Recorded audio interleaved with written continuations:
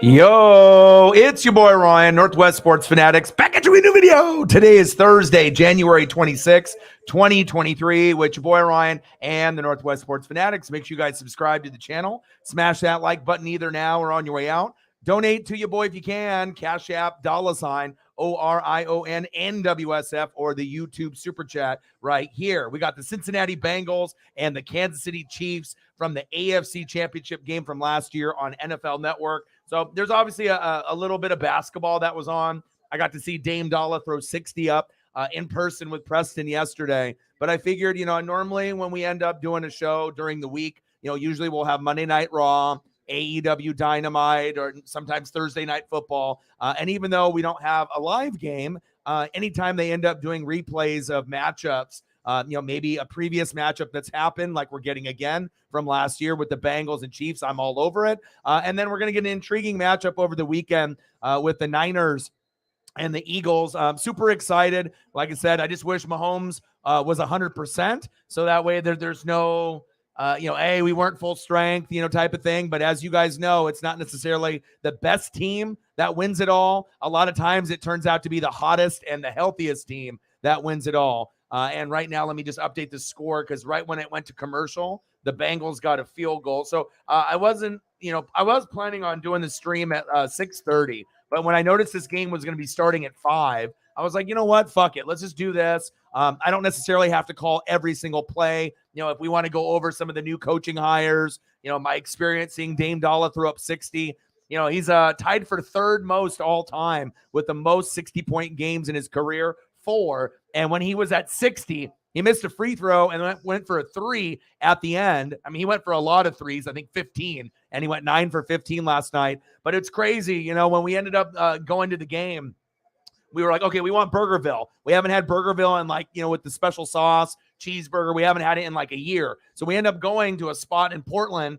Biggest mistake. I mean, it was garbage. I couldn't believe how bad. It's like my burger was under a heat lamp for a couple hours. But I mean, after you're spending $10 to $15 on the fries and burger, you're going to eat it. The best thing that I had was the soda, and I poured that myself, which was a little disappointing. I could have got Killer Burger from Moda, but they would have charged me like probably $20-$25 for everything. I just needed something to hold me over. But we decided at the last minute, we were like, okay, we can just hang out and go get food, burgers, or tacos. We were like, fuck it. Let's go to the Blazer game. So we ended up getting like ultra cheap tickets. We found the best tickets that we could get that were the cheapest, $20. Like right in the 300 level, dead center. So it's like a little bit up high. So it kind of reminded me like when you used to play video games for like NBA Live or like 2K, where you kind of had that uplifted when you're looking over the top while you're playing. It felt just like that. And like I said, it was a cool view, and I've never sat dead center in the 300 level. I've sat, many locations,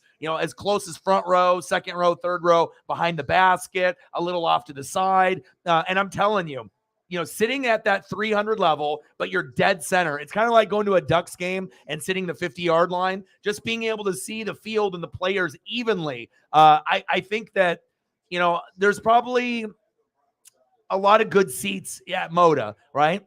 But for where we were sitting and where, the angles that we had, I was going to say that seat, even up, it's high, it's 300 level, but you're dead center midcourt. That there's probably only 20% of the rest of the building that has better seating than that. I mean, it doesn't really matter how far you go up, because you're up at an angle and you're kind of looking over the top of them.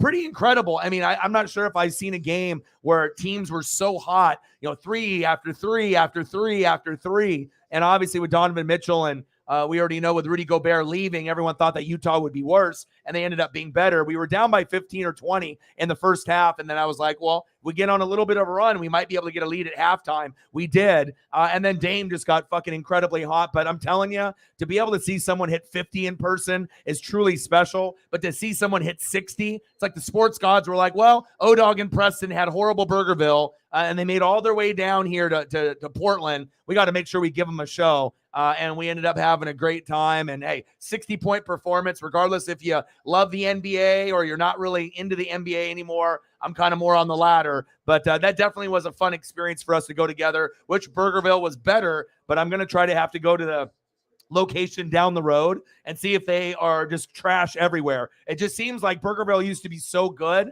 and then now it's really, I'm not sure if it's worth it, but I'm going to have to check out this other location maybe tomorrow. And I got to see if the cheeseburger got the special sauce and the fries are still good. Otherwise, I'm never going to go again. But I do like their Walla Walla onion rings in season. Touchdown, Chiefs. Patrick Mahomes, Travis Kelce, Kelce Spike. Nice job. All right. So obviously, if you're wanting to watch the game with me, it's on NFL Network. Turn it on. There's nothing better than this on right now besides the Daytona 500. Obviously, they're doing a replay of that from last year. That's on right now. This is on. And then we got an NBA game that's on TNT. So those are my three options. So I was like, okay, I can watch this basketball game that I don't really care about. I could rewatch Daytona, which I was interested in doing. But then I saw that this was on. So I was like, yeah, this will be good. You know what I mean? I don't have to call every play. We can kind of discuss mental health. Frank Reich being the new coach of the Panthers, anything that you guys want to fucking go over. But it was really good to have a good mental health day. And then I got to see a piece of history as well. Extra point is up, and it's good. 14-3 Chiefs. Let's go, baby. I am excited. Let's go. I'm glad that they actually had this on because, I mean, I still would have, did this or the NASCAR, but it's always good when NFL Network actually has a game. So, hey, it doesn't even have to be football related. I actually, since I was gone in Moda and I didn't get to watch AEW Dynamite Live, which I normally always do. Yeah, I definitely got to finish it. I just finished it maybe like an hour and a half ago, and I watched all AEW Dynamite. Raw was good. Dynamite was good. I'm not sure if it was like the greatest week I've seen in wrestling, but it was pretty good. And congratulate Tony Khan for, they wouldn't let him with the Discovery deal really do like a tribute, but then they let the brother, go against Jay Lethal. And I think that was pretty awesome. Overall, the whole, part of the show, Cage versus Bryan Danielson, the MJF promo, Jericho early on with Sammy Guevara, everything was good. So definitely got all the shows out of the way. And normally I will, do the show around 6:30 or 7. But honestly, I was just getting kind of bored. You know what I mean? I've been chilling. I've been doing a lot of errands. Obviously, got tacos from the taqueria. I got everything kind of situated. So I figured, you know what, this would be a good time to maybe start a little bit early. And if people are bored, I'm probably not the only one surfing the TV to kind of, okay, what's on right now? NASCAR, this, and I'm actually going to go back to NASCAR. I'll flip back and forth just to kind of see. But I thought that was cool that they're showing that the Busch Light Clash at the Coliseum. So let me take a quick peek here.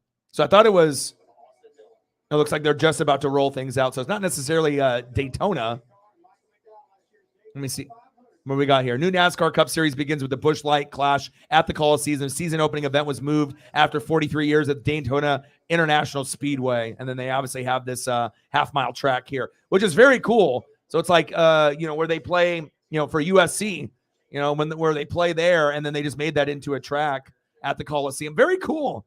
I'm trying to remember if I ended up watching this whole race or not. I'm trying to remember if I have any kind of recollection from this or not. But hopefully everything is good with everyone. And yes, rest in peace, Jay Briscoe. Definitely got a chance to watch that. And I would have watched it live if I didn't go see Dame drop 60. So, but I was so shocked that the 300 level seats were so good. Did have kind of a burly guy next to me that was kind of getting into my seat just because he was a bigger dude. But luckily it wasn't too bad. I know Preston was probably happy. He was on the other side. I kind of got the grunt of it. But I mean, like I said, if you're enjoying something and the person's cool and they're not being a dick, you know what I mean? You got to be able to, but this guy was a little bit bigger. I mean, he could have definitely fit in probably 2 seats. He looked like kind of like an offensive lineman or a football player type of guy. But luckily he was, he was with his son. And me and Preston were thinking about moving, so that way I had a little bit more leg space and arm space because he was like stretching his legs out all the way and kind of like sitting like this. I'm like, oh man, this guy. But eventually, gummies kicked in, Dame scored 60, and life was good. Sarah's in the building. How are you? What's good? Let's get to 100 in donos. Let's do it. Yeah, absolutely. I mean, I'm not really sure if it's going to be the right place for him in Carolina. Realistically, he'll probably be fired in a year or two, not to be an asshole or a hater, but we just know that, I mean, let's just be honest, even with your coaching job, Sarah, when you had Dan Quinn and he's looking at Denver, and he's looking at the Colts, and he's looking at Arizona. Let's just be honest. The Colts is the best destination out of all the teams that are looking for like new leadership, right? But even the Colts, I feel, isn't like, oh my God, I got to drop everything right now and go there. There's potential, with Shaq and Darius Leonard, Jonathan Taylor, but I feel, Quentin Nelson, there's some pieces there, you know what I mean? But there's not a full complement for someone to be like, okay, if I come here, we're going to be able to make a Super Bowl run. The Colts still have a few more years to be able to kind of plug away and fill some of the holes, in my opinion. But I think the Colts job would be better than Arizona or Denver. But again, Dan Quinn decided to stay there, and and you got to not take that too personal, Sarah. But again, I think you probably know it too. But I mean, with just everything that's going on in the NFL, a lot of the jobs that are available, not a lot of people are getting really excited about it. It sounds like Sean Payton might go back to TV. Like I said, the Colts is the best job out of the three. But besides even the Colts, it's not as an exciting as of a job as if it would have been like Dallas or the Chargers, where you could see the talent level maybe is a little bit more full in the cup, and then all they need is coaching to get them over the top. I feel that not only do you need coaching for Arizona, Denver, and Indianapolis, but you need more. So maybe that's why some of these coaches are like, I don't really know if this is a fit for me. But hopefully, once you guys get your quarterback, CJ Stroud or Bryce Young, not Will Levis, hopefully not, then things will all fall into place. And then it will be like a must, I got to go here destination, maybe in a year or two. And at that point, whoever you hire as coach will be fired. And then maybe you'll end up getting a long-term coach. But I'm not really sold. I'm not really sold on these like coordinators, though. I mean, if you're happy with those type of guys, if you're happy with those, but you've seen how bad some of these OCs and DCs do. Yeah, I mean, you don't necessarily want to be like, okay, let me just recycle another head coach that got fired. It's not like Colts fans would be excited if Lovie Smith went there. They're like, what is this?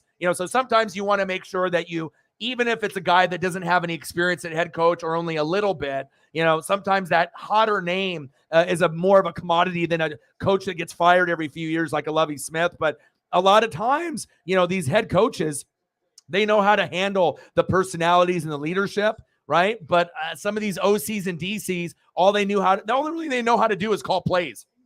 They're not really good leaders, of a grown men.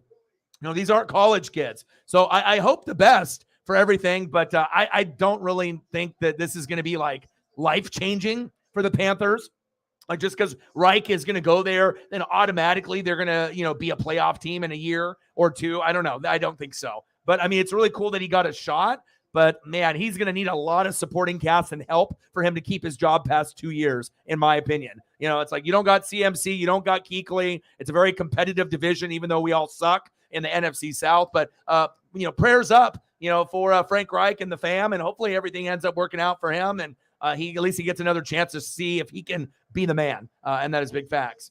No, this is just a bunch of bullshit from all the people on Twitter that do dumbass rumors and people on TV. They just like, well, what can I come up with to get ratings? What can I come up with? There's no way in hell Rodgers would go to the fucking Jets. Have you seen him in the mock pictures of him in the Jets? He looks even more shittier as a football player in that uniform. No disrespect to the Jets. I know that they have potential, but that is not a good fit for the Jets. They would absolutely eat him alive. It would not be a good fit. I mean, I'm not sure if he's able to go back to Green Bay or whatnot, but I mean, if I'm him, it's like if Green Bay is an option, that'll be first option because you just played there, regardless if you win or lose. If you leave, you got to evaluate your options. And I would assume that if Aaron would want to go somewhere, he probably would want to go to a contender for the last year or two, not a team that's still in rebuilding mode. I highly doubt that, but you never know. Look at Brett Favre bouncing around. But, again, I mean, I guess it just depends on what you want to leave your legacy, from the Packers to the Vikings to the Jets. But, I mean, we remember Brett Favre on the Jets, or do we not? I mean, we remember him on the Vikings, but yeah, I think Aaron Rodgers of the Jets is dumb. I don't think that's going to happen whatsoever. That's just like clickbait for people to be like, oh, look at this thing I made up. And then everyone's running with it on the internet, So, I mean, we'll see. We'll see how it goes. But yeah, I don't know.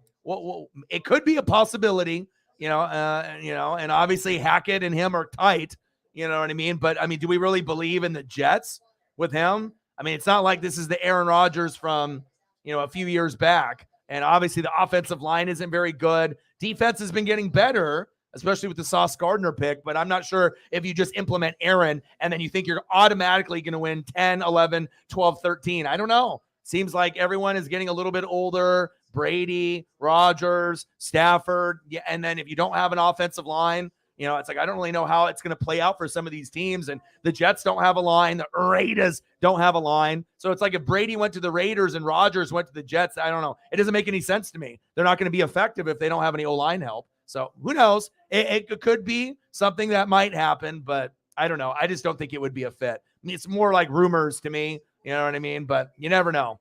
I guess it just depends on if the relationship with Hackett and, if they actually think that they can do it. But, I mean, with no offensive line and still a lot of holes on the defense, yeah, there's some decent weapons on the skill positions for, like, running back, wide receiver, tight end. But I don't think, like, Rodgers goes to the Jets and they're automatically an AFC contender. I don't think so. So, oh, hell no. We don't want him in Tampa. Hell no. No. And then that's another kind of like, just because they have him, looking at schools in Miami, for the kids and whatnot. Everyone loves to reach for a story. There's a lot of people out there that like to flood the internet with bullshit news, bullshit rumors, and then one person does it, then another person piggybacks off of it. Now, it could happen, it could, obviously, but not Tampa. I mean, if you want to do Raiders, if you want to play with McDaniels, you have that option. If you want to go to Miami, if they want you back, that's an option. But I mean, we'll see. But Miami is kind of like the AFC 49ers. You got McDaniel there, and then you would be able to have a similar type of play calling that if Brady would have went there earlier in his career, if they would have, decided to go with him. But again, I'm not sure. The best spot for Brady would be Niners. But I mean, who knows if that is even going to be an option in a year or two, even if he just does a 1-year deal. And you probably would be paying too much for Brady. So no one in Tampa Bay wants Brady anymore. We already, we've already seen the peak, and we're on the downward trajectory. And I don't think Brady wants to go back. He wants to go somewhere else. I would assume he would want to go to a contender to try to ride off in the sunset, or at least get paid for 1 year, and then see if he can convince San Fran to maybe have him for a year. And if he can walk off into the sunset as a champion with San Fran, that would be the best spot for him. That would be really the only spot for him in my eyes, if you were trying to actually win. But if you're going anywhere else, you're going to be a fringe playoff team or barely miss the playoffs. And I'm not, so I guess it just depends on what he wants to do, or if he wants to go into the booth. But I definitely don't think he wants to end his career based off that shitty Tampa Bay, season that we had. And that's big facts. It's like, Brady is too good to go out like that. But again, it shows you if you don't have O-line, it's really, really tough. And the defense was definitely good early on, and then got, progressively worse and worse and worse. And most people are like, Tampa Bay, they got good defense. Well, they did, you know what I mean? But when you don't got Ndamukong Suh, JPP, Shaq Barrett, Devin White and Levante, maybe, or I don't want to say they lost a step, what I mean? But then other guys were getting hurt. Nice catch by Kelsey. First down, Chiefs. Move the chains. 14-3, Kansas City. 8:20 left in the second quarter. But we'll see. And then hopefully we'll get a few other people to come in the room and we can hang out and we'll go over mental health. Anything happened with you yesterday? Anything new news-wise or anything? I mean, like I said, I just went down and saw the Blazers. Saw Dame get 60, which was pretty dope, almost 63. And, been busy today. And like I said, we'll grind for, 3-4 hours. We'll see, who we can get to show up. And like I said, normally I wouldn't want to start as early as I did. Clyde Edwards-Helaire with a nice, powerful run up the gut there. First down, Kansas City. And then we got an injury. Uzier.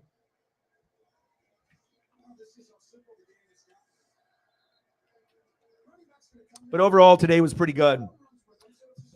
But even though I had a mental health day and got to go to the Blazer game, yeah, I definitely wanted to record, but it felt good. It felt good to get out there. And I actually had a few of my friends that I didn't even know that were at the game as well. I know he had a buddy that was there too. So Finley in the building. What to do? What's good, bro? Nice. Yeah, just an ongoing battle, but I know you'll be able to find something sooner than later. And sometimes it just can't be the first job that comes along or the second. Sometimes a little additional research has to come along. And the main thing also, too, you just got to get your health right. You got to make sure you get a job where it's not going to injure your back and, just, focusing on, diet and maybe, taking the alcohol out of the system and, just trying to make sure that, the joints and the bones and the back feel good. And then also that you're not getting sick, because it just seems like a lot of the employers in your area and a lot of areas in the United States, even when you have a legitimate reason to miss work, right, they fire you. They're just like, well, a lot of people are lying about this. And even if you have a doctor note, a lot of times they're like, fuck it, we don't even care, which is kind of sad because you just have so many people that lie, about, oh, I'm sick. But in reality, they just want to stay home and get stoned and play PS5. Like, it would be really easier as a nation if we could just be honest. Be like, listen, dude, I'm fucking hungover. I am not sober. I'm staying home and playing Xbox. But of course you can't say that, but that's what people say. Instead of like, I can't make it in today. I think I got a cold or flu. I'm not going to be in. Bye.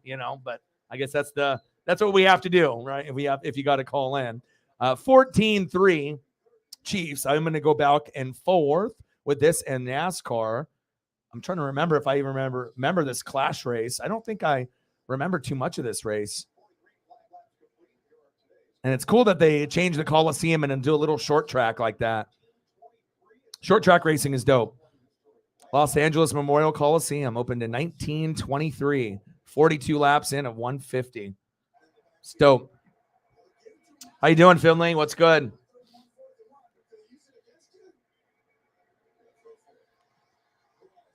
Kelsey almost into the end zone. All the momentum favoring Kansas City.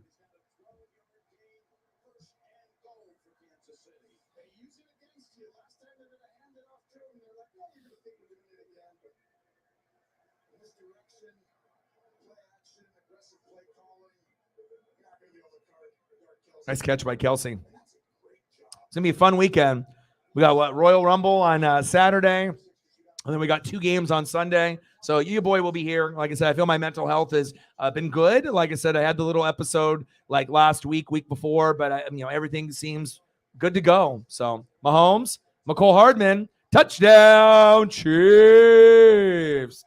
No wonder it hurt so bad for Chiefs fans. Shit, you were up 21-3 and then you lost this game. But it shows you got to play a full game, and you can't take the foot off the gas. You got to keep going.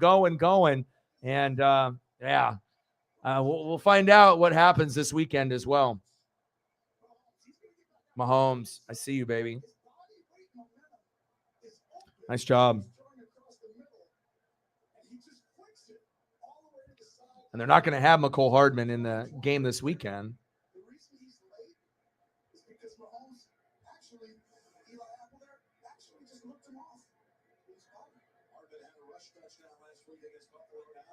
Extra point is up by Butker. And it's good. 21-3 Chiefs.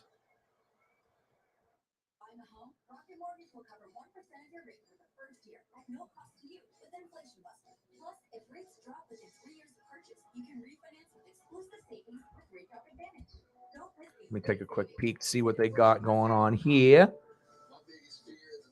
I see you, McCole. You're underrated. Just got to stay healthy out there, brother.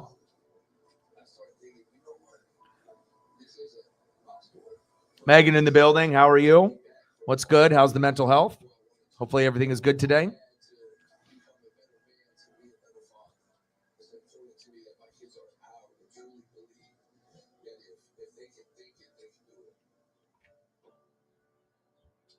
You broke 2 toes, man. You got some bad luck.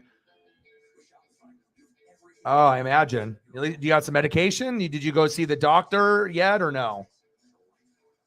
How did you do that? Did you drop something on your toes or did you fall? What happened?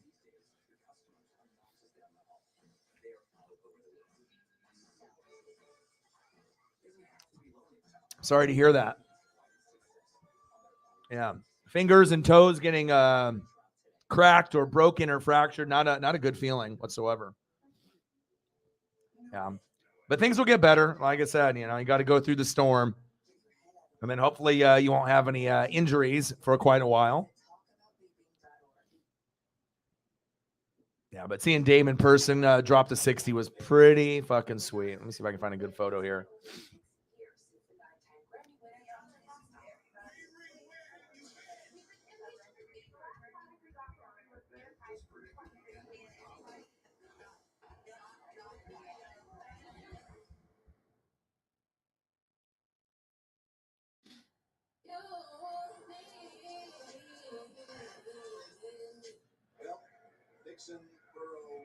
There we go. Yeah, I'm not sure how many games that I've really enjoyed. And, sometimes when you go to a game, you don't really remember a lot that happened. But when you have something so significant as, a 60-point game, you know what I mean? And getting $20 tickets last minute and actually having a great seat in the house, it was pretty fucking spectacular.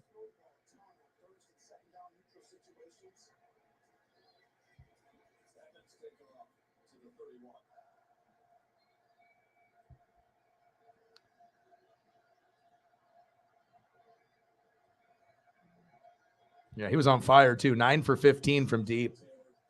So many threes in that game. I have to actually look up to see what the final number of.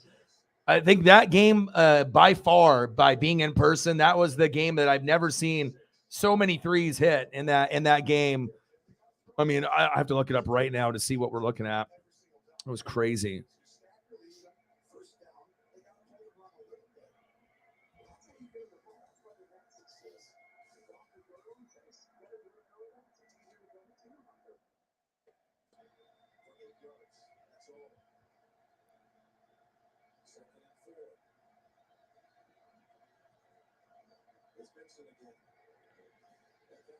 All right, let's look at the box score. Team stats. Oh my God, I knew it was like this. This is crazy. So I'm just looking at the team stats right now, and I knew it was crazy. So 3-pointers, the Jazz shot 20 for 41. They made 20 made threes, and then the Blazers went 17 for 36. So 37 threes in the game. Final score 134, 124, and then Dame had fucking 60s. Stat line was just redonkulous. Just crazy, crazy, crazy. 40 minutes, 21 for 29 overall, only 8 missed shots, 9 for 15 from 3. That's where most of the misses. 9 for 10 at the free throw line. And he also had 8 assists and 7 rebounds. And it was the most efficient 60-point game in NBA history. So not bad for $20, sitting midcourt, dead center, on the 300 level. I mean, we could have got seats that were better, but we were just, it was one of those things where we were just going to go eat like burgers or tacos locally. But then we're like, hey, fuck it. Let's just go to the Blazer game and let's go check it out. And then we had horrible Burgerville downtown where our food and our burgers and fries were like under a heat lamp, but we didn't complain. But the sports gods must have been like, well, these guys are getting together. We got to make sure we give them history. But I don't know what it is. Every time I go to a sporting event, either with my dad or Justin or Preston, something memorable happens. I either get a piece of memorabilia to take home or we have a piece of history like that happens. But it was fucking incredible, man. That just lights out shooting from both teams. And the crazy thing is in the first quarter, early second quarter, we were down by like 15 or 20. And I was like, fuck, these guys are not missing anything. Are we going to lose by 20? And then somehow we got on a little bit of a run. Blazers don't play defense worth a shit at all. They always say defense, and they hit the drum. Motherfuckers don't play defense like at all. Like, I don't think that they'll ever play defense. They try, but we're just more of an offensive-minded team. But it's like none of the guys really move their feet, which is frustrating. When you're sitting with other guys in the little section where, kind of bantering and going over it, but it's just like, double teams and sliding guys over and, getting baseline. I mean, if you know the terminology, if you played sports growing up, either, through the middle school, high school, junior high, or, semi-collegiate level. I mean, if you know the game, you know the game, but it was kind of frustrating. But like I said, the Blazers are never really been a defensive team, honestly. And anytime if we were, you have to have guys like, Rashid or Brian Grant, like those guys, to enforce a little bit of defense, or even Scotty, but we did see some cool jerseys last night too. Quite a few like kind of weird ones too that you wouldn't even expect. Like the craziest one that I saw is I saw a couple that was sitting in front of us with matching Justice Winslow Blazer jerseys, girl and guy. And I was like, wow. I was like, I don't really know the reasoning for that because that's probably the least likely jersey to buy for Blazers unless you have a connection with him at his college or some connection with Justice Winslow. But it definitely makes you stand out as a Blazer fan because you're probably the only goddamn motherfuckers in the whole arena that got a Justice Winslow. So, I mean, it caught my eye. So, I mean, well done. But very cool. And I'm always liking when I see, people that have like those oddball jerseys, like the 11th guy on the team, the 10th guy, the 12th guy, the guy that doesn't barely play. But when Winslow is healthy, I mean, he gets in the rotation, but like Gary Payton II and him and a few others have been a little bit banged up, in this season. So. Oh, sorry to hear that. Oh no, you going to go to the doctor? I hope you probably should go to the doctor then. Yeah, they had Russell Westbrook. Russell Westbrook was getting more votes than Dame. You can tell it's a popularity contest, you know what I mean, and whatnot. But like, how in the hell? This has got to be like robo voting. There's no way in hell the real fans, think that Russell Westbrook is better than Dame. Like, if you don't think Dame is number one point guard in the NBA, I don't need to argue with you. Some people think that he's one of the best. Some people might be biased and think he is the best, or maybe in the top 5 would be more of a correct answer. There's a lot of guys that are good at different things. Curry with the obviously the threes, Kyrie with the handles, Dame with the all-around game, obviously, doing a little bit of everything, but known to be a shooter like Steph. I mean, there's a lot of Ja Morant. I mean, there's a lot of guys that do a lot of different things that are very, very good. But yeah, I mean, I don't know. It's just kind of a joke. But with that being said, even though I'm not the biggest NBA fan, when the All-Star game comes around and they do the dunk contest and the three and the skills competition, and then they do like rookie sophomore or like USA International, and then they do the actual game.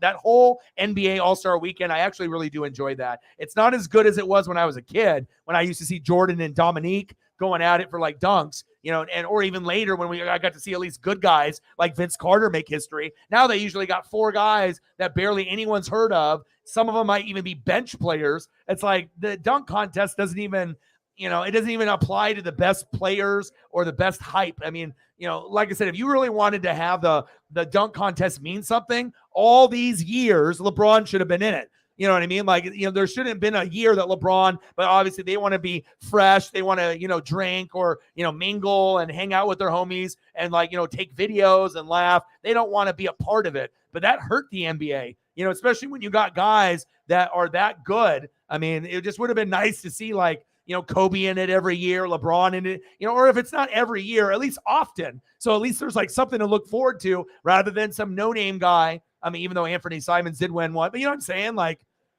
touchdown, Bengals, Samaje Perine, 21-9. Nice. What a beast.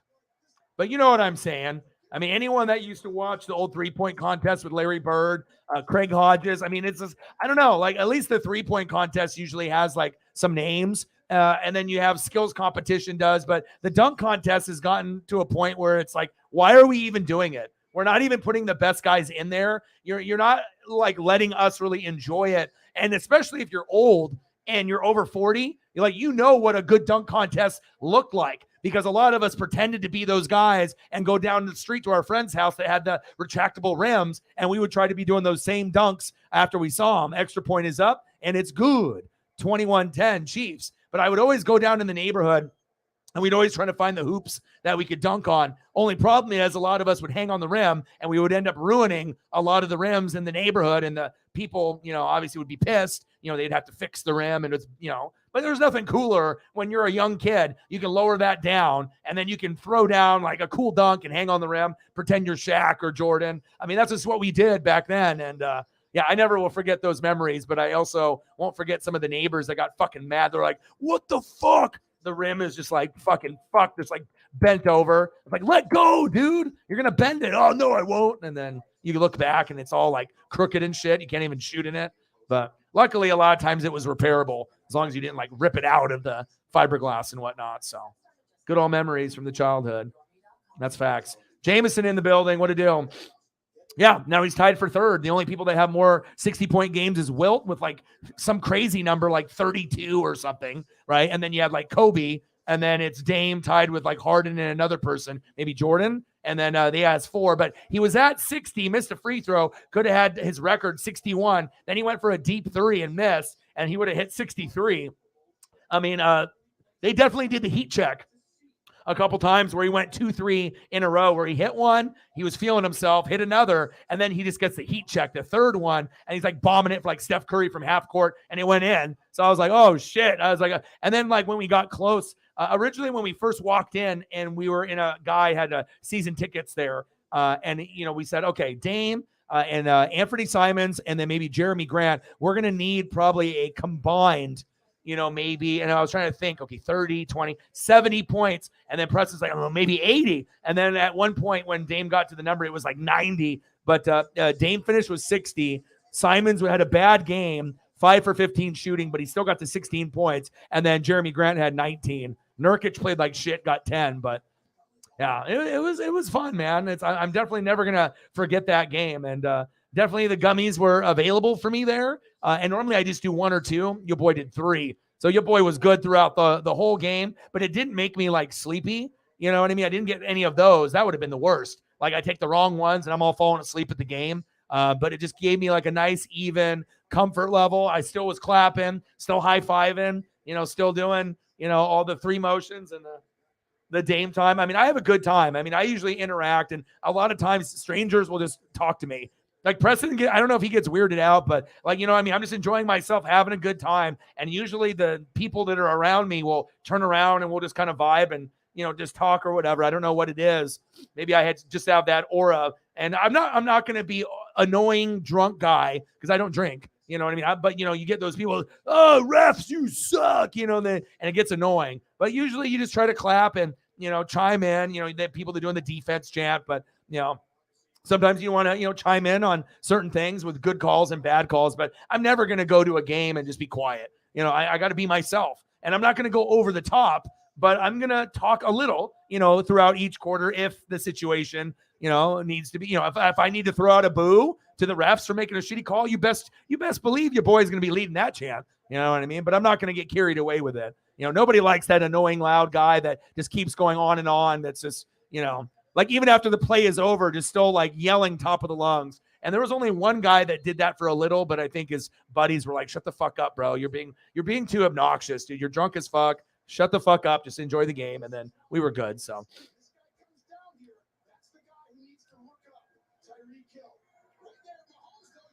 Yeah, but also too, a lot of it's because you're biased and you love the Seahawks so much, and they're not going to, you got to look at the people that got further, you know what I mean? And just look at the teams and how they changed. Like look at, what the Jacksonville Jaguars were, being worst team in the NFL for 2 years, the worst. Seattle never was the worst. And then you got them to the playoffs. And not only that, they won a game and almost won another. You know what I mean? So if you're just looking at it from an outside perspective with no bias, you could say Dougie P had a better year than Pete. Pete had a good year, but Dougie P had a great year.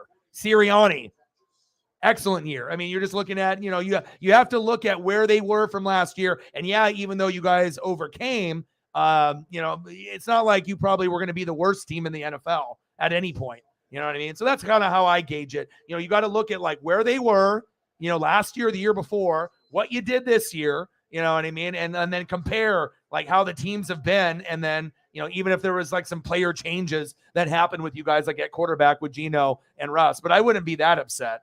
You know what I mean? And if you're getting upset about it, that's just your fandom coming through. You know what I mean? Sometimes you don't even mean to be overly biased, but we love our team and we love our players and we love our coaches. But I'll tell you, Pete Carroll was never going to be, even probably in the top 2 or 3. Does he deserve to be recognized that way? Yeah, of course. He had a fantastic year, but you know how the NFL is. It's a popularity contest. Also, there's a little bit of truth on, what they established that year. But again, we already know, how they like to treat people. It's like, the media thinks Josh Allen's the best thing since sliced bread. And, the media wants you to believe that the Cowboys and the Patriots are evil. No matter what, even if all these coaches and players are no longer there, they're still going to teach young kids on these networks that, Patriots boo, you know what I mean? They're going to be just teaching Cowboys boo. Like they're instilling that. Like you can still make up your own, idea about a team when you see the Dallas Cowboy fans burning Dak jerseys and destroying TVs, acting like little children. And I know other fan bases do that shit too, but it just seems like the Cowboy fans do it more because they've been losing over and over and over. But the thing is, check it out. You're just like the Chargers, but do you really see Chargers fans breaking shit? I imagine there's some that do it, but you don't see as many of those, comments or videos when the Chargers, because they're cursed, just like the Cowboys. Hell, their curse probably hurts just as much because every time they get good, they never can win. They never got defense. Everyone's always injured. They always have shitty coaching.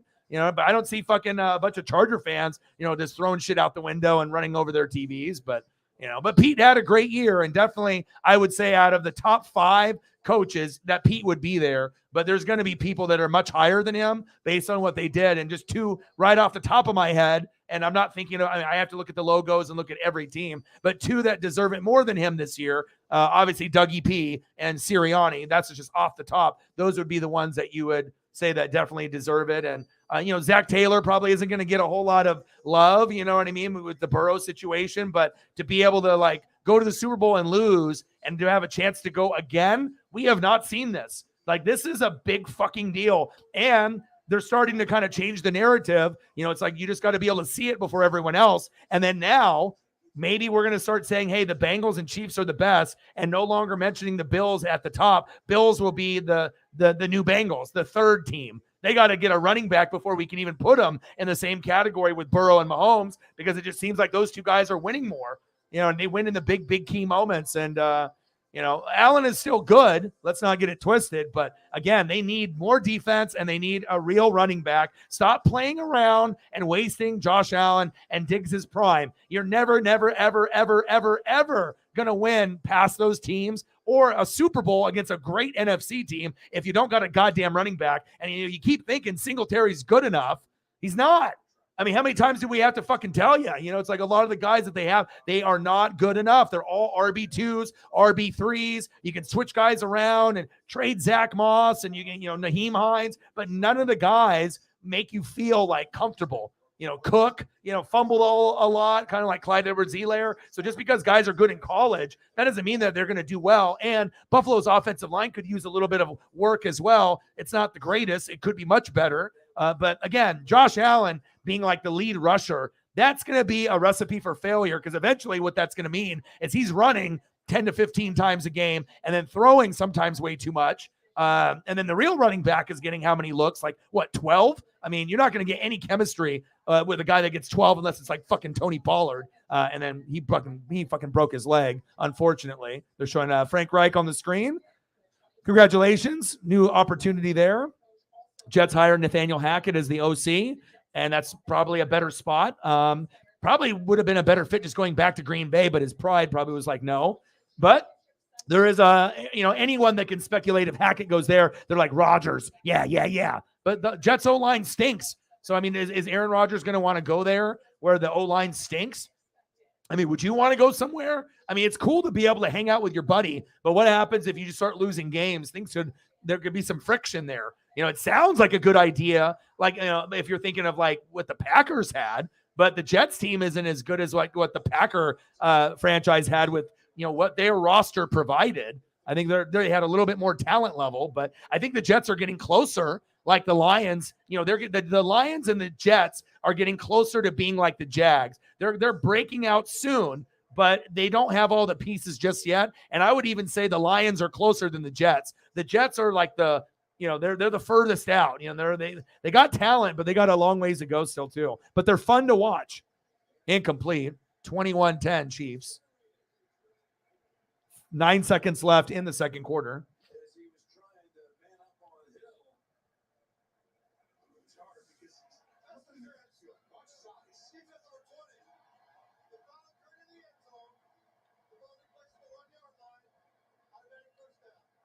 Yes.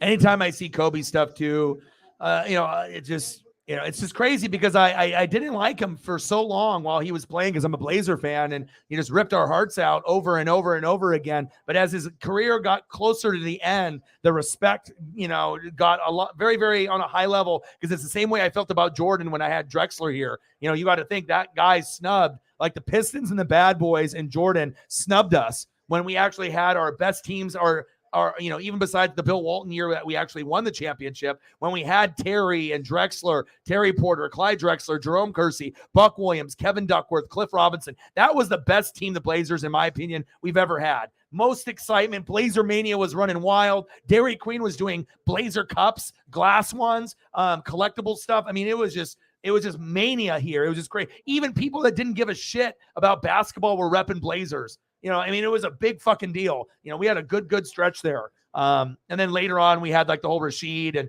and Steve Smith, Detlef Schrempf, Pippen, where we got all these like older vets, right? But then what happened? We had the Shaq and Kobe, alley-oop, and, obviously starting of like a three-peat there. But, that's really the last time. We did go to the West Finals a couple years ago and get swept by the Warriors. And the only reason we got that far is because we had one of the top two benches in the whole entire league, and we capitalized on that. Mahomes, first and goal. Pointing, throwing into the turf, incomplete. 21-10 Chiefs. Kick the field goal here. And this is the beginning of the end. They should have kicked the field goal. You would have went up 24-10, but they tried to push the limits, and they tried to end them prematurely. You tried to end the game in the second quarter, and then the momentum shifted from there. And then the Bengals, they had Uncle Mo off Kansas City's couch, and he moved into the spare room, and he was posted up with the futon, a little mini fridge, and he didn't leave for maybe 3-4 quarters after this point. Mahomes looking, Tyreek tackled short of the end zone. Dumb. Shouldn't have done that. Oh my gosh.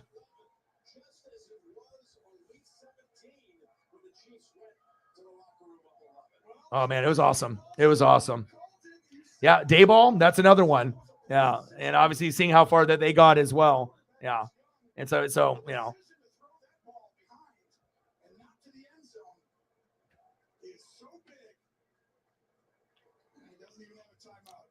yeah, like I said, anytime you see anything with like voting, anytime you see anything with different awards, you can't take it too much to heart.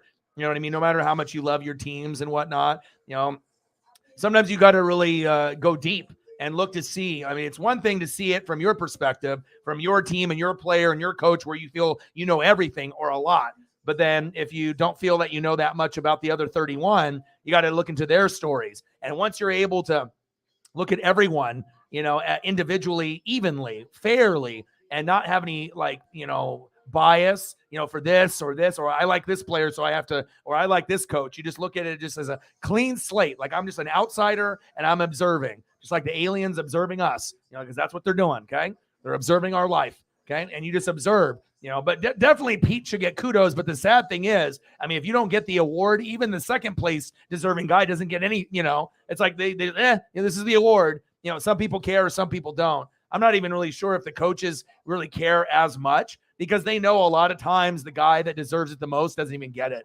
It's like sometimes with like MVPs, and like sometimes they get it correct with the awards, but sometimes there's snubs, just like in the Pro Bowl, where you got guys that should be rewarded, but they're lower name guys. But what happens? The superstar had a good year, but not a Pro Bowl year, but based off reputation and him being a big name, they choose him again rather than the new guy that's a no-name guy that had the way better stats than superstar over here, but they just don't do it. You know what I mean? Like shit like that. And then the guy's like, well, I don't want to play. And then the alternate gets in and gets to play, but it shouldn't have even been that way. But that's what happens a lot of times. They don't, the fans, the people that vote, the robo-bots, I just, a lot of the award shit to me is just, I don't care. I really don't, because if you really follow all of the teams, you could get a better gauge. If you don't follow all the teams, or you follow maybe like 10, you're just trying to follow like the good teams besides your own, kind of getting a feel, and the teams in your division, of course, you'll get a little bit, a better feel of like what the league is about. But yeah, I definitely would have Pete in the top 5 though. You know what I mean? A great story. But even with the Geno, scenario and the offensive line and everything, I think, being the worst team in the NFL and then going to the playoffs and then actually winning a game and almost another, that's got to be above what Dayball did, and it's also required Saquon being healthy the whole year. So he has Saquon to actually help with him being considered, because they got as far as they did because he changed the offense and made Danny Dimes a runner. And he actually was one of the top 5 quarterbacks in rushing this year, believe it or not. And the only reason I know that is because I read a lot and I play fantasy, and I'm always looking at numbers, even of guys that I'm never going to pick up. But I'm like, oh, wow, 80 yards rushing by Danny? Like, weird. So you could definitely tell where Dayball sprinkled in that. And Saquon staying healthy helped with that as well. Sirianni, obviously, with everything that they've done. It's one thing to actually have the talent. You know what I mean? But also, you got to be able to give the coach some credit too. You got to have the depth. The coach isn't out there playing, but we definitely know coaching matters. And then like with Kyle Shanahan, he's my favorite in the NFL, and he's never going away. Regardless of what team he coaches, he's always going to be relevant. You know what I mean? He's you got to think he's got the dad connection with Mike, and he did that with Denver. So he already has secrets above every other NFL coach, because he's already got another guy who's a Hall of Fame coach, and he's going to fall into the footsteps of his dad, where even if he's got to go to 3 or 4 before he wins his first one, it's going to fucking happen.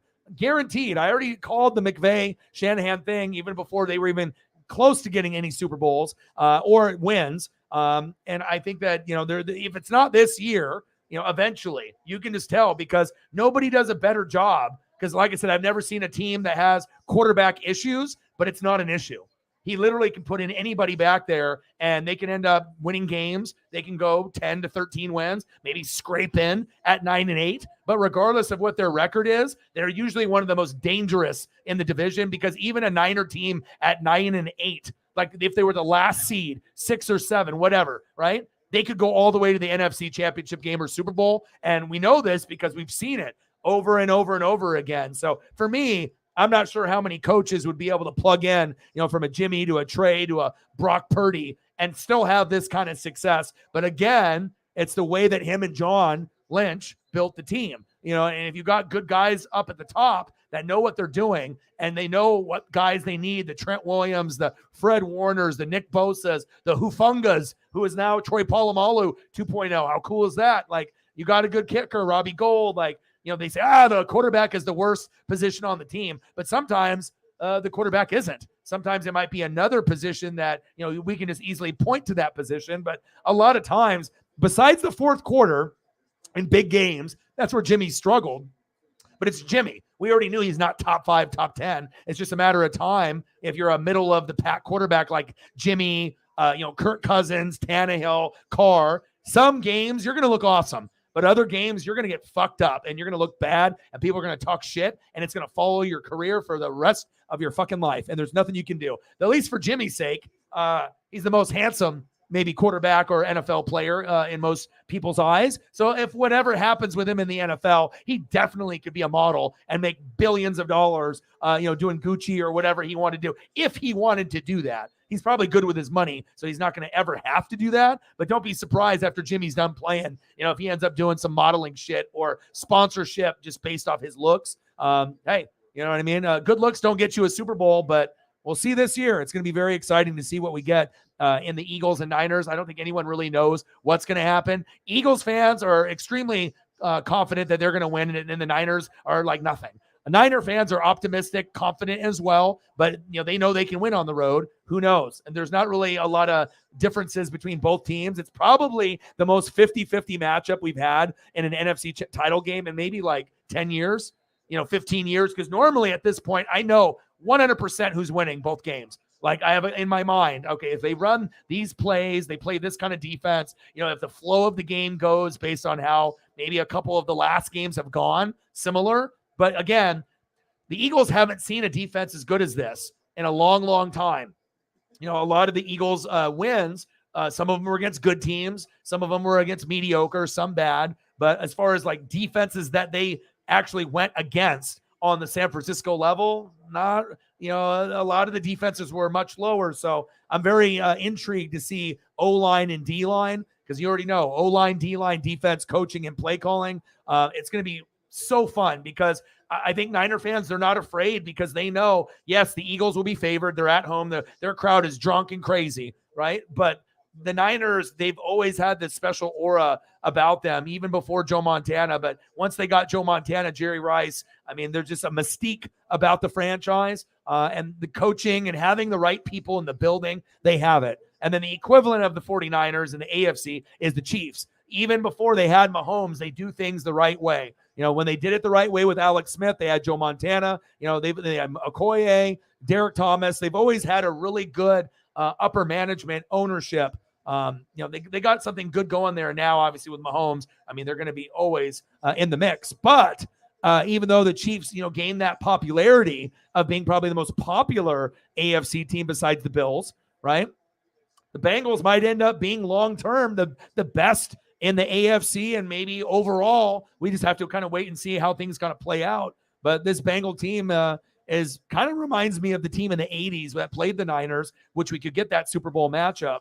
Because obviously when you had Boomer Esiason in Montana back then, Ickey Woods, and you had some Chris Collinsworth. I mean, even though we don't like him on the mic, but the Bengals were very, very good that they got 2 Super Bowls robbed from the Niners. So, I mean, if the Niners would have lost, maybe we're talking about the Bengals being the Niners, you know, and having that prestige. It's going to be very, very interesting. Because then obviously we already know the Bengals have beaten the Chiefs the last 3 times, and Mahomes has a high ankle sprain, even though it looks like he's 90%.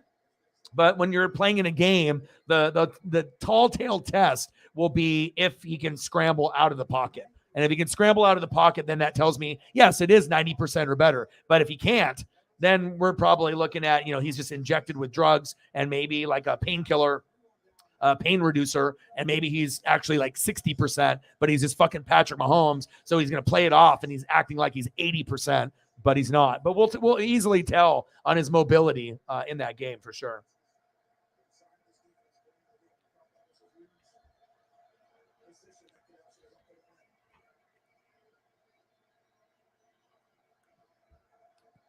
Second down and 9, 21-10, Chiefs. Yeah, and I like teams that can play good on the road. Anyone can win at home, but really when the conditions are against you, that's what I judge greatness to. You know, it's like how likely is it that you can go into the most harsh environment and still come out with good play and you're not intimidated? You are one of the best. Like you recognize that Patrick Mahomes is one of the best, but hey, I'm fucking Joe Burrow. I'm Snow Burrow. I'm the Tiger King. Like, you know, he might end up being right there with Mahomes. Who knows? There's a chance that Burrow even surpasses Mahomes. I mean, we don't really know what's going to happen in the next 10 to 15 years. I mean, could it be possible that the Bengals end up having more Super Bowls than the Chiefs, or tie the Chiefs, or get closer to the Chiefs as far as, like, you know, the power rankings and how we feel about the team year in and year out? Like, you know, all it's going to take is for them to win that one, and then they're right there with the Chiefs and ahead of the Bills. It's fun. I mean, it's like, you know, you got so much greatness, and I'm just hoping for Herbert to be able to have his shine in the next 5 years, whether it's with the Chargers or a new team. But it's just cool to be able to see guys blossom in front of your very eyes, and even some going above and beyond, you know, just going above and beyond. And Joe Burrow's story is just so special, you know, to go to Ohio State and to have to leave and then go to LSU, you know, and then get drafted after being the, you know, arguably one of the best college teams of all time. Clyde Edwards-Helaire, Joe Burrow, Justin Jefferson, Jamar Chase. Get the fuck out of here. I mean, just think about that for a second. I mean, the only one that hasn't lived up to the expectations is Clyde, but hopefully if he stays healthy, he can have a second chance to have a rebirth in his career. But, I mean, we were talking about arguably a top 2 quarterback, 2 of the top 3 wide receivers in the league, and then a running back that's probably a top 30 back when he's healthy. And if he continues to work on his game, maybe we could consider him a top 20 back, but I don't think he's there yet. There's other guys that are better. But hopefully that he can, you know, stop his fumbling problem and get a chance to, because I'll tell you what, right now with Mahomes hurt, using Clyde and Pacheco and McKinnon would have been ideal. So that way, if you don't have a lot of mobility, you have 3 different styles of backs that you can go to. So if they could have used Clyde at any point this season, it would be right now, but I'm pretty sure he's going to be not playing. I think him and hopefully, I don't know, I have to look at the injury report, but obviously I know with him, and then they had maybe Jody Fortson on IR, Clyde Edwards-Helaire on IR, and McCole Hardman had the illness and the sickness and the injuries. So hopefully McCole Hardman will play. MVP for, yeah, exactly. And that's why Heisman's and then the top Davey O'Brien Award, top quarterback. I mean, a lot of times, like they're going to get one of the guys, but sometimes they don't get the actual true because there's going to be some kind of politics involved or bias or this school's more popular. So let's go here or like, you know what I mean? Like just to have this perception of, what they want, what the big boys that make the money, they want to be able to push this in front of you. It's like Vince when, running WWE, he was in Michael Cole and Pat's ear, like talking the whole time. So there's no like, hey, freestyle it. He's like, you're being told what to present to the public. And sometimes you don't feel it's that hands-on, but you'd be surprised, on certain messages that the big billionaires want to portray. But a lot of times the award winners don't even get the right one. It's, it's a shame, but that's why, like, when the Pro Bowl shit comes out, I don't even get upset anymore. I'm like, I mean, look at the Pro Bowl itself. Why the hell are we playing like a two-hand touch game? It's just, the only cool thing is the fans being able to get autographs in one location of all the greats on all the different teams. That's the only thing that's good about it.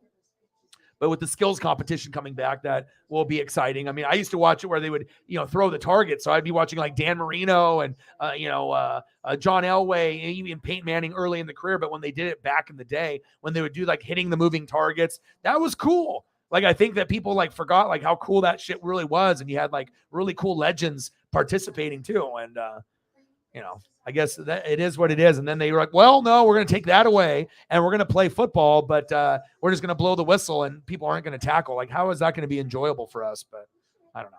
It is what it is. That's facts. But shout out to the Blazers. Dame Dalla for 60. Your boy. Awesome, man. Protect your legacy. Plan for natural disasters today. Visit ready.gov/plan. All right, well, Pro Bowl games, winning coach gets brother bragging rights for a year. I like it because the big game this year is flag football, and the NFC is definitely better. The AFC is better at dodgeball. We're better at golf. Balloon toss is all us. We're taller. We have bigger brains. We have better hair. Mom loves the AFC. Dame Dalla. That's my dude. Oh, see you live. Yeah. She don't want to talk to you. Yeah. There's one of these tight pants. It's really weird. Yeah, I've seen 50-point games and stuff in person, but 60-point games. Back when we were kids, that was like Bird, Jordan, kind of category. But even then, 50, 60-point games don't come around too often. Screen pass, Clyde Edwards-Helaire. I imagine the Chiefs fans are probably thinking, fuck, we picked the wrong running back. There's quite a few. We have to go back and look at the draft to see what other running backs that were available and maybe who have a higher upside. But sometimes you pick a running back that's like a system guy and you think that you can maybe use it. And that's probably what they were thinking when they drafted him. They're like, you know what? I can use Clyde in a weird way, a different way. And, I don't know, maybe just the fumbling and a little bit of the injuries and a little bit of bad luck. And then, Pacheco and McKinnon playing so well, but I'm still rooting for him to hopefully turn it around. But definitely he's going to have an uphill battle, I feel. So.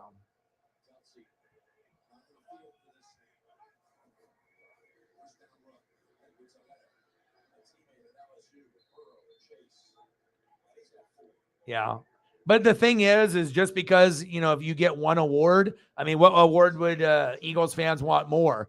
Would you want MVP, regular season, or Super Bowl MVP? We can't go past San Fran and be like, oh, we're winning it all. But you know what I'm saying? Though that's the one that matters. So, as Bucs fans, like Brady deserved it, but they gave it to Aaron Rodgers 2 years in a row. But I know some people get pissed off about it, but if we're really looking at stats and looking at like who actually had the better year, but just because they picked the wrong guy in one spot, and a lot of times they're not going to give the MVP ends up being the Super Bowl MVP. It's very rare where you get the same guy that gets both. So maybe it's just trying to spread the love a little bit and maybe a little bit of foreshadowing on maybe what might happen with the other guy, but we'll see. It's going to be very, very close. Yeah, this is just NFL Network replay from last year. I'm going to go check on Paisley real quick. So I'll give me a couple minutes and I'll be right back.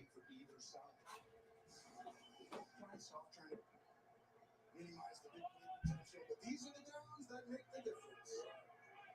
And they're 4 out of 5.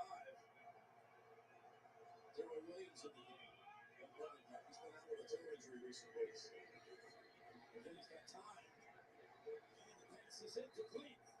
Hilton able to shove Pringle in the back. And the ball hits the ground. And the Chiefs won for the second time in this quarter after none in the first half. Yeah, really good job by Hilton. Little tuck. That's a good job. And then the run with Pringle. The ball just a little outside. You know, that's like one of those where you just want to take a little off, but you have to be safe with it. And if that scores 21-10 the other way, Mahomes hits him right in stride, but when you got the lead by 11, you're a little safer. Here's Thompson. His first contract with 57 yards is right short.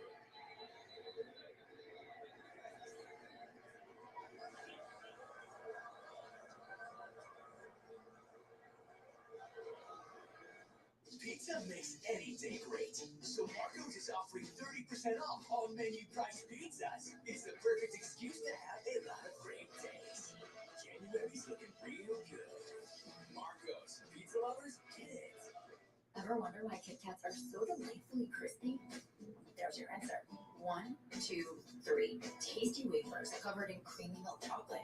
Isn't it nice wafers are having their moment? Have a break. Have a Kit Kat. Add mint to the moment with Mint Duos. Cracked windshield? Make it easy and schedule with SafeLine because you can track us and see exactly when we'll be there.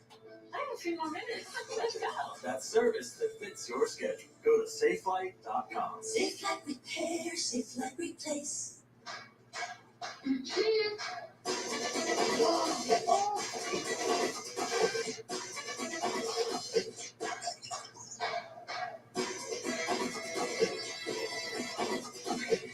You're not going to get it all right.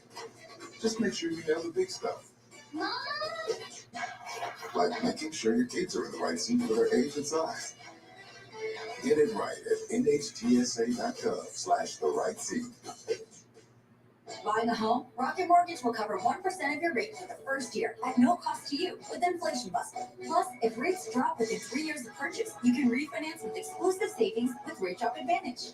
Don't miss these big savings. Visit inflationbuster.com. It's where the stars of tomorrow begin their NFL journey. Herbert with a missile. And every year, an unknown makes a name for themselves. The College All-Star Game, live on NFL Network. Here's the very first snap on the pass to the ground. Find out who is ready for the next level. Fair enough, man. That's another one there.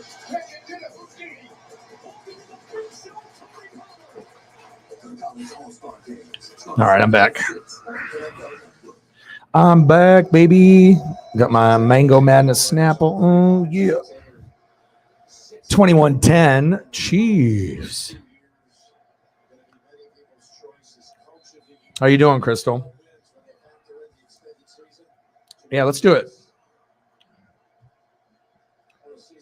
Yeah, you can't look ahead. A lot of Eagles fans are like, "What am I doing for the Super Bowl?" It's like, okay, well, I mean, any of these teams can win, and you know what I mean. Like, even though people want to say, "Oh, maybe the Niners can't do it on the road," or people want to be like, "Well, the Chiefs can't do it because Mahomes is hurt," but you don't really know that. I mean, we can see any combination of these four teams in, and I would not be shocked just because it's like the Chiefs got a suspect defense at times, and Mahomes is hurt, but we've seen the Chiefs do crazy things with Mahomes, you know what I mean? Even though they've lost 3 in a row, it's hard to beat a team 4 times in a row. But if the Bengals win, then we have to start flipping the script that they are the best team in the AFC over the Chiefs and the Bills, even though it sounds weird to call the Bengals the best team over the Chiefs and the Bills, just because of the popularity, maybe the colors, the psychology, the people that those guys, the superstars that are on those teams, and how much that the media drives people to Josh Allen fandom and the Bills, and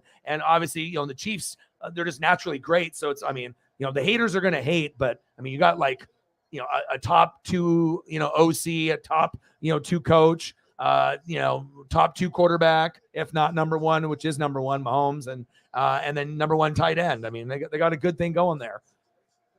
Shit, if I'm the enemy, I'm not fucking leaving. You kidding me? You know what I'm saying? Like looking to see how all these, I mean, you are smart enough and you're good enough, but no one knows like, or can you be a leader besides just a play caller, right? Because being a good leader is hard. You know, if they feel that you're just a play caller, you know, sometimes, you know, calling plays is one thing, but then speaking to a team and a bunch of grown men and having them actually believe you or not believe you, like sometimes it's like some people are just more well-spoken, you know what I mean? Or maybe that just have that tenure. And sometimes you got to go from an OC to a head coach or a DC to a head coach. And I know he could do it, right? And I think he could be successful, but I also think he could also get fired after a year or two, like if he went to Houston. So if I'm him, right, I don't know how long this guy's going to be here for, but I would stay. That's the best spot in football right there. I mean, besides maybe like San Fran, Philly, there's going to be a few nice destinations, the Bengals, like based on what you're kind of seeing moving forward. But I mean, as far as even if they don't make you the head coach after Andy leaves,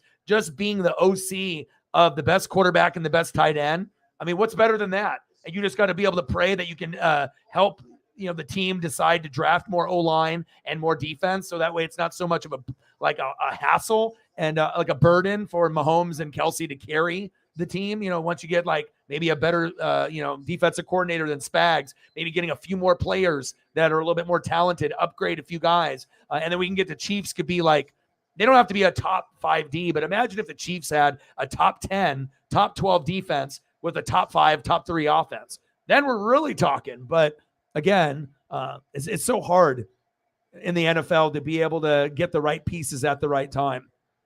Nice catch, Jamar. First down, Bengals. And the whole Penei Sewell, that would have helped the Bengals as well. But as you can see, you know, Jamar Chase isn't just a normal wide receiver. You know, he's one of the top 3, you know, as far as like upside potential, him and Jay Jetta. I mean, we obviously have Tyreek and Devontae and Cooper Kupp, those like other guys. But as far as like young, like, you know, game changers, guys like Hall of Famers, like, you know, the new Megatron and Randy Moss or Jamar Chase and Justin Jefferson in my eyes. Those are the 2 next big guys, and we've seen it. I mean, it's very clear. It didn't take them 3 years. Fuck, we saw greatness instantly because we saw it at LSU and we saw it with Burrow. So it's like when they started dominating right away, we kind of expected it. And now, you know, they've come into a point now where they're, you know, on like a LeBron status. They're like very well known. Everyone knows who those guys are. 21-10, Kansas City.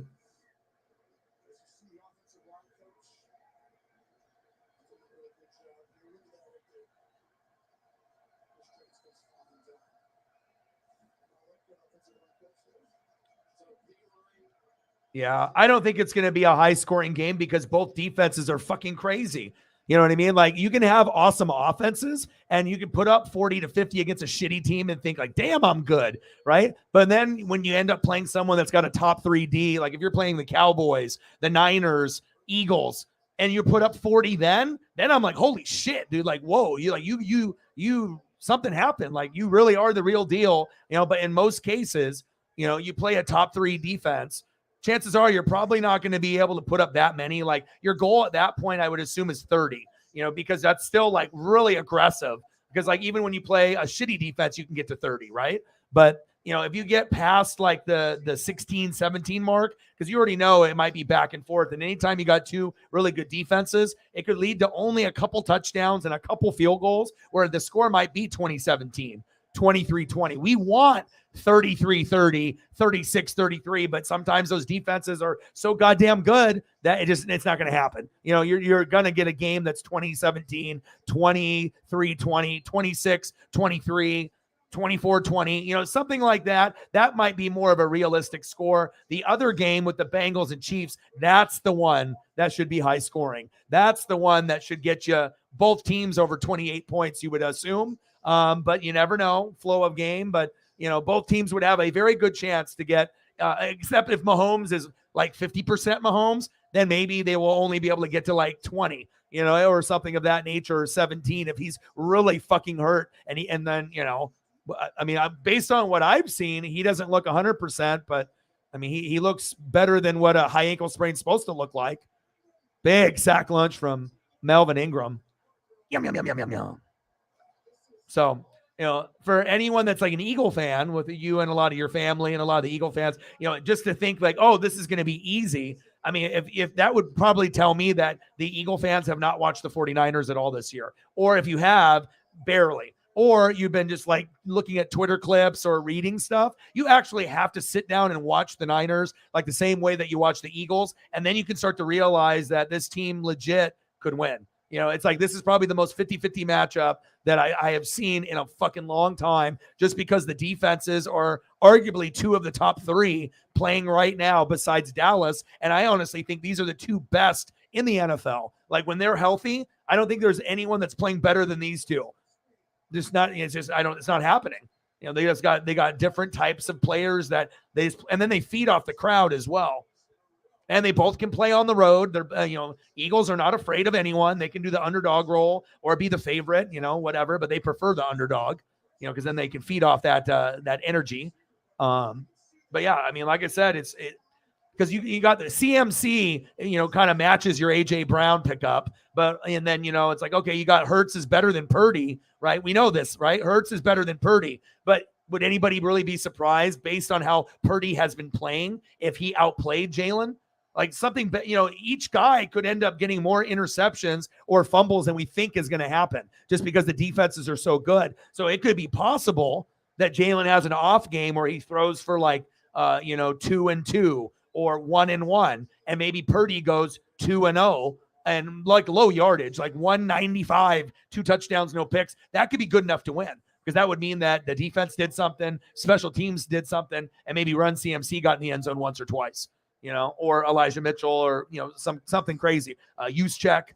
So I think that, Bengals have to be the favorite just because of the Mahomes injury, and their defense isn't as good as Cincinnati. But again, hard to beat a team 4 times in a row, and you're at home. So at least Mahomes is not sitting it out. You're at home. You just have to pray the defense steps up and doesn't play as bad as they've done during the regular season. And if the defense can play the game of their life, they're going to win. They have a good chance, but that means that you're picking off Burrow probably 2 times. And how many times do we see Burrow get picked off 2 or 3 times, or at least as of late?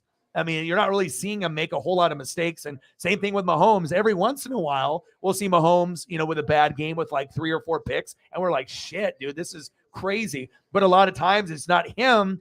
And maybe 1 or 2 is his, but maybe another one is like a bullshit one, like a tipped pass at the line and it got picked. And sometimes you just have to stomach those. Like a pick normally to people is like the guy's staring down a guy and then the guy jumps it and then oh, fuck, I fucked up, But sometimes it's just bad luck, tipped at the line, interception. And sometimes those cheap ones, I mean, you count them, but I don't think the quarterback really is like, oh, that was my fault. I mean, unless the trajectory was like too low or something, but. Yeah, but we'll see. I really think anything can happen. Yeah, let them know. Yeah, we need the support.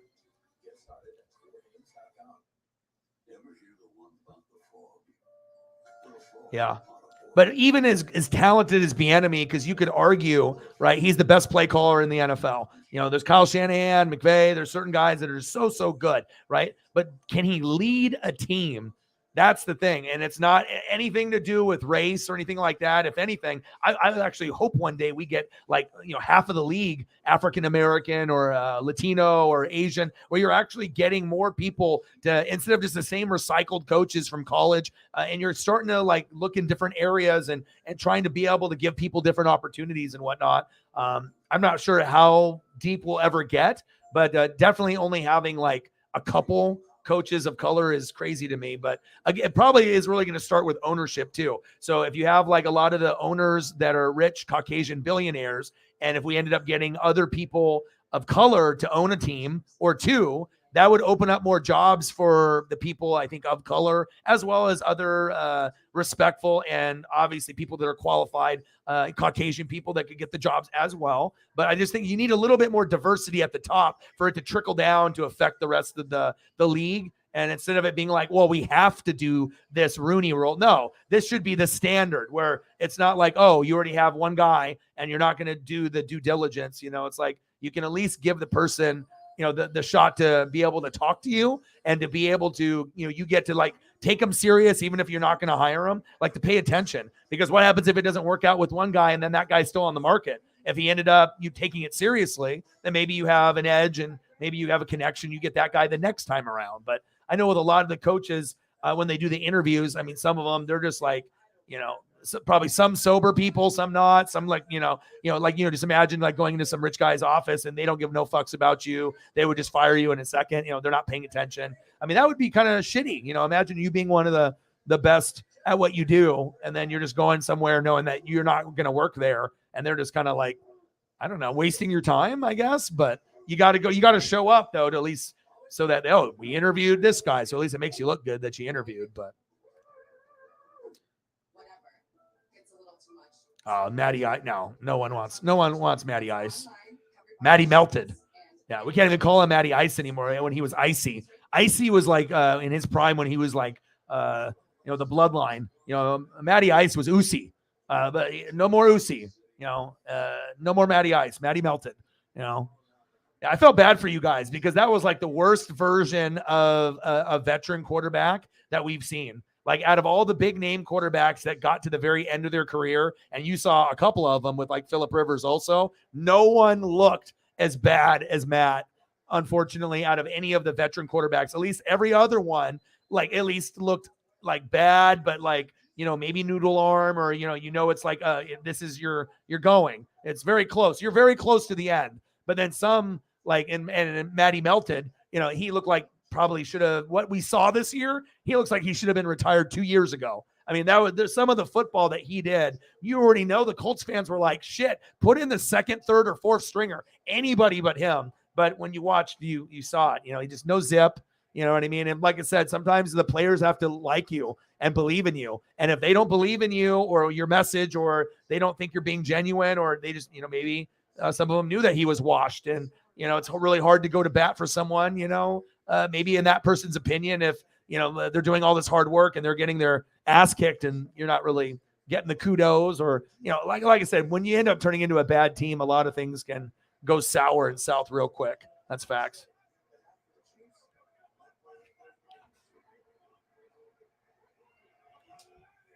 Second down and 3, 21-13 Chiefs. Picked off. Cincinnati. And this is where the momentum shifted right here. It was already shifting, but right here, this was the exact moment where the Bengals knew that we're probably going to be going to the Super Bowl. Like there's, like not all of them, you know what I mean? But like, they were like, this is an opportunity that we could grasp. Like, we were playing like shit early on, but now we're kind of in a rhythm. And the Bengals defensive players are so underrated. And like I said, I'm a Bucs fan, but a big part of the Bengals success is the Saints actually letting T-Rex and Von Bell go. Those guys are awesome, including Hubbard and Jesse Bates III. If you have any of those 4 players on your team is a billion times better. You know what I mean? It's just crazy that with all the chaos with the Saints, you know what I mean? I'm supposed to hate them because I'm a Bucs fan, but I just look at like talent. And then as soon as one of those guys went over there, I was like, they're going to be awesome. And they have been. And it makes me jealous because I wish I could have those guys on my team. It's just like, even though a team could maybe be disliked or the fan base might be toxic, that still doesn't mean that there's not amazing players there. You know what I mean? They could have the fan base and the arguments and all that. But I mean, if you actually look at some of the Saints players, they might get a bad rep like some of the other teams in the NFL, but they got talent and it shows. And I'm telling you, if they didn't have T-Rex, Trey Hendrickson, and if they didn't have Von Bell, like Von Bell to me made the biggest impact out of a guy that's a no-name player. He's always making plays. Like I notice things like that. You don't got to be the biggest name, the most famous, you know what I mean? But if you keep showing up on the stat sheet and I'm always seeing you make plays on TV, I mean, it's really hard to ignore. He actually is one of my favorite, like I think he's my favorite sleeper underdog player on defense in the whole league, Von Bell. Chase to the 5, 1st and goal. It's like the Bengals can smell blood. Like they know if your defense is lacking, they got way too many good weapons on running back and wide receiver.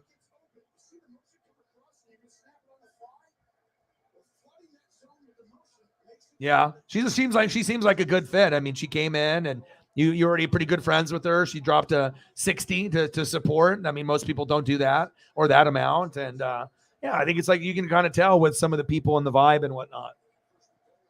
Handoff. Mixon.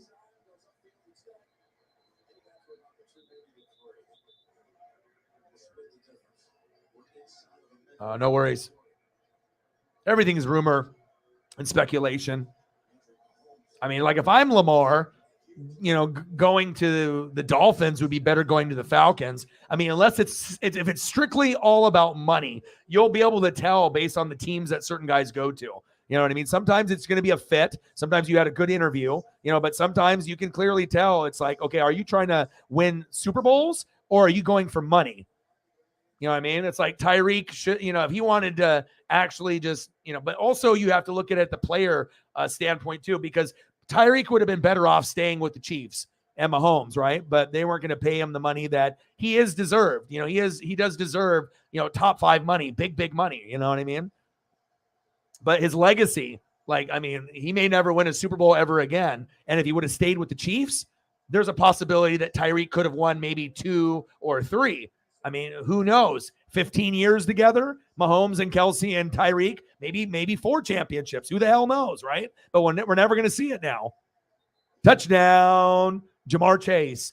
Too big, too tall, too good. Gritty. Yeah.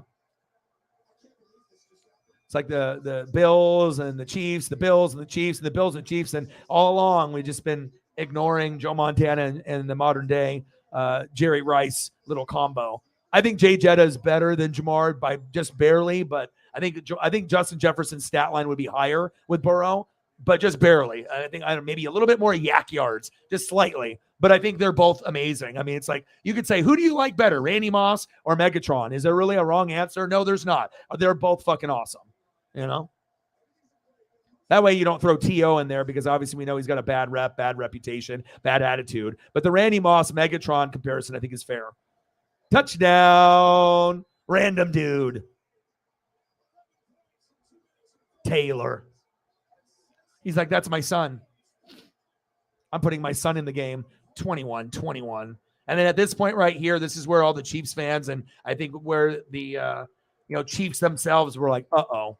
They just you already know you had a big lead. You should have went for the field goal. You went to Tyreek with the screen, and then all the momentum shifted. And now, if you can't stop them on defense and you don't have an elite D, then sometimes games slip away. So that's why, having a good defense when you're ahead and then you lose the momentum, you have to be able to count on something than just like Mahomes bailing you out. Like you got to hope that something happens good on the defense, but you got to have the personnel too.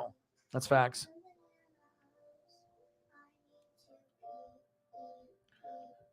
Here, I'll throw a picture up.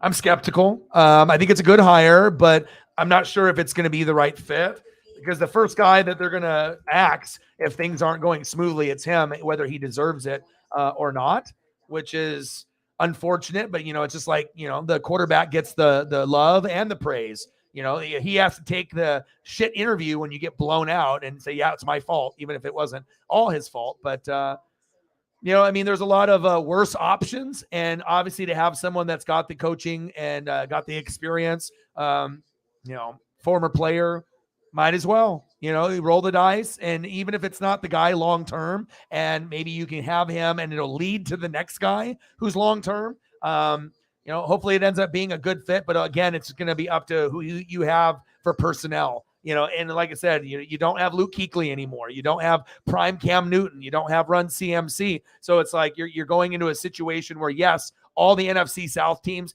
stink, right? So if you can just make a little bit of a nudge, maybe that'll be the difference between, being 4th place or 2nd place. So, maybe Wright can do that. But, all the South teams are screwed right now with everything that's going on. We all are terrible. But, I imagine Panther fans are happy. They say, well, maybe there's a couple guys I liked a little more, but there's probably about 5 or 10 that are worse than this. So, hey, let's give him a shot. You know what I mean? And he already won a Super Bowl with the Eagles. Do a little Colts thing, didn't work out. Hey, let's maybe it was just that team. Let's give him a new chance.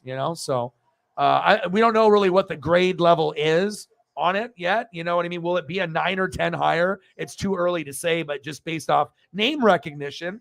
Probably like an 8, 7.5, 8. Like, you're feeling pretty good if you're a Panther fan. It could have, maybe there's a couple others that you thought were better. But like I said, if you look at him and what he provides, if he has the right staff around him, he might be able to keep his jobs longer, his job and the other people on the staff's jobs longer than maybe someone that's a straight DC or OC just gets thrown into a team and maybe they get fired after a year and they don't get enough time. So, that's how I feel. Wait and see approach, but I like the hire. But it doesn't necessarily guarantee success. I mean, he could struggle for 2 years just with injuries, and maybe it's not all his fault, and they could just axe him and go a different direction. So I wouldn't be banking on him being there for like a long term,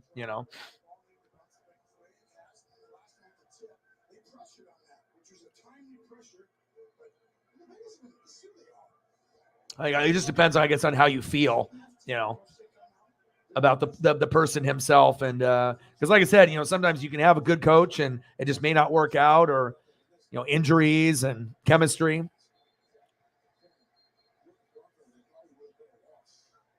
This feels really similar to what Cincinnati did to open the game. It's a little protective, comparative. So it's like what happens, from the quarterback position in certain teams. When you get the lead early and you're going, you either continue to step on, they start coming back a little bit, right? You still have the lead, you still protect.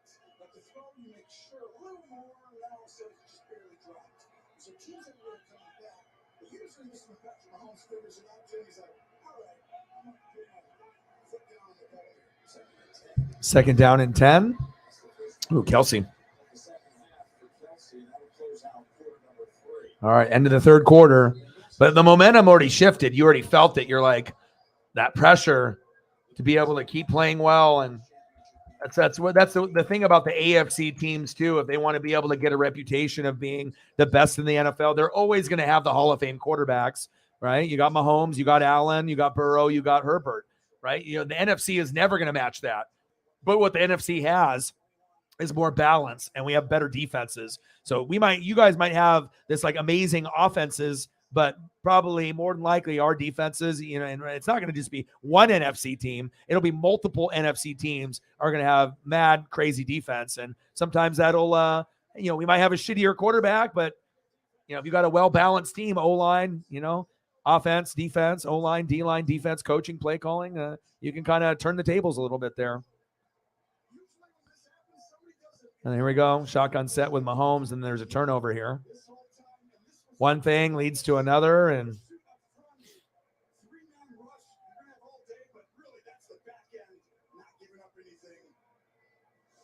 he didn't fumble it. Fourth down and 13.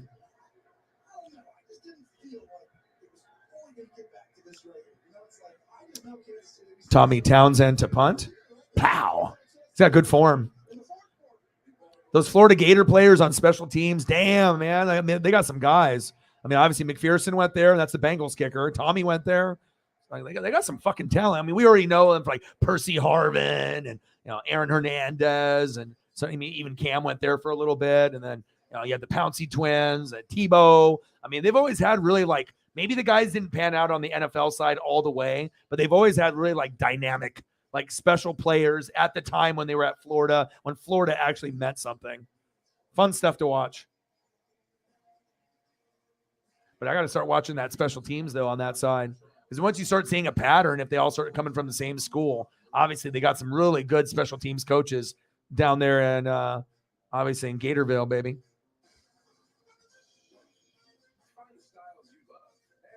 Yeah, hopefully it works out for you, man. I mean, I don't want the Falcons or the Panthers or, Saints or even, Bucks. I mean, I don't want anyone to be shitty forever. It's just, just all of our teams are not in a very good spot. It's like we're the brand new AFC South or like, one of the worst divisions. I mean, like even the AFC South, I mean, we got to see what happens with the draft picks and everything. But, I mean, they have a chance to definitely be better than us next year. We might be the worst division in football, which is, it's not going to be pretty. There'll be a lot of, and I just don't want to make the playoffs. I mean, if the same shit happens next year and we barely have anyone even get close to 10 wins and it's like 8-9 or 9-8 gets in, I just want the other team to get in at that point. I'd rather get a better draft pick and move forward. Taylor Biscotti. Frank Reich. Panthers hire Frank Reich as new head coach, serve as Colts head coach from 2018 to 2022. Sarah can say it's a good hire, but were you excited that he's no longer on your team? So obviously, if you're like, get out of here, then you're obviously, it could be good for him. You know what I mean? But it all depends on if you feel good. Because, of course, if you have a guy for a few years and, you're fed up, really, in reality, Sarah's like, oh, I'm glad he's not on my team no more. I mean, that's just the real talk. You could be like, we'll grade it an 8 or 9 for your team, but sometimes shit don't work out. Sometimes you get real excited at the beginning stage, but then by the time it gets to the end, you're like, ready for you to go somewhere else, and I'm ready for me to be able to have someone new. But it could be a blessing for both of your teams, because I know Colts fans were like, get the hell out of here, right? And then now Panthers fans were like, well, out of everyone that's available, this one looks pretty good. Let's, there's some history there. And, out of all the hires, I mean, it seems like a pretty good one. Intercepted L'Jarius Sneed. Yeah, I've been seeing some other stupid mocks where they have Seattle drafting like Will Levis or like a quarterback early. That would be the dumbest shit ever. Like, and then I seen another one where they had like Jalen Carter 1. I'm like, dude, these people are stupid. Like, that's, you can already tell sometimes people are doing like the obvious opposite of everything just to see if like we look or we notice or whatever. But there's no way in hell Jalen Carter going number 1. And if he does, that'll be the laughing stock of the NFL community. And then Seattle better not be stupid enough.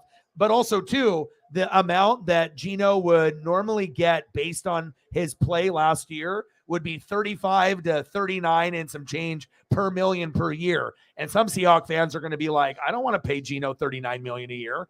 But, there's going to be some guys that are going to get $50 million a year or more, like Burrow and Herbert, because the salary cap will go up and up. But we're going to see 50, 60 million a year quarterbacks. And a lot of times the highest paid don't do anything. Like the top 4 this year didn't even make the playoffs. So, and then also it hurts the team if you give a guy, 50, 60 million a year. It's like, listen, how about just give 40 or 30 something, and then we get a few more good players. But some guys are not that unselfish. They want to secure the bag. The player wants to secure the bag while the bag option is available, because maybe it won't be there forever. But if you can like take less of the bag, right? Take less, maybe not this much, but maybe like this, still be rich, right?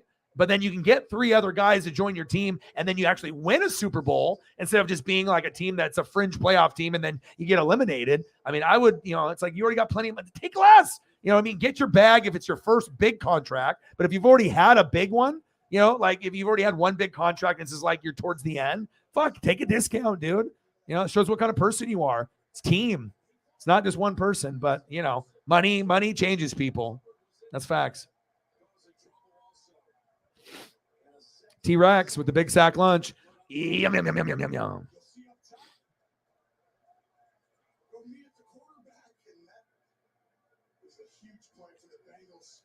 Yeah, and I saw it. I was like, oh my gosh. I haven't seen too many, but there's been a few, whether it's for shock factor, you know what I mean? It's not just randoms on Twitter and Instagram. You'll get these people that are through like, Bleacher Report and these other outlets and whatnot. Some that are reliable, some that are not.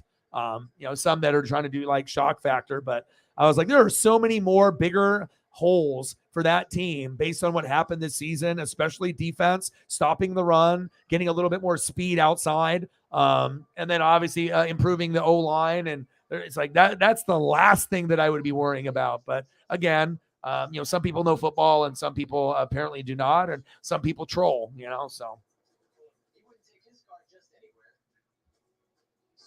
Yeah, but I actually went and did the calculations based off the stats and everything, and they were saying based on how good Geno played, with the deal, because other guys are going to get more. I mean, the value would be normally like 35 to 39 million per year, even if it's only for like a 2-year deal. But that's still almost 80 million a year. Do the Seahawks want to do 78 to 80 million a year? But if you're going to get good football, it's worth it. You know what I mean? Because, yeah, maybe it's a couple million more, but if it ends up being like great like it was this year, and then you're even playing better because you're getting more help for him, then it's worth every dollar. You know what I mean? The trajectory is good. I mean, do you really want to fucking start over with another quarterback? And if it doesn't work, then you're going backwards. Like, sometimes you got to trust your gut. And, if you sign Geno for 2 years, I think that, not maybe long term, but if you just do like a 2-year deal, why not reward the young man? I mean, he's actually not really a young man anymore, but I mean, he finally was able to prove himself. And as you guys get better on defense and O-line, I mean, maybe you guys go further. So if it was me, even if it was 39, it probably wouldn't be ideal. But yeah, you pay him 30 to 35, and maybe try to get another player, but we just got to see, because there's going to be people that, that are going to need a quarterback. And let's be honest, out of all 32 quarterbacks that played, right, what was Geno? Top 10 all year. So he's not worth top 10 money. Reward the guy. He earned it. You know what I'm saying? Like, he didn't play like a top 20. Like, he played like a top 10 QB all year. Reward the guy, Is he a top 10 quarterback? No.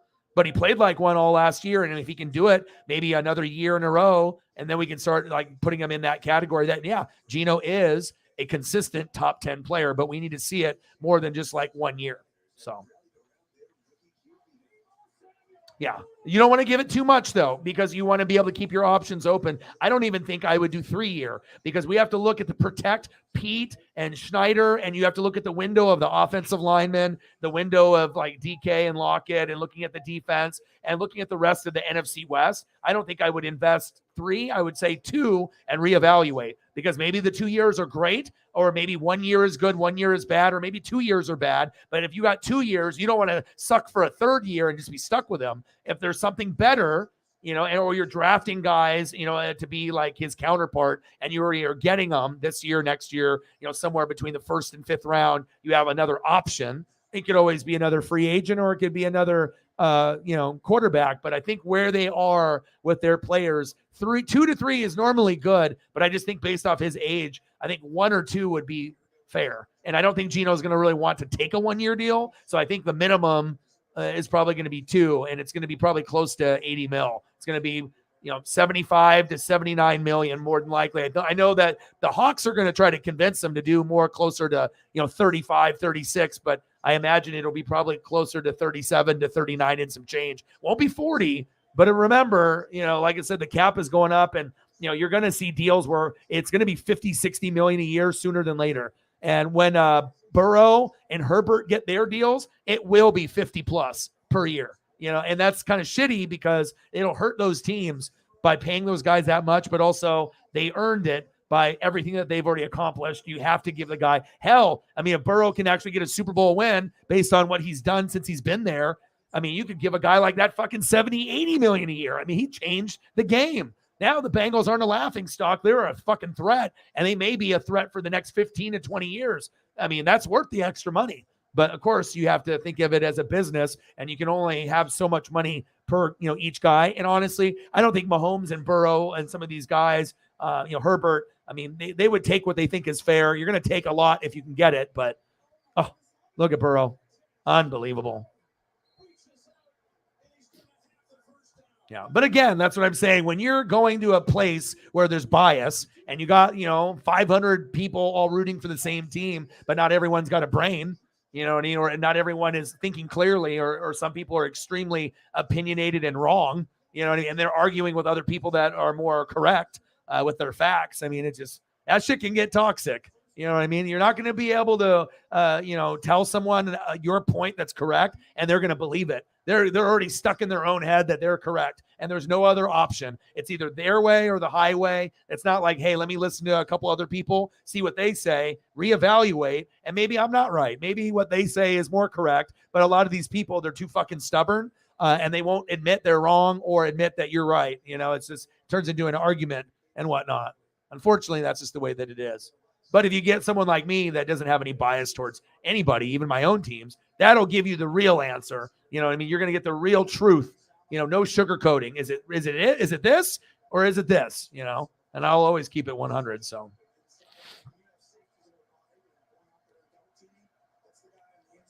yeah.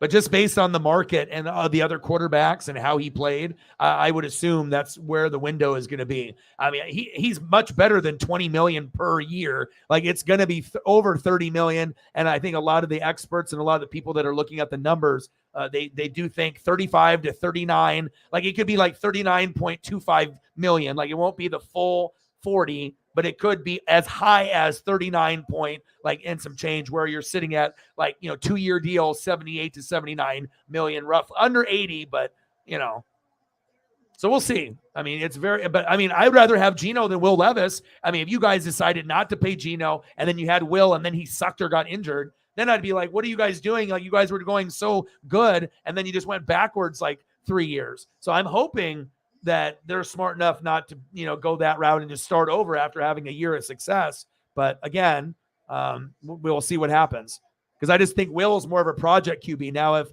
the Seahawks could get like a CJ Stroud or Bryce Young, then I'm not discouraged about the Geno moving on or not getting the money, because then I got a brand new guy that everyone knows is going to be good. You know what I mean? There's going to be some growing pains. And obviously that's why there's going to be certain teams that are going to be clamoring over Bryce Young and CJ Stroud, like the Colts. Sarah knows she's getting one of those two guys, but if you get Will, I'd be hella disappointed, because at that point, I wouldn't even go for a quarterback. I would start going for the best player available and get like the best offensive lineman, because you're going to be able to find someone better than a project QB, especially if he busts. You got guys that could be Hall of Fame players still there. You got to grab another need and then go back to quarterback, or change your philosophy, do like a free agent or something else.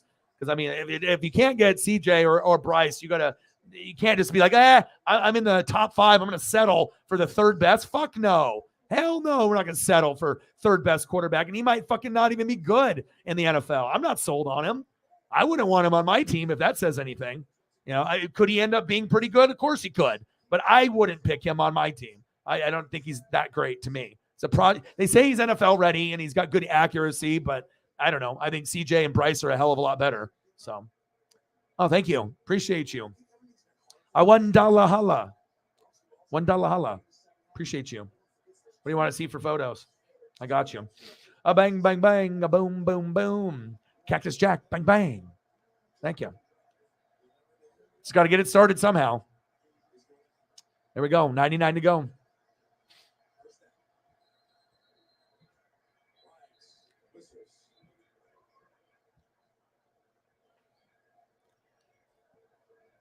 I mean, I've been evaluating him. I feel I'm one of the best like prediction guys and evaluators. I feel I'm very fair. Like I said, and plus if I do the amount of reading and the film, I'm already ahead of everybody else. I feel on Twitch and YouTube and TV. I mean, I'm just putting in more work. So, because I mean, I don't really feel like get to a point where someone asks me something, I'm like, well, let me, get back to me in, a day or two. It's like, you got to be on your toes, and every single team, it's a lot of reading, but yeah, I definitely would be going. Geno was a top 10. I would take Geno on Tampa. Geno played well, you know what I mean? But it wasn't just Geno, it was a combination of things. But the thing that you noticed the most is that the offensive line still could use some improvement, but the defense was really holding the team back. You need to be able to have guys that can stop the run on the D-line. That's number one priority. Once you get that affirmed up, then maybe a little bit more speed at linebacker, an additional secondary member at corner or safety would be very nice. More depth, a couple guys on the D-line, another offensive lineman would be great. And then obviously if you're deciding if you're doing Geno, another player or not, but I definitely would stick with Geno than going over Will, because if Will's up there in the top, 5, 6, 7 picks with Seattle, if they're there, why would you want that quarterback if you're not really in love with him? Like if you're in love with the other guys, but this is just like a project, like you got so many more needs. That's what like bad GMs do. They like reach, for a guy that, they think that could be there. And all of a sudden they leave like a Hall of Fame linebacker on the board. And that would have been more of an impact than getting this guy that maybe they have a hunch on. You know what I mean? And sometimes those hunches work out, but a lot of them, they don't. And you just have to be able to understand if your top options are out and your needs are like quarterback,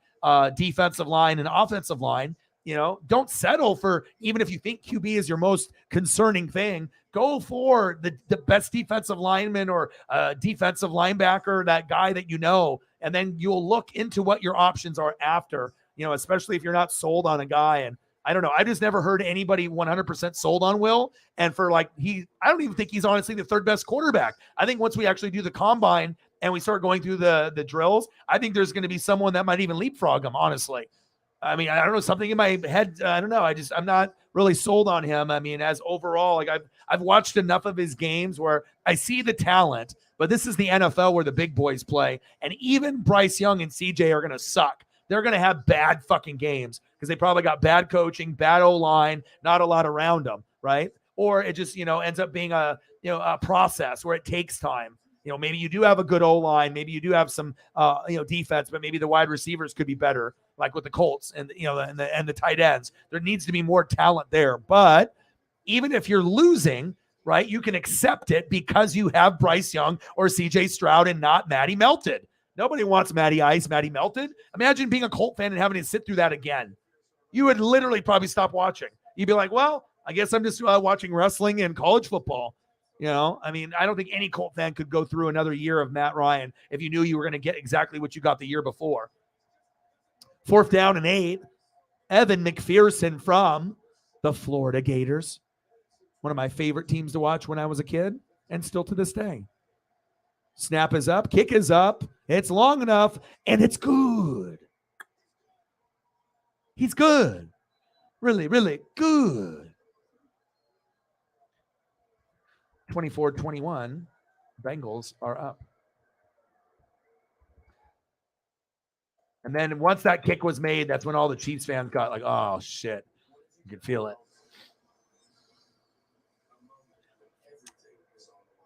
I mean, if they think that that's the piece that they're going to be able to move forward to, I wouldn't have a problem of CJ Stroud or Bryce Young on Seahawks. If they decided, you know what, if Geno wants to get $39 million somewhere else, someone else will do the 2-year deal. We'll start over, but we'll get a franchise QB. We'll surround them around talent. If they decided that that was more important than getting, Will or, Miles or one of the really good defensive, pass rushers that could get you 10 sacks, it's like, if you want to pass up on that for this, there wouldn't be very many guys that I would say do it. But obviously Bryce Young and CJ on Seattle would be exciting. Just like the Colts getting either one would be exciting. It would make you guys relevant, and we would definitely be must-see TV. But I think it would still be must-see TV with Geno. I think that he really did prove that, if they want him, that he deserves to get a little bit of a reward on how good that he played. That's my opinion. Yeah. Wouldn't it be funny, all of us, just assuming that we just haven't seen his true potential, and then watch, he ends up being like the best player in the whole entire draft. Like, I don't even want Jalen Carter. Hey, he sucks. He doesn't do a whole lot in the big games. I haven't seen enough. I'm not really sold on this guy. And then all of a sudden he turns into like the next Warren Sapp, Aaron Donald. I mean, football's crazy. I mean, the chances of that happening, I wouldn't say are 0 or 100, but I mean, you normally get a little bit of a vibe if a guy is going to be able to bring it, but sometimes guys hit their ceiling in college and never get better, and it shows. They just cap out at talent, and everyone else is better in the NFL than them. They were the best on their team and in college for that year, but then you go to the NFL and everyone is as good as you. Even the linemen are as fast as you for at least 5 or 6 seconds. Big old 350-pound guys, they can get off the line quick. So Carson, yeah.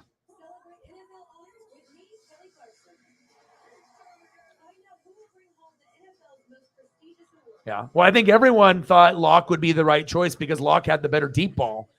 So Locke had the better deep ball. He would throw more picks, but you're getting the ball downfield, so you're going to get touchdowns. And, he has a little energy to him. He's a young kid. There is talent there. And then Geno is just like that old veteran that is kind of limited, like a Teddy Bridgewater, but more talented. And so they just assume that as long as you don't turn the ball over, maybe you're going to be better. But then what happened is it was true. But then Geno was like, okay, my offensive line is better. Let me show you what I can do. And then he started throwing the football with a lot of accuracy, and that shocked the hell out of everyone. But if you actually watched him in college, that's what it looked like. When he was in college, that he was ripping it like that. But he's never had really an offensive line since then. And, he just would look like shit. Like, I'm not very good. I'm just like a backup. So, yeah, but they ended up making the right decision. And obviously in training camp, in preseason, they evaluated and they made the right decision. So, they could have always went back and forth and gave, Locke the fair chance. But Locke already proved in Denver, there's talent there, but you're more turnover prone.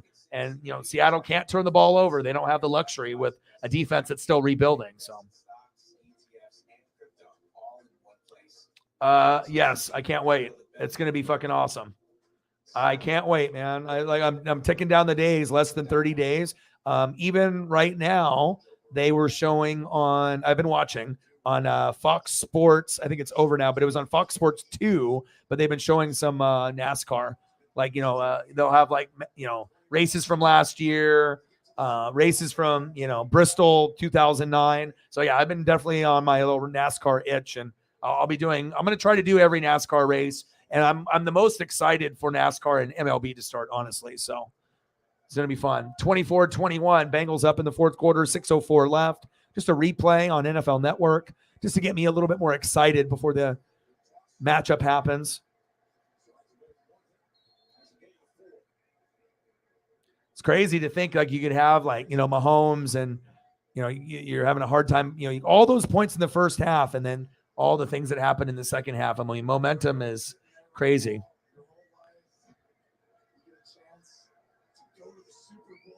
Zaire Franklin. All right.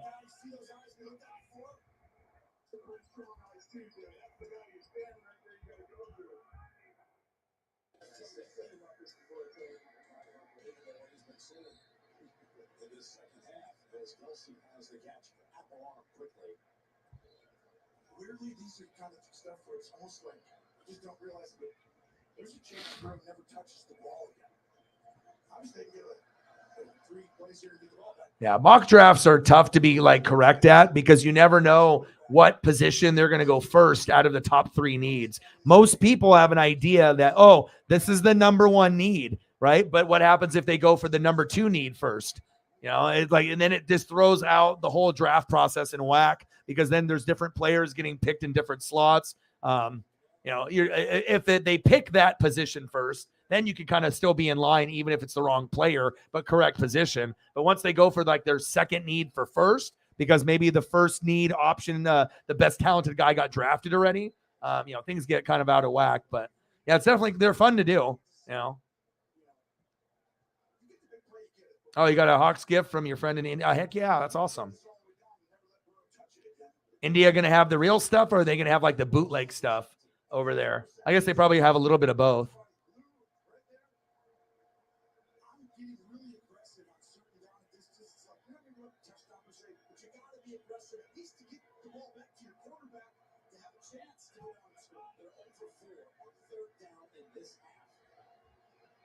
This is a risky defense right here. This is the aggressive one.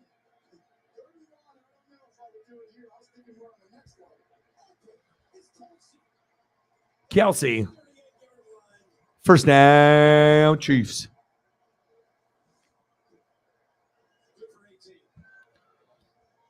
It's just crazy to think that Mahomes has been healthy all 3 times and he hasn't been able to beat them. Now he's all fucked up and hurt, and he's got to beat the hottest team in the NFL besides, the 49ers. Zaire.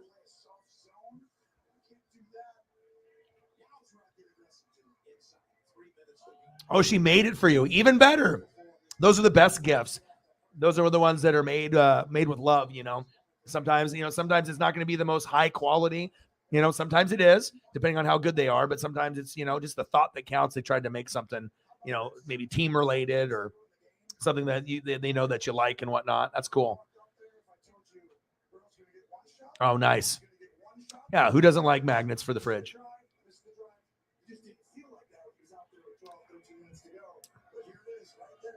(24-21) Bengals. 2:48 left in the fourth quarter. We're on NFL Network, showing the AFC Championship game from 2021 last year, just to kind of get me ready for this weekend. Mahomes. Ooh, he's running down there like he was going to block somebody. Jerick McKinnon with the run. And I got a new phone. Hi, Paisley. Oh, that's very cool. There, I'll show that. That's neat.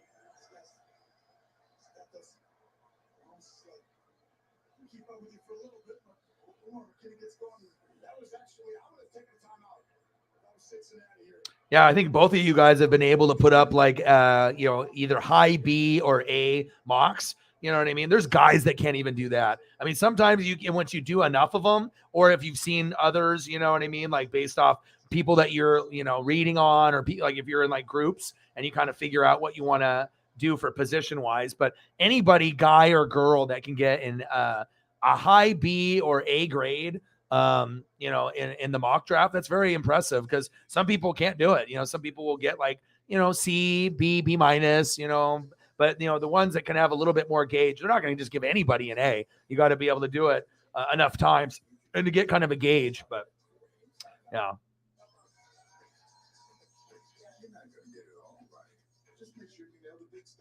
I love it.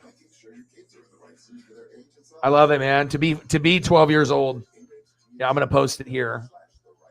You want me to be able to show? You want to show it, Megan? I imagine you do. You're like, yeah, I want to see that. Let me see that on the screen. Paisley's in here laying on my legs. She loves Dad.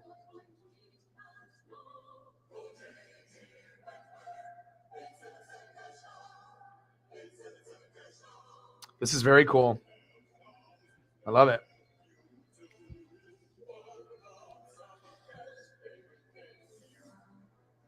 All right, let's show it.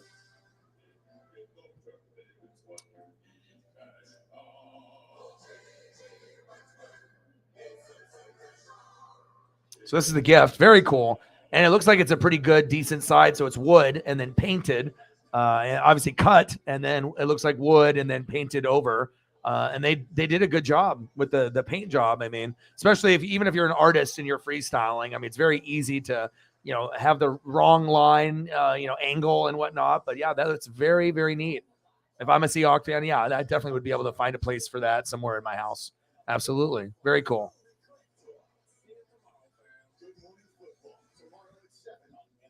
Yeah, it's all good. We already know what it is. The hate is gonna hate. You're always gonna get the kids or people I booted in the past or just people surfing in. It's like being an asshole is like the cool thing to do if you're young. Let's just be an asshole to everyone. Except not to their faces though. You can't be an asshole to someone's face because then you get your ass kicked. So just have to be a keyboard warrior. So.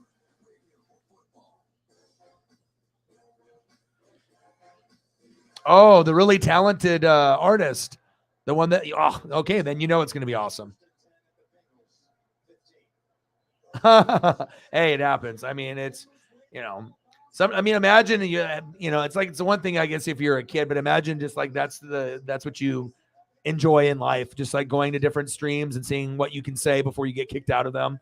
You know what I mean? Like that you got to think of like something better to do, but some people have no life, I guess. So. We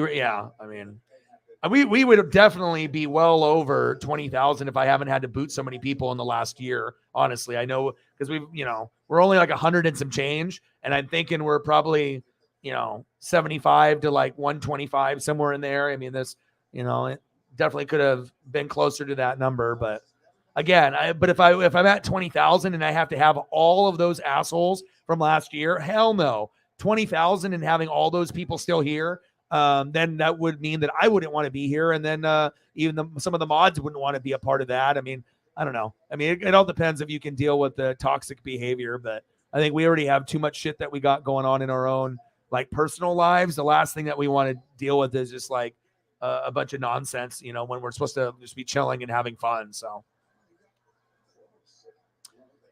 heck yeah, you should do that.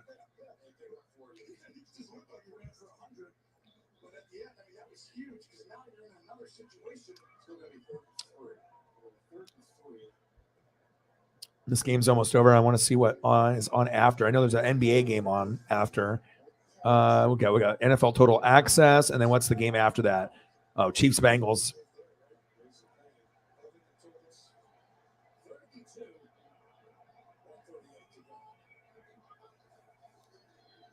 Little flip.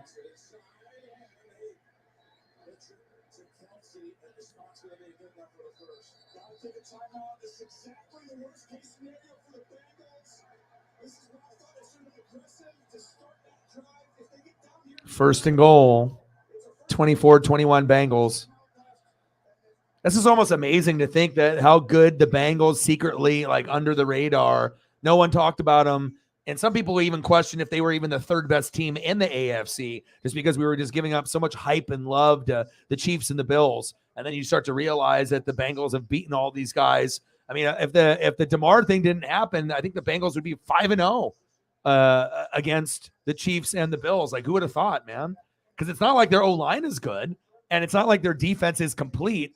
But with all honesty, the AFC's defenses blow, and the Bengals at times look like they have one of the better defenses in the AFC when they're rolling. And they only have half of the team that's good on that side of the ball. It's not like the offensive side. It's not, but if you have 4 guys that are very good, 2 defensive line guys and 2 secondary guys, sometimes that can fill in the gaps for maybe the weaknesses that you have on the D line or at linebacker. But T-Rex, Hubbard, those guys are underrated. And obviously Von Bell and we already know Jesse Bates III are underrated as well. Those guys are ballers.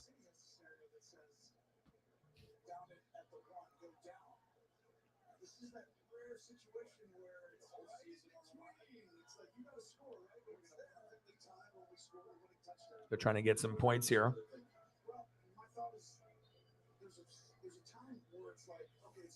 Oh, that's cool.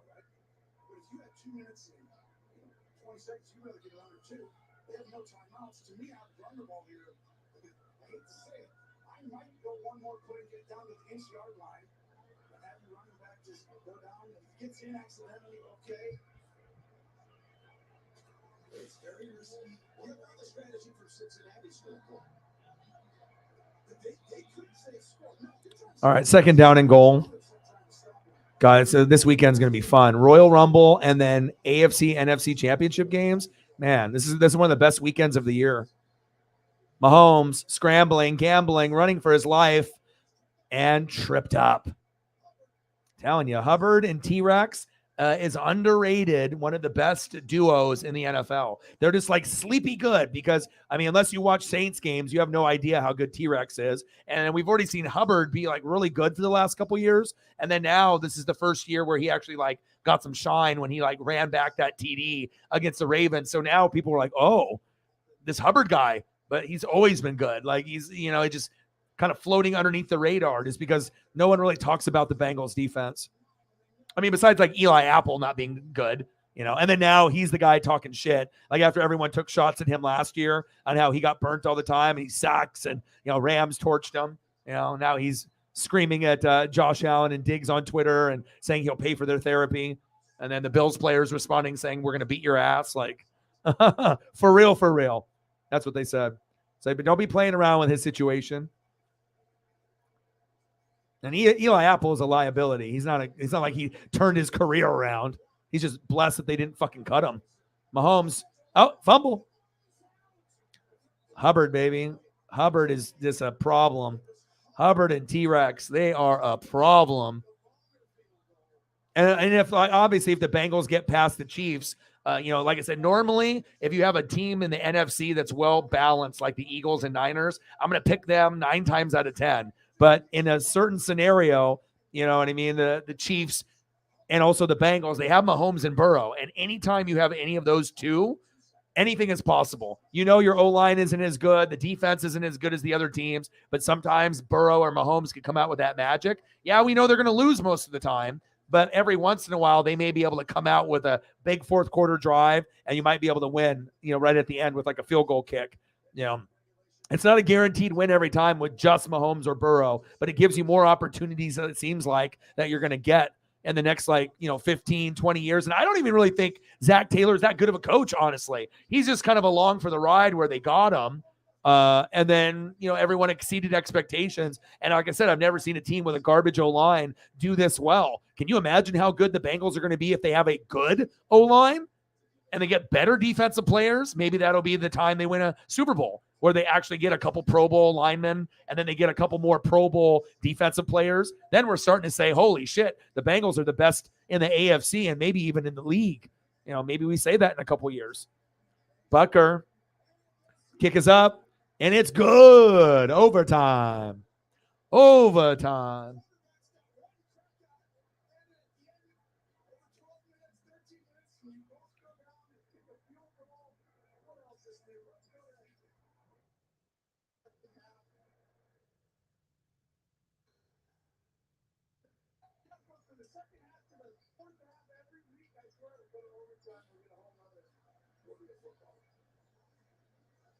Jameson says, I fell asleep.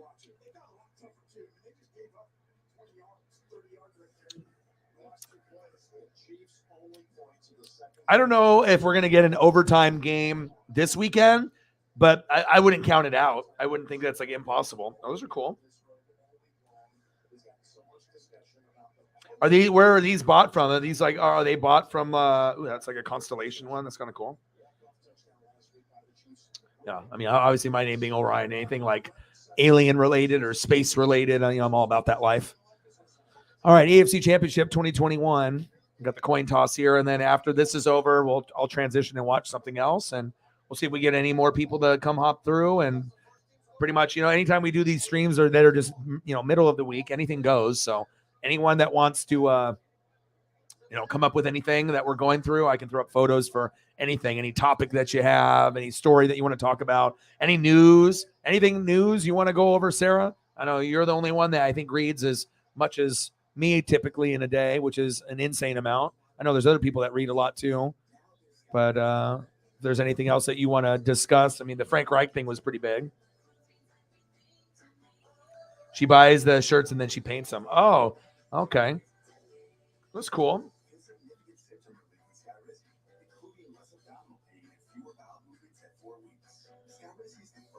Oh, I didn't even realize that I thought you just like bought them. I didn't know that she buys like blank shirts and paints them or something. That's cool.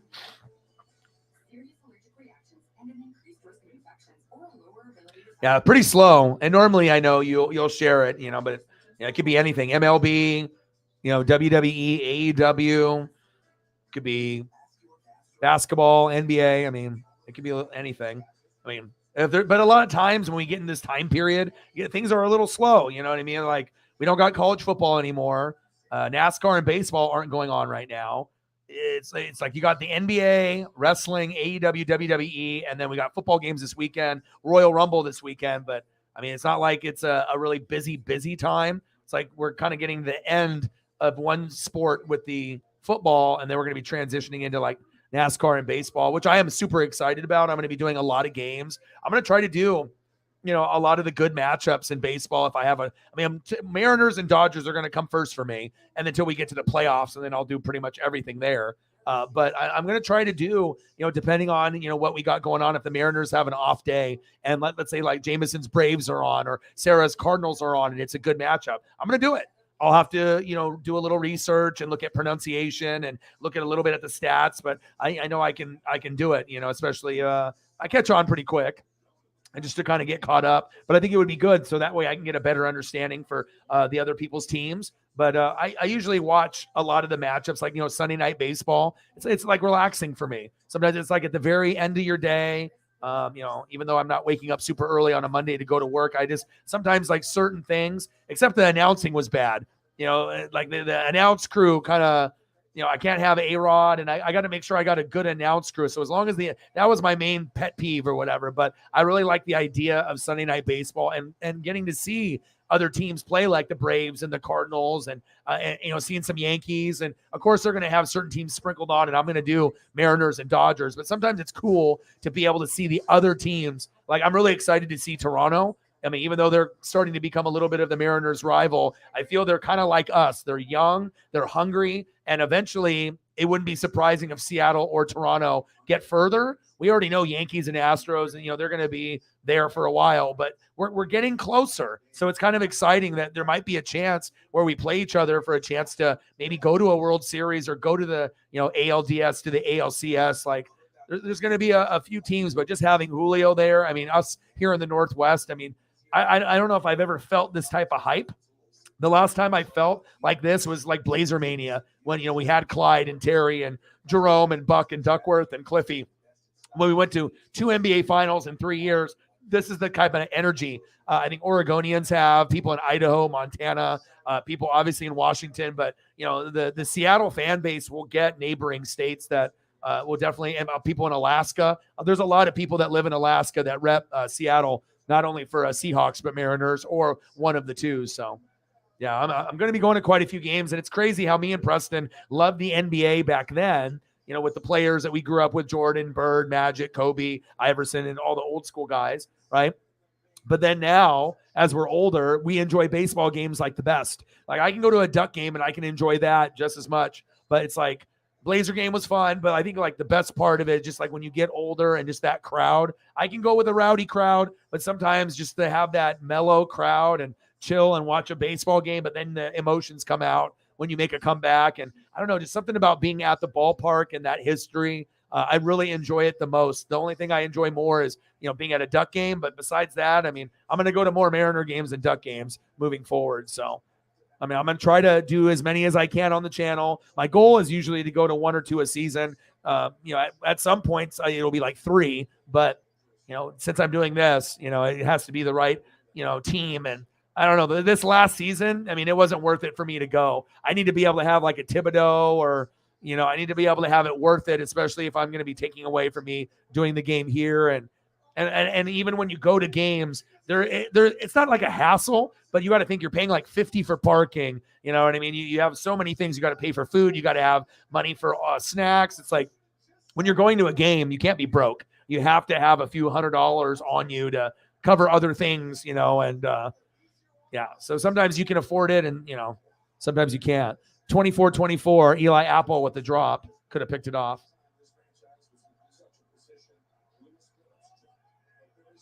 Oh, really? Mahomes going deep. Intercepted. Guess who? Von Bell. He's the man. And then clothesline by Kelsey. Oh, yeah. Ichiro was great. Like I said, I even have Ichiro memorabilia from Oryx Blue Wave. Stuff like, so I got a lot of Ichiro rookies graded. And yeah, Ichiro, like with the guys that I have, Randy Johnson, Griffey, Ichiro, and then obviously now Julio and Edgar. So those are my 5. I never liked Alex Rodriguez, so I can't put him in there. I'll go over guys with like Jay Buhner, Olerud. There's a lot of other guys, Dan Wilson. There's a lot of other players that we like. We don't really accept A-Rod, but yeah, Griffey and Randy Johnson definitely up there. Ichiro, definitely. And then Edgar definitely for the DH. And then now we have a 5th, a starting lineup. Now we got Julio. And Julio has a chance to be as big as Griffey, like, as far as being at the top with me. So now it's like I used to have Griffey and Randy Johnson at the very, very top. But now my order is a little bit different. I think just being able to grow up with it. Now it's like Griffey 1, but Julio has moved all the way up to 2 for me. So it's pretty exciting. And we're just going to see him get better and better and better. So. Oh, yeah. Just make sure you take your time and look at them. Because like I said, instead of just getting a regular one, what I've seen is like if you can find the right one, they have like all-star ones.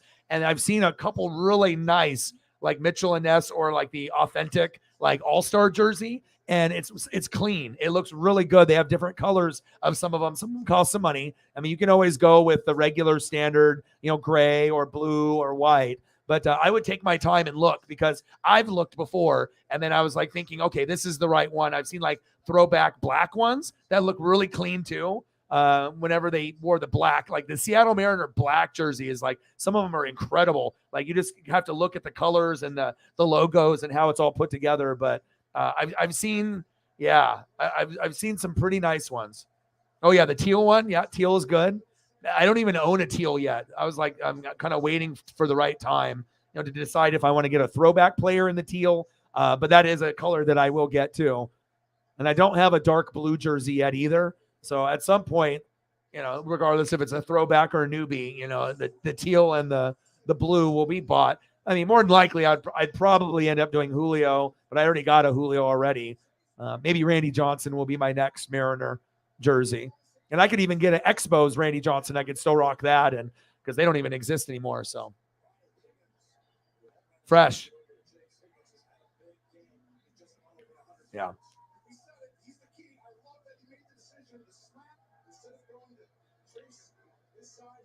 Yeah, they're awesome. Yeah, it just depends on how much, you want to pay and what you're looking at. But yeah, and baseball jerseys are cool too because they fit differently than the basketball jerseys and the football jerseys. I feel if you get like a baseball jersey, it's almost like the swaggiest, like depending on if you get it the right size and everything. Like, football jerseys feel really good too. You know what I mean? But something about I think because maybe not as many people have baseball jerseys compared to football and basketball. So I think they stand out a little bit more. Mixon screaming. 4 wins a year ago, and then boom, Super Bowl.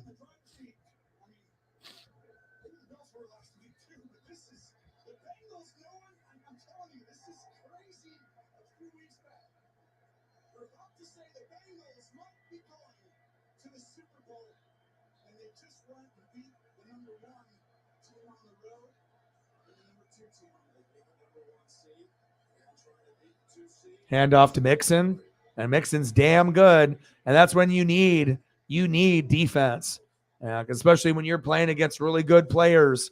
Burrow, Mixon, Pirine, Chase, Higgins, Boyd, Hurst. I mean, if you don't bring it, I mean, they played with garbage offensive linemen and made Buffalo look like a JV team. I mean, this is it's eye-opening, but it shows. And also the Bengals have the best defense out of the three teams too. And it's not by much, but it's enough. Maybe you got 4 guys, but everyone else doesn't have that consistent level. Maybe they got 1 or 2.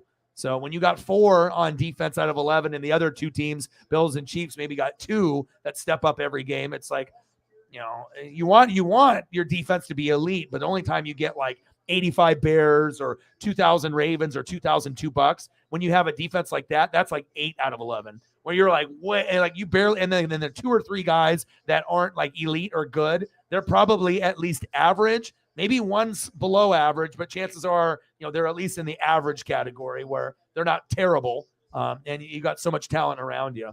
That's when you can tell when you have like those all-time defenses. It's not 1 guy, it's not 2, but they got guys on the line, they got guys at linebacker, and they got guys at corner and safety, and they probably got more than 1. That's good, like 3 out of 4. So it's crazy, but I've never seen a team with garbage O-line like the Bengals do as well as they have in the last 2 years. I mean, I've been watching since 85, and the rule is if you can't win the line of scrimmage, regardless of who your quarterback is, it's just not going to pan out in your favor. But it's like they're changing that narrative that you don't have to have a good offensive line as long as you have a Joe Burrow. As long as you have Joe Burrow, then he can make up for it. He has to get rid of the football quicker, and he's just showing that he is a top 2 quarterback in the league. It's pretty wild. But we saw how good he was in college. Some people thought he capped out and hit the ceiling, but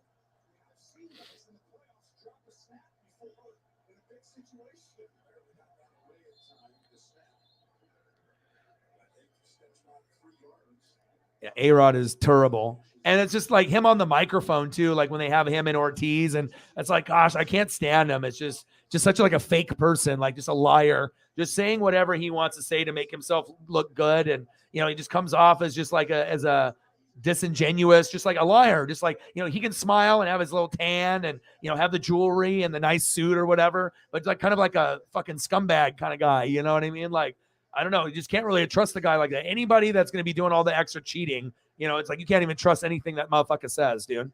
3rd down and 11. McPherson, kick is up, and it's good, and the Bengals are going to the Super Bowl.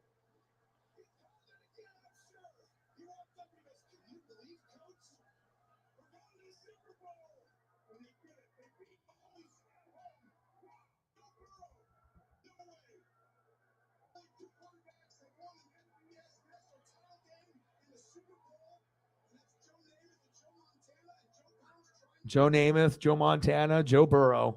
Something about Joe. Snow Burrow.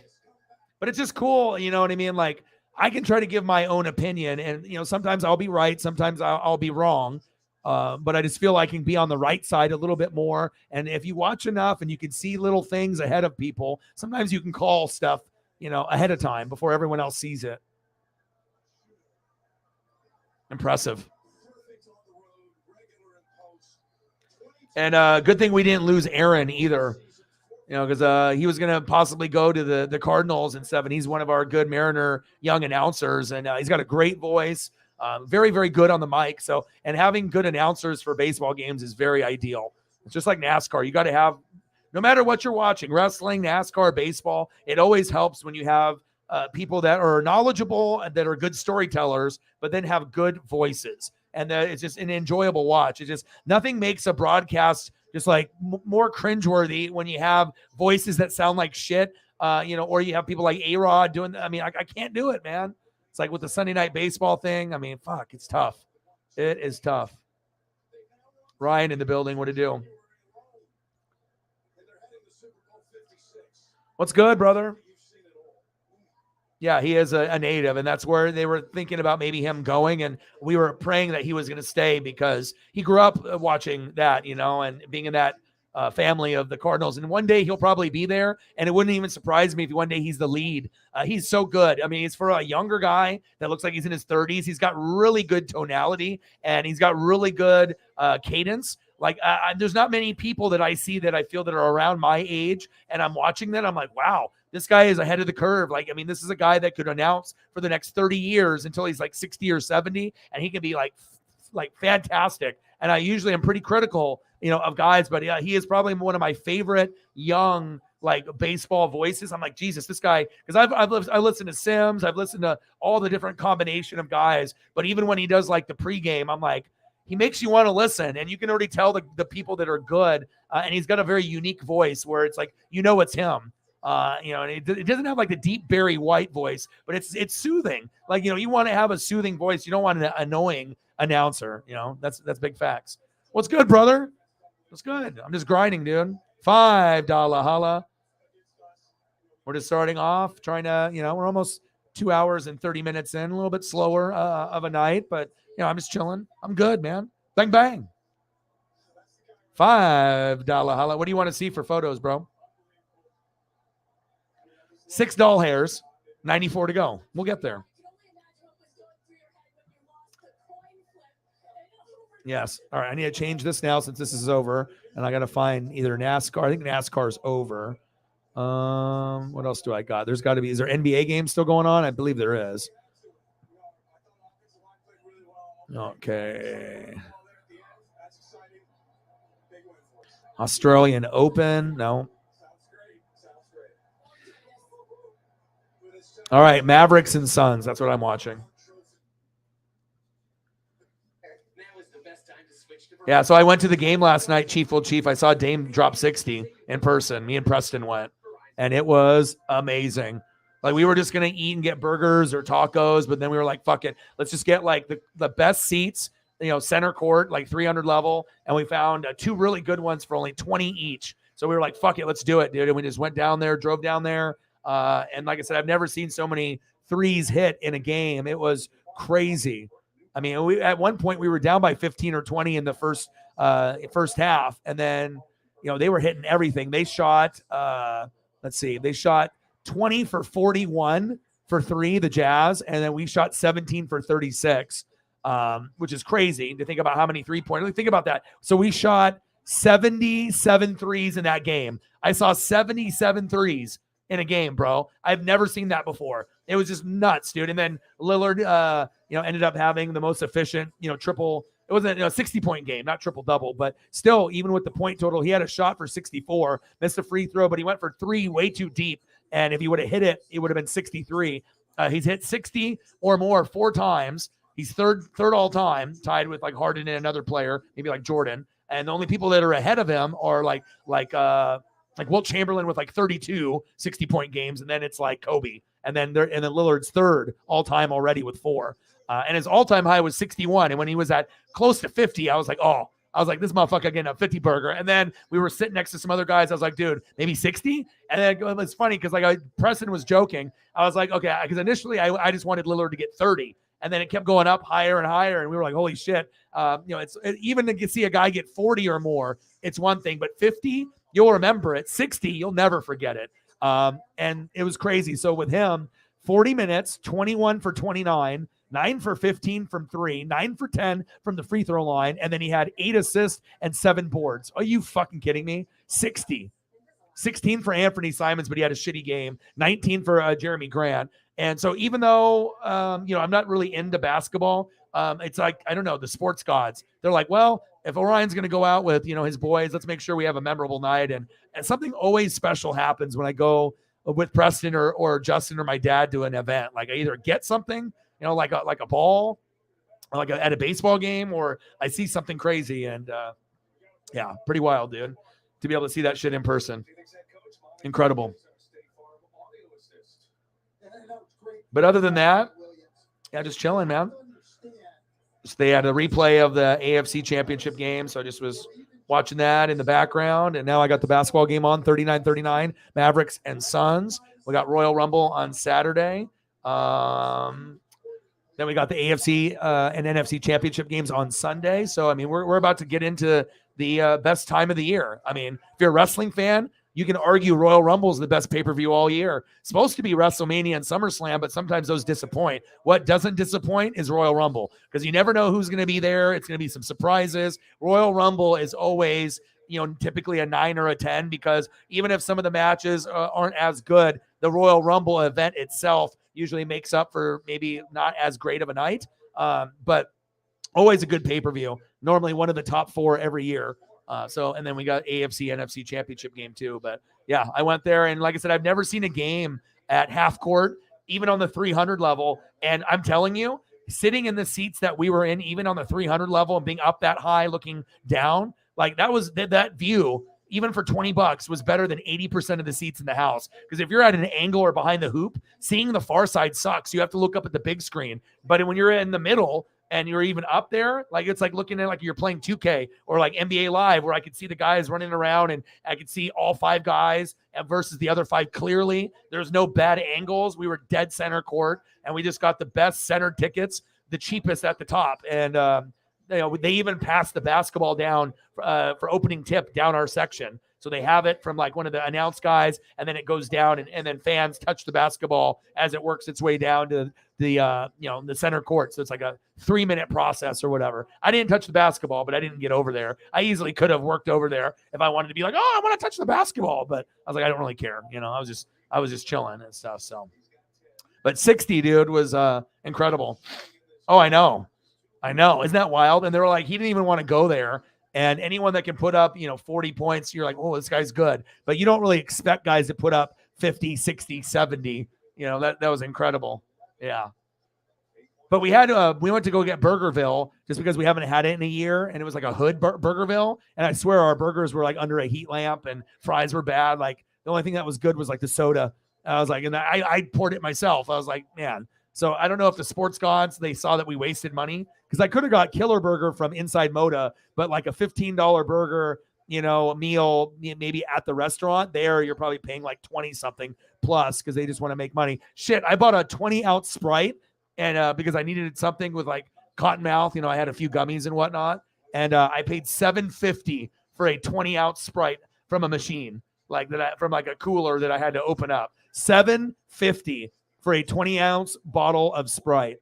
But I mean, you got to pay for something, That's just that's how they make their money there. It's an insane ripoff. But when you're thirsty, that's what you got to do. What you got to do. So normally I was going to get a cup, but I didn't want to wait in a big line. So, but yeah, incredible game to be a part of. And I mean, not many people are going to. I mean, he's only had 4 60-point games, and I don't even know how many of them were at home and how many were on the road. Someone would have to look that up, but. Yeah, it was kind of on a whim that we decided to go, but I was like, the food was so bad, and we were like, damn, dude, like, and we weren't really hungry. And of course, it's like when you get food and you pay $10 or $15 and it doesn't look like the freshest. I mean, I guess I could have complained, but then I probably would have got a big ass like spit or something, like, I don't know, this was kind of hood. It was like a couple blocks away from Moda, you know what I mean? So definitely a kind of more of a, not necessarily maybe the friendliest location, and whatnot. Some places in Portland are nice, but some of the other areas are kind of, they're kind of grimy. Some of the people that you see, like, I don't know. Some people look normal, you know what I mean? But when you get sort of in like more dangerous places, like area, you definitely see a little bit more sketch people. You know what I mean? Where you're like, okay, is this guy gonna do something stupid or? Oh yeah. Yeah, and I definitely buy a drink every time or food most of the time. But yeah, I can't do that. But I just wanted to have that Burgerville, the special sauce with the cheeseburger. But they I don't know, they changed up the menu, and I don't know, it just wasn't very good. I was really disappointed and whatnot. But at least we got to see one of the greatest games, arguably, that they played there. And to think about all those, I mean, the biggest thing was the 3 points. 77 threes. Think about if you went to a game and saw 77 threes attempted, and it's not even in overtime. I mean, this only 12-minute quarters, dude. Like, I've seen games where they've attempted like maybe 15 a game, 20, but 77, bro, pretty crazy. And then they made 37 of 77 threes. It was wild. There was a lot of makes too. Like there was a lot of points in the game where a team would make 2 or 3 in a row. And I was like, oh my God.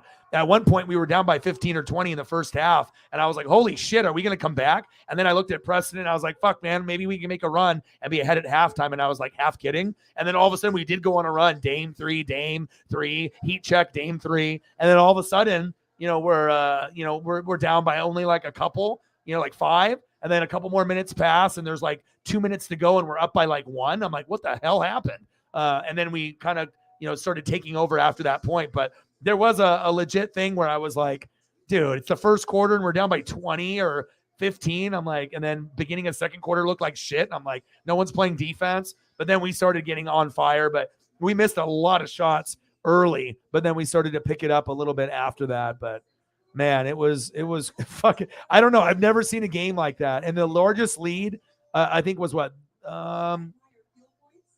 It felt like more than 12 points for them. It says the largest lead was 12, but I felt like we were down by more than that. A lot of back and forth. Crazy stuff, man. Yeah, but it was good. It was good. What do you want to see for photo, Chief? Anything? I know you said you wanted to have Sarah or whoever pick or whatever, but yeah. But to see someone score 60, man, in that crowd, and then some of the people in front of us didn't even know what his like records were. There was a few of the OGs we all knew, and he's like, what? He's like, the guy turned around to me. He's like, what's up? I was like, bro, he's at 60. If he makes a shot, he could break the record. His record's 61. Then he tells all his buddies down in the road, they're like, oh my God. And then everyone like got into that groove. But a couple possessions with like a minute 30 to go, like Dame's the guy, right? He's sitting at one more hoop and you can like break the record. And then the Blazers do the dumbass thing where they like, don't pass it to them. And they try to like do their own like 2-man game, like pick and roll. And they end up turning the ball over. And all the fans are like, what are you doing? Like, this is not a time to be shaking and baking, Anthony or Jeremy Grant or whatever. Like, dude, give the ball to the guy that can break the record. So there was a couple possessions where they fucked themselves and did dumb shit and not give the ball to Dame. And then finally, when they realized it, they're like, oh, he's at 60. Then, he only had one last shot for a deep 3 and he missed. But if they would have just got him the ball, he probably would have hit 62 to 64, but they were stupid. And I guess that's what happens when sometimes you have a dumb team and you do dumb things, but still hitting 60, pretty sweet, man. Pretty sweet. I had a great view, man. Okay. Sounds good. It's okay, Paisley. We'll hang out. Don't worry.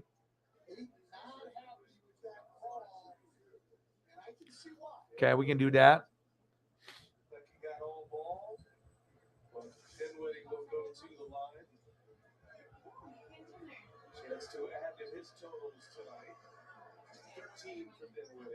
Yeah.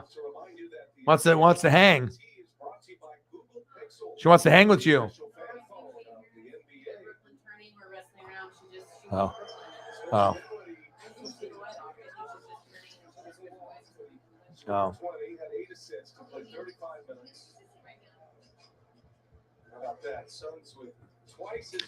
45-41 Mavericks.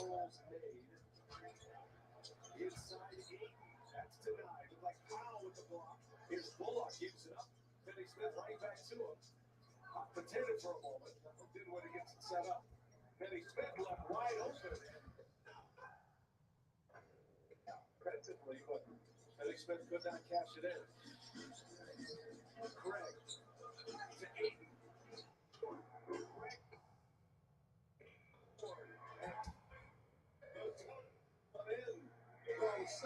Hi, Paisley. I love you.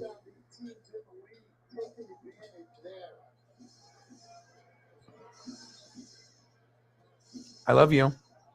2:14 left. Here is Dinwiddie, the 3. Good. Spencer Dinwiddie continuing to stack them up. He's got 15 now. They get 16 for Dinwiddie on the 3. His second made 3-pointer. Suns can't answer on the other end. Coach Dinwiddie with 5 assists tonight as well. No turnovers. On the drive. He's enjoying having the ball in his hands as much. Honestly, I look, Luka Doncic is the best offensive player in this league. But I think the Mavericks, and even Luka Doncic would benefit if they would put the ball in Dinwiddie's and take some of the load off of Doncic and let him play off the wall. This is a clean jersey. This is a clean look. If you go back to the last possession of the Mavericks lost Tuesday, South Beach. I like the blue and the pink. I know some people can't rock pink as a dude, but when you got the pink and the blue, anyone can rock that. You know, it gives you those South Beach vibes and little Miami Dolphin, Miami Heat kind of vibe. It's a cool look. You just got to be confident, you know what I mean, that you can rock something like that. And shit, they have stuff that's like all pink with a little bit of like the teal blue or the white. I mean, shit looks good. It's a vibe for sure. I'd rock that jersey. You know what I mean? If I lived there, for sure. Dwayne Wade. It's your boy, Dwayne Wade. I got some Dwayne Wade stuff, rookie cards and whatnot. Dwayne Wade.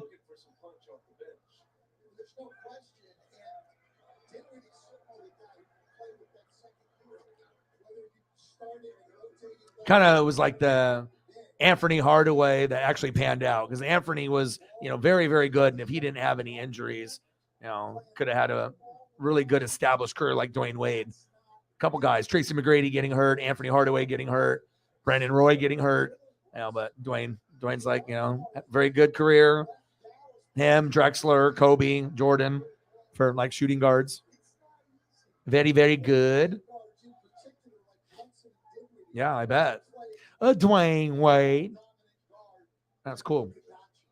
Crazy that I got to actually see that shit though, huh, Chief? I know there's a few people that, you know, even though I'm not the biggest, you know, I'm still following though. It's like I can, you know, sometimes I feel like I'm a big, like, just hater towards the NBA in college, because to a certain degree I am, because it's hard to watch, but when you go in person, it's easy. And it's crazy. I've watched like 10 games on TV. The Blazers have lost all of them. I've gone to 2 games this year with Preston and Justin, and we've won both. So I don't know. Maybe I just need to go to Moda more often. It's a fun place to go to. And I got to see Brooke there, Michael Holton. They had the cheerleaders, you know, right in front of me, like right when I got there and everything. They were doing that little like pregame stuff. And that's just it's a fun place to be, man.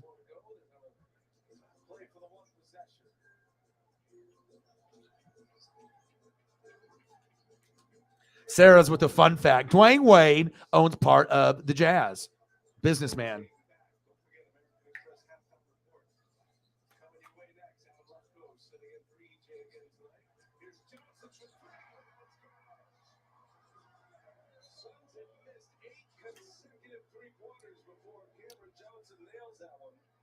Yeah, but 134, 124. Pretty fun time.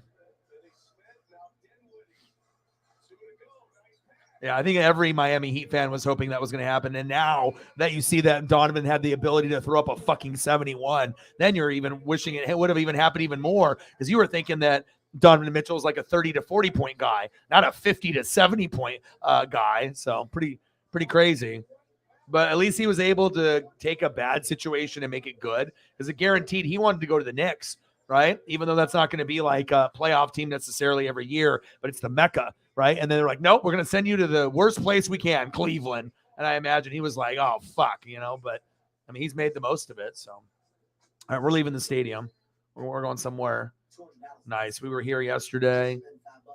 We might go here. We'll go here for a little bit. It's good on the vibe level. What's new with you, Chief? Well, Chief, besides sending me dank food on Instagram? All right, no problem. Get better. That was fast. Download the DraftKings Sportsbook app. Bet just $5 to get 200 free bets instantly. Action's so good. Why bet NBA? RX. Gatorade Fit. Fitness starts from the inside. How have you guys done against like in the games that they've played each other? Have you guys won or lost those matchups? I don't watch every Cleveland or Miami game, so I don't know. But I would assume that you're busy, but I'm not sure if you're watching every Miami Heat game or whatnot, but I know you probably pay attention. You at least look at the stat line, the box score the next morning if you missed it or whatever. I assume that's how a lot of us are. If you're not watching everything, you're at least keeping a track of like the standings and maybe looking at the box score to see the points, rebounds, and just see how it happened. I mean, that's what I usually do. Every morning I'm looking to see like the previous scores of the previous night and looking at the standings every few days just to kind of see if there has been any movement. So even though I might not be like, oh, I'm not fully invested in the NBA or college hoops, but I still know what's going on. I'm not a dummy. So I'm not like, oh, I don't know what's going on. So mentally prepared. Yeah. It's going to be, I mean, hopefully Mahomes ends up being hopefully at least 80% or better. And it's a close game. Hopefully there's no blowouts in either game. So again, unless you're a fan of the team that does the blowing out and you're winning by a bunch, then you're super excited or whatnot. But they stress you out too much. Well, dude, it's like my buddy's trying to convince me to watch Blazers. Then I finally give in, because of his fandom, and now they are just losing left and right. But I mean, nothing is going to be ever as good as Terry Porter, Clyde Drexler, Jerome Kersey, Buck Williams, Kevin Duckworth, Cliff Robinson. It's never going to be. I mean, even when we had the Rashid team, that team was the closest thing. But it's never going to be like that, I don't think, ever again, with the legends and building a team that way. It's like, yeah, we got Dame, but we don't have others to complement him to the Dame level for us to be like considered, like a championship basketball team. Like we don't have enough talent. And we need like vets and we need defense, and we don't fucking play defense at all. It's like they were always chanting defense in Moda. Motherfuckers do not play defense. I was like, fuck, based on what I saw yesterday, we'll be playing defense in like 2040, and probably then we won't be playing D. It's just, I don't know, not a strong suit for Portland. We've never really been a good defensive team ever. Besides maybe when we had Brian Grant, and then with the Scottie Pippen era, early 2000s we did, and then back in the day with like the Terry Porter, Clyde Drexler team we did. But I mean, those are way far and few between. We're talking like 80s, 90s, early 2000s, and we've been garbage since then. Besides the team that went to the finals and lost to the Warriors a couple years ago in a sweep. But that was the last time we were any good. So, Paisley. Paisley's here chilling.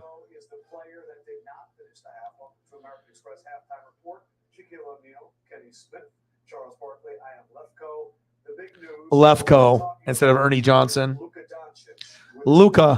Luka's fun to watch. I mean, there's not very many people that would go out of my way to tune in for maybe 5 or 10 minutes, but Luka's one of them for sure. But now he's limping and hurt. Left game in the first quarter, ankle will not return. Well, that would be more of a reason for me not to watch this anymore.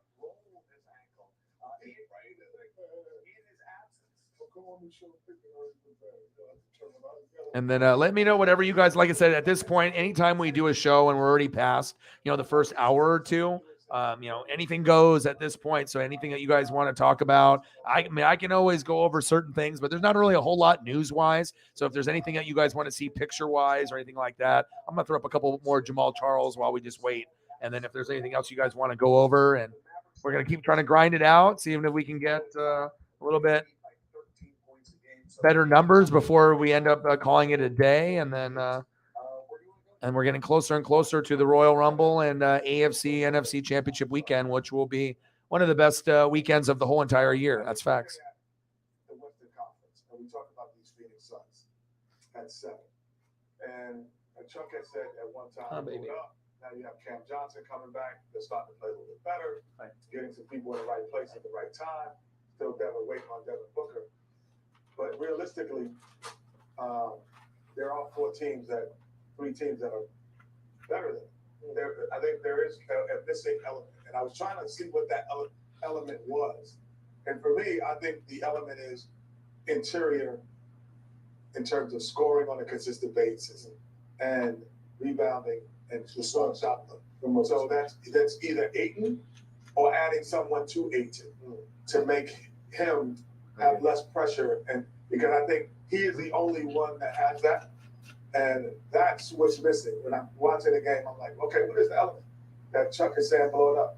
To me, it's the interior. Too much pressure on a guy I don't think that actually is a scorer. You know, he's got the money of a scorer, but I don't think he is a scorer. Wait. Repeat that again. He got the money of a scorer. Yeah, when you get paid, you're supposed to play like it. But if you don't have that skill set, you got that dude from the you think he's a 25 point in today's NBA? Hell yeah. I don't Paisley Pup. Little bunches out there the whole game. Does he do it? Well, DeAndre has a double-double in the first half. He's a good player, but I think it's too much.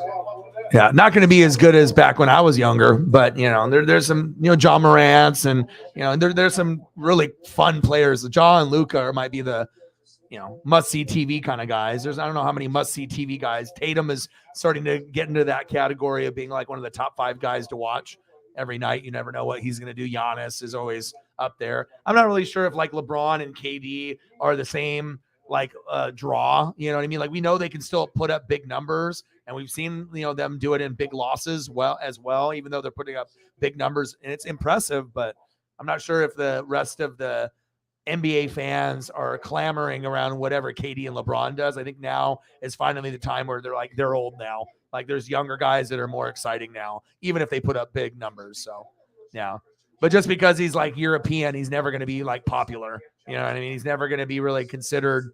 I mean, maybe if they win a championship, there'll be some more bandwagon Jokic jerseys out there and stuff. But just because I think he's like foreign and whatnot, like, I mean, Luka's foreign, but maybe because his Joker just plays like Tim Duncan. So it's like he doesn't play like Kevin Garnett where it's like street ball, you know, and he's talking shit and, you know, dancing around. He's more just kind of like do my job. There's nothing, you know what I mean? Like I'm going to do my job. I'm going to be able to be a good guy to rebound and block and assist. He does everything really well, you know, but he just does it not really with a flair. He just kind of, I mean, sometimes with the passing and the scoring, there's a little flair, but I think most people think he's kind of a boring player to watch, like Tim Duncan was. Just kind of like, you know, that you were going to get the double-double every night. But, I mean, how many things are really worth being on, like, SportsCenter?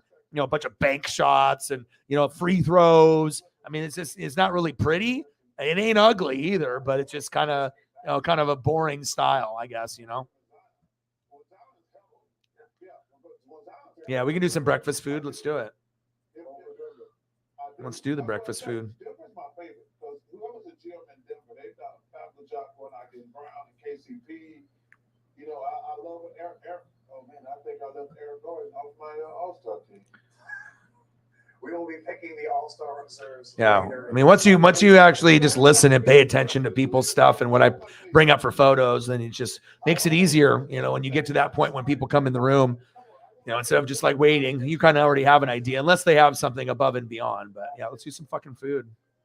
I did street tacos today, so street tacos. We did like the shredded pork and the carne asada. It was good.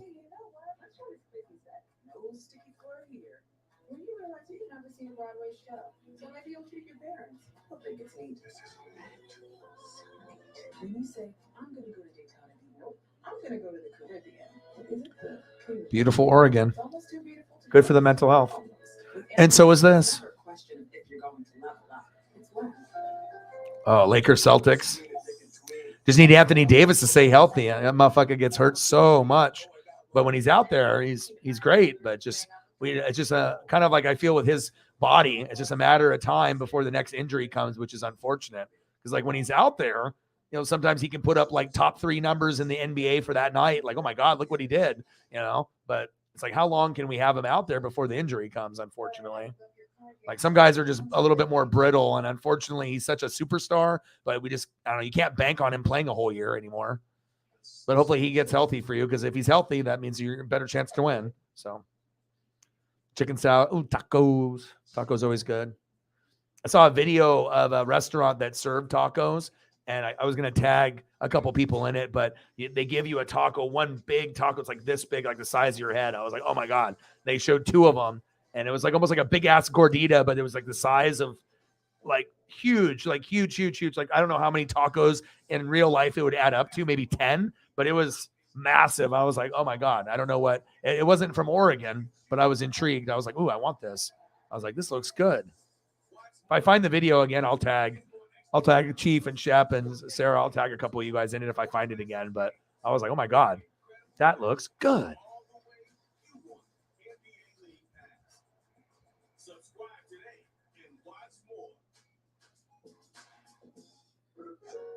We know Folgers is a home brew, but let's hear it for our hometown.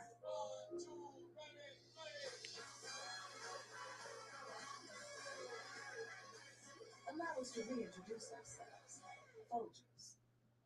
We know y'all can cook real. Can never go wrong with the food. It's always good. It's always a good go-to. This puts everyone in a good mood and then gives you ideas of maybe what you want to have later on, either that night or in the next couple days. Toby says every day is now Friday, Tuesday, Wednesday, Friday. I always remember. Yeah, but hella disappointing about the Burgerville thing, but I'll give it a try locally down the road, and hopefully that location will have something that's fresh, that tastes good, and then I'll make a decision if I'm ever going to go back or not.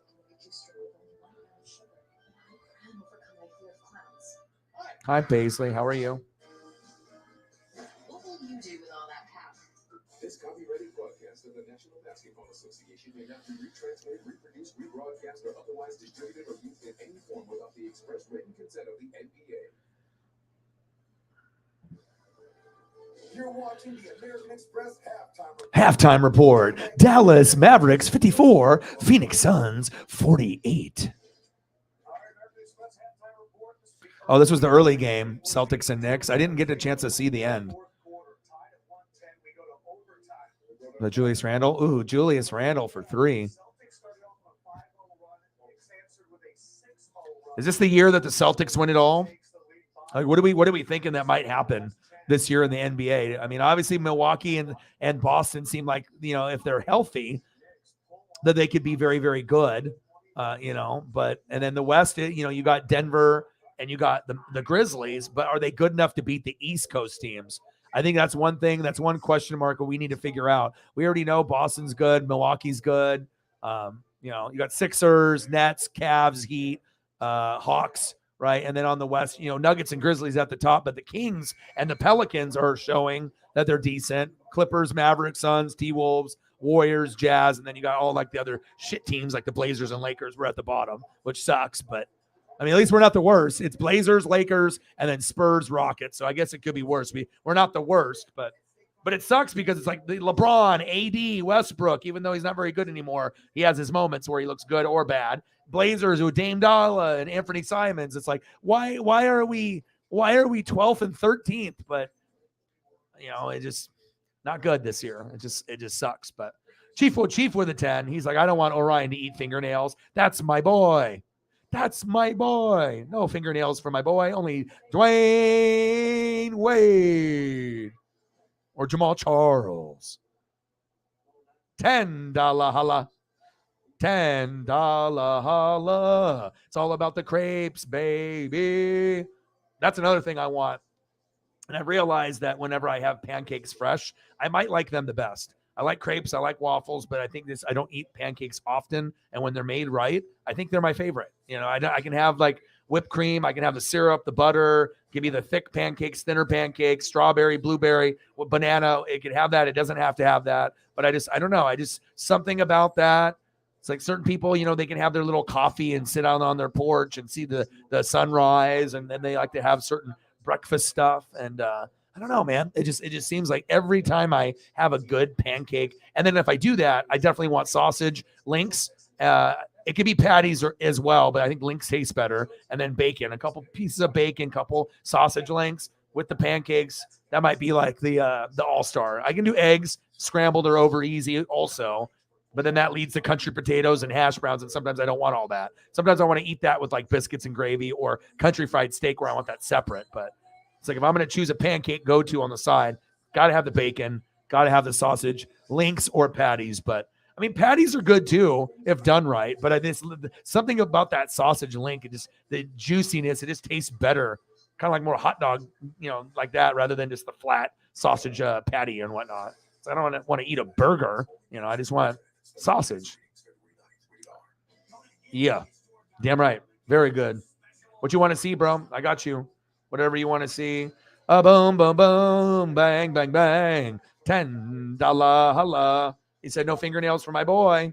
And then hopefully we'll get a goat to come through before I end. And then maybe we can get a little bit more. If would be good. If not, then, you just got to, move on to tomorrow, and tomorrow will be a better day. But we still got a little time before I end, and you never know who will show up. All it takes is one person, and Chief O'Chief came in here, and we were, where we were at, and we're much better now that you're here. So appreciate you, man. And if you got any choices for food, let me know. I mean, anything that we can get, if we can get to that goal, and that's very, that's ideal, but sometimes we know it's not going to happen. And then if we don't hit the initial goal, hopefully at least half of it, that at least that's like the secondary goal, so that way we can try to give back and whatnot.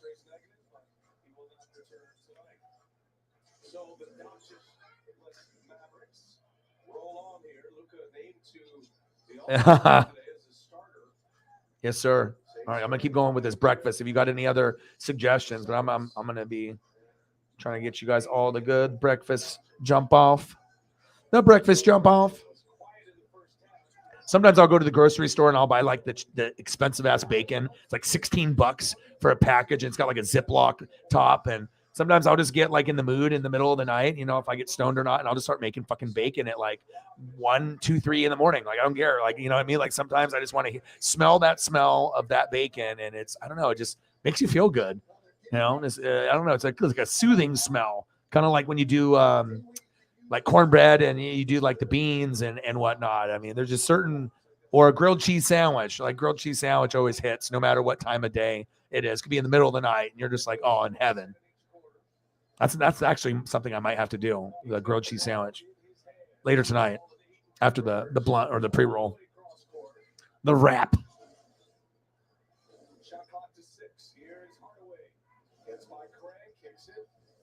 Steps into it, got to get a shot up here. And that's the violation.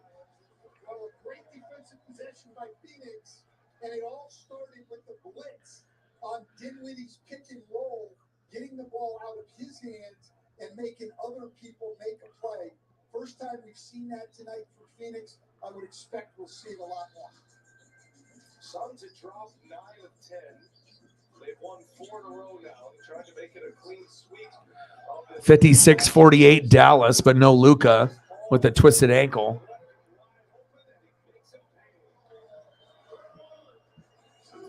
You like the patties? I just think if I had the patties more often, but I do buy them once in a while, and when I do buy them, they do hit really good, just because I think I just have links more often, and that's why I prefer them. But I mean, if the patties are made or if I'm making them, I'm not going to be like, no, I don't want it. It's just the shape,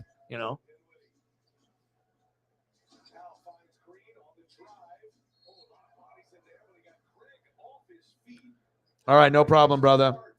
Good to see you. I mean, we'll probably go for another, 30 minutes to an hour. We'll see if we can get any goats to show up, and then hopefully we do. And whatever happens. I mean, I've already came to that conclusion. Some days are going to be really, really good.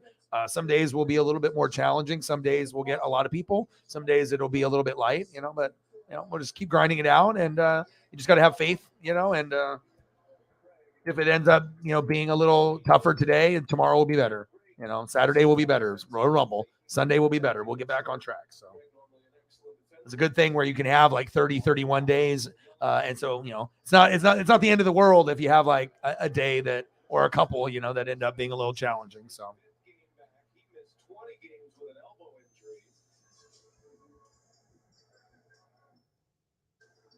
Just getting started here in the third quarter, second of our doubleheader tonight. Had a thriller in the opener. Knicks beat the Celtics in overtime. Inside, Ayton goes to work on Green. He cannot get that jump hook to go. Fouled on the shot. Ayton goes to the free throw line. This is kind of what the guys were talking about during our halftime show, and Shaq and Chuck talking about Ayton. Coach, he's got a double-double. He's 12 points. All right, no worries, bro. He's 4 for 12. Now he missed 3 games with an illness. He's coming back here tonight. Have a good one, Jameson. I'll talk to you later, bro. They have been, but let's not overreact to one game. I mean, this guy's averaging 18. Oh, thank you, Chief O'Chief. $4 dono on the Cash App. Hey, Cash App stuff always helps. Thank you, bro.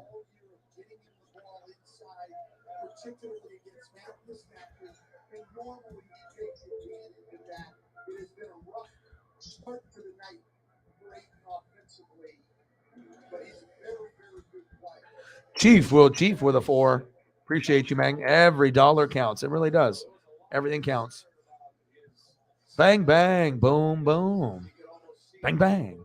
It's crazy. Like even when I go to Petco, I spend, quite a bit there, but I qualify for like $5 and $10 discounts on stuff, which is good because I buy a lot of toys and bones and food. And she really likes these salmon treats. And even for a small bag of salmon treats, it's like 12 or $13, but I'm always going to try to spoil her. We were on the new adult dog food, the Nutro, and it's, very healthy and whatnot. It's very similar to the puppy brand that we had. That was a different name brand early on. But it's like, I want to make sure that she has, a little option for, cookies, peanut butter, or the blueberry yogurt ones. But then these salmon treats are her favorite because it doesn't matter. Maybe because she doesn't have to chew as much. They're like little bites. And so she can just kind of like a fruit snack, but it's like a meat little bite texture. And so it's, very easy for her to chew and has good flavor. I just want to make sure I can spoil her. And every dollar counts, Sometimes shit gets expensive, but you can't put a price on making, somebody happy in your life, especially if they bring you that much joy, That's facts. Thank you, bro. Appreciate it. Oh, really? Yeah, we had to take care of that. You know what I mean? But at least you guys don't have to do the diaper thing. Or maybe you do. I don't know. I mean, with the procedure with the boy dog and everything, but with the girl, we don't have to worry about the diaper thing or anymore, which is good. But it was a little stressful time with the little cone. You have to really maintain, and you have to really keep your eye on the animal, because especially if there's, cuts and stitches and stuff. And if the dog is too active, then, stuff can pop out, and they don't want them climbing on certain things. But it looks like you have kind of a designated like playpen area, and you can, let the dog out, but you have it like, kind of fenced off inside the house and whatnot, and open or close. And but just the, just the overall, the cone part is, it's tough because you just want to be able to snuggle and just be like normal. And you guys got this big cone around the dog's head, but hopefully there is no problems. We have our appointment for a checkup, and she's going to get a couple more regular shots for her immune system, like the regular stuff. And so we put in the appointment, and we have to wait like a month and a half, 2 months. It's like March, I think, is when we have to, wait for. So, so I can, I don't know how much money it's going to cost when that happens. Probably not too much. I don't know, maybe $100 to $200 for the checkup or whatever. So I'll have enough money saved up at that time for that. But oh, Marco Spineda with a $5. Thank you, bro. I didn't even know you were in the room. Thank you. Thank you, brother. $5 holla. It matters. Marcos is the man. It's just kind of mind blowing to me that I have some friends that like, they could be friends with me, and we could be, fans, of the channel, and friends with me and fam. But just to have people that are close to you, that believe in you, that donate to you when they don't have to. They know that there's going to be others that don't live in Oregon that will, support. But when you get people that you've worked with, people that you've made an impact on, people that maybe you haven't seen in a while, but you were good buddies back in the day, and then you see them come here and donate, $1 to, $200 or $300, it means a lot, just to see people, like show that love. Because I mean, there's just so many people that are in competition of other people, and they don't want to root for other people to succeed. And it's just really cool to see like how many different people that have come back that I've worked with or that I'm friends with, that they don't have to come here and donate, but they do. It means a lot, because I've already built a good rapport with people outside of Oregon. But when you're getting people that actually, are friends with you, and they're actually willing to give up some of their hard-earned paycheck just to say, hey, I'm supporting you. It's huge. Because I know a lot of my friends, they got a lot of fucking bills. They got a lot of shit on their plate. And a lot of times they would rather spend that money just on themselves, on some, dispensary or beer, just to be honest. I mean, that's how it goes. I mean, especially if shit is stressful. But for them to sacrifice a little bit of their beer money or dispensary weed money or whatever it is, or maybe new shoe money or new clothes money or whatever, or food money. I mean, food costs a lot. So appreciate you, Marcos. $5 holla.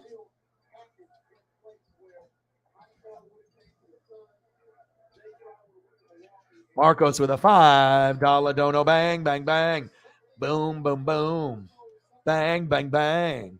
Cactus Jack says, bang, bang. Thank you, Marcos. And I've known Marcos for a long time, 15, 20 years.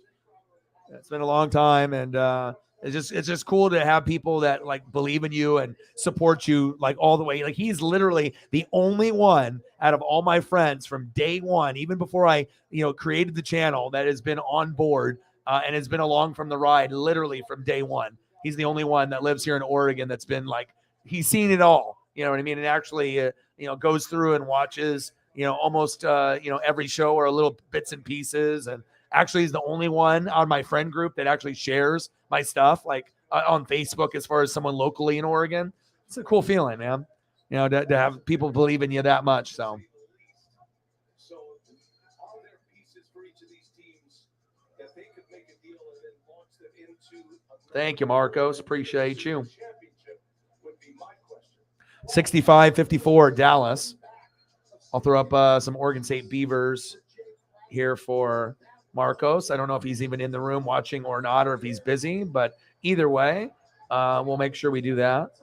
Thank you, guys. Appreciate you. Chief, let me know what you want to see. I can throw up some more Jamal Charles or some other players if you like. Christian Wood, who's their second leading scorer. But if they don't It's okay, see honey. long-term future, they're going to have to deal. It's all right, Paisley. Losing for nothing like She is just so used to being around people, but she gets in these modes when she gets a little bit more aggro, a little bit more aggressive. Hello, Hari. How are you? Good to see you. Good to see you. How are you? Yeah, we're just chilling. I got probably 50 minutes.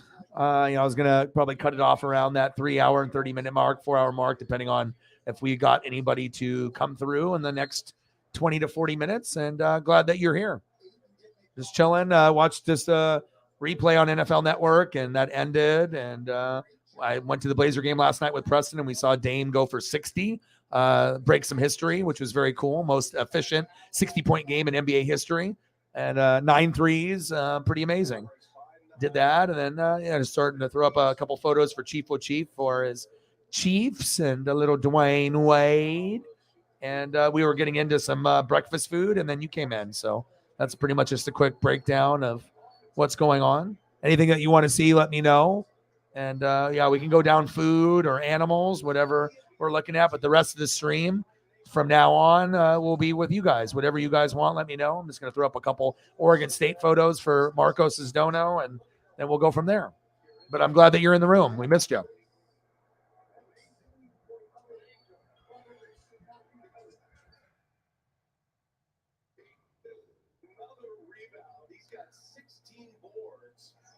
This guy was awesome as a freshman too. They're going to have a bright future. Their program is going in the right direction, and there's going to be a chance where the Ducks, we might struggle against the Beavers. Like it might not be, some Ducks are like, it's automatic. We're going to beat them every year. Well, they're getting much, much better, and it's not guaranteed every year anymore. It may have been previously, but not anymore. Like their team is going in the right direction. Appreciate you, Marcos.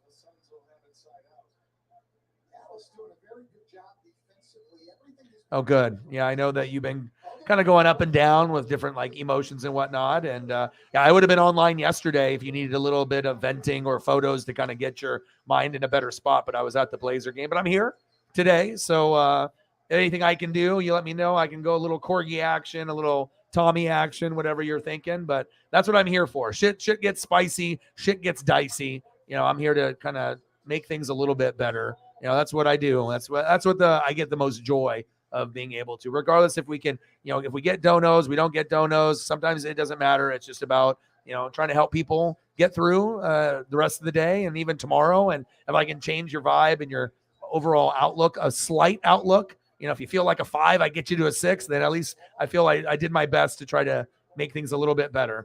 And sometimes you just got to have time, solve some of the issues, and eventually things will get better over time. But it's, sometimes things can get a little spicy and dicey, but I'm always going to be able to try to do what I can do to make things a little bit better.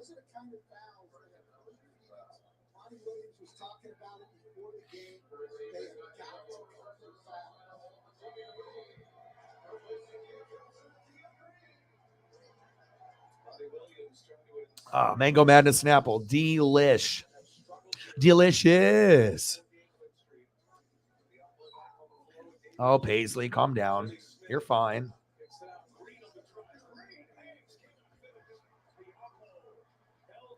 Yeah, anyone that wants anything, just let me know. Otherwise, I'll try to just accommodate everybody for the rest of the way. You know, if you need something, I got you. You'd be surprised the power of a picture can make a difference. Appreciate you, Marcos. Chief, I owe you some more. Let me know. I got you.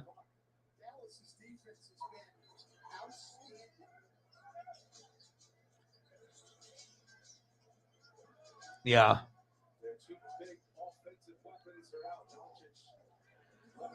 Yeah. No, I totally understand. There's kind of things are up in the air, and you just need time to just get these appointments done, documentation done, and then you'll be able to get a resolution on, moving forward and what direction that you're going to go. But for now, it's stressful because it kind of puts you in the air. It's like, am I here? Am I not here? Are you going to work with me? Are you not working with me? Are you doing me dirty? Are you going to work with me like a human, or you treat me just like employee 43442, so I hope and pray that everything works out for you, and medically and healthiness. I hope mentally and physically things get better, and then I think things will fall into place. You just gotta go through some of the medical things first, I assume. So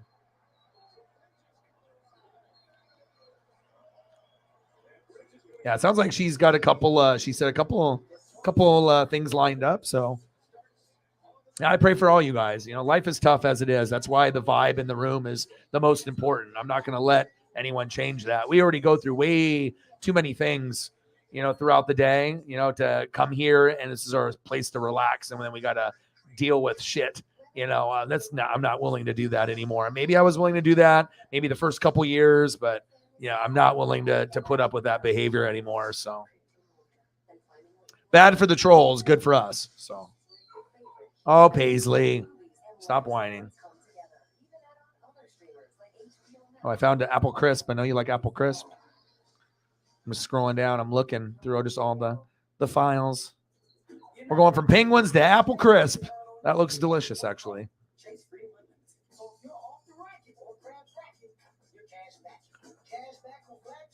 And then we'll go for a favorite food that you need to get within the next couple days, because it'll revitalize the soul. The chicken tortilla soup. Got to get on that. Feeling crappy? Get some of that. And then you'll feel a little bit better. I actually will probably go down this route probably in the next 2 or 3 days, especially when I got a spot that does it like so well too. And they got like the mozzarella cheese in there, like a big old clump, and all the fixins. Oh, yeah. Food can make things better.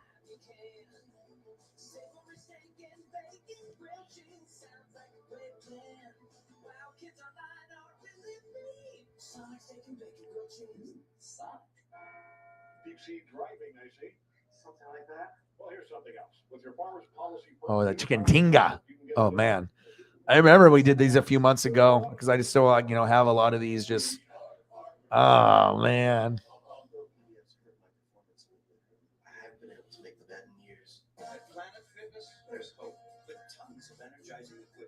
Judgment-free zone. Join for $1 down, $10 a month. Cancel anytime.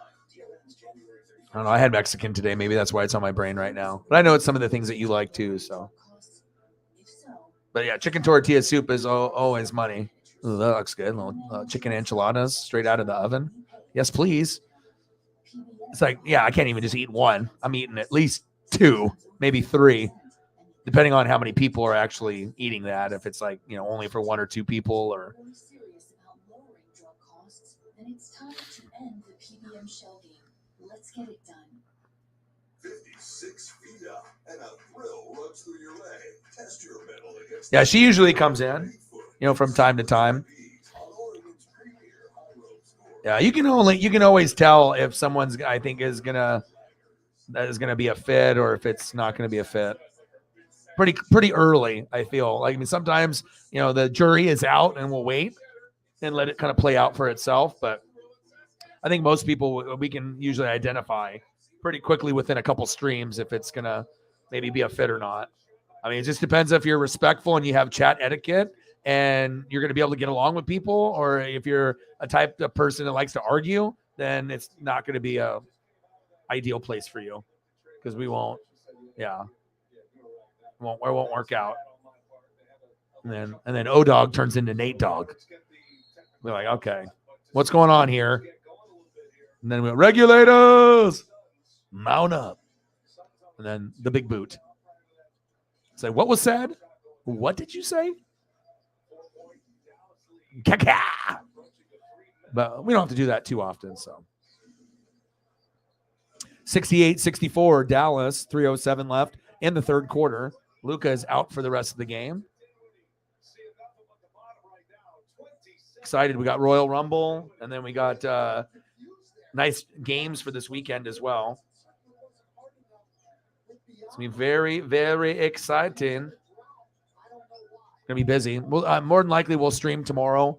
Maybe just, for a little bit. We'll kind of play it by ear and stuff. And then, like I said, definitely going to try to do Royal Rumble and then do the 2 games. So I'm just glad that, with all the mental health stuff, things are good now. So I'm not feeling like, I don't know. Sometimes you just have a time where you just need a little bit of a break, or if you, just can't handle certain things, sometimes you just got to step away. So.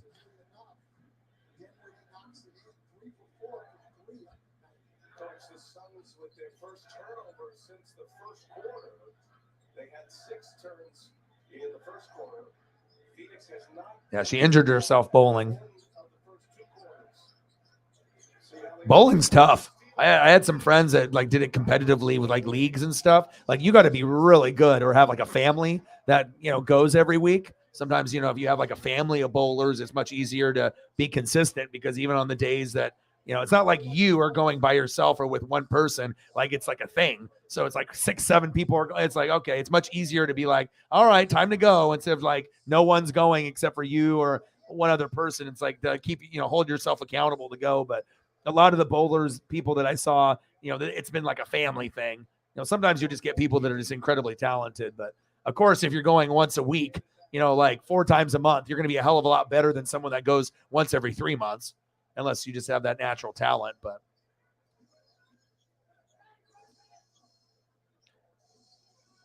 yeah, we'll figure it out. You know what I mean? We'll just see what the crowd is like, and hopefully we can get some, decent amount of people in convo. We'll play it by ear. If for whatever reason we take tomorrow off, we can do that, or just do a little bit, a couple hours, and then call it a day, and then we'll get into Royal Rumble and whatnot. So.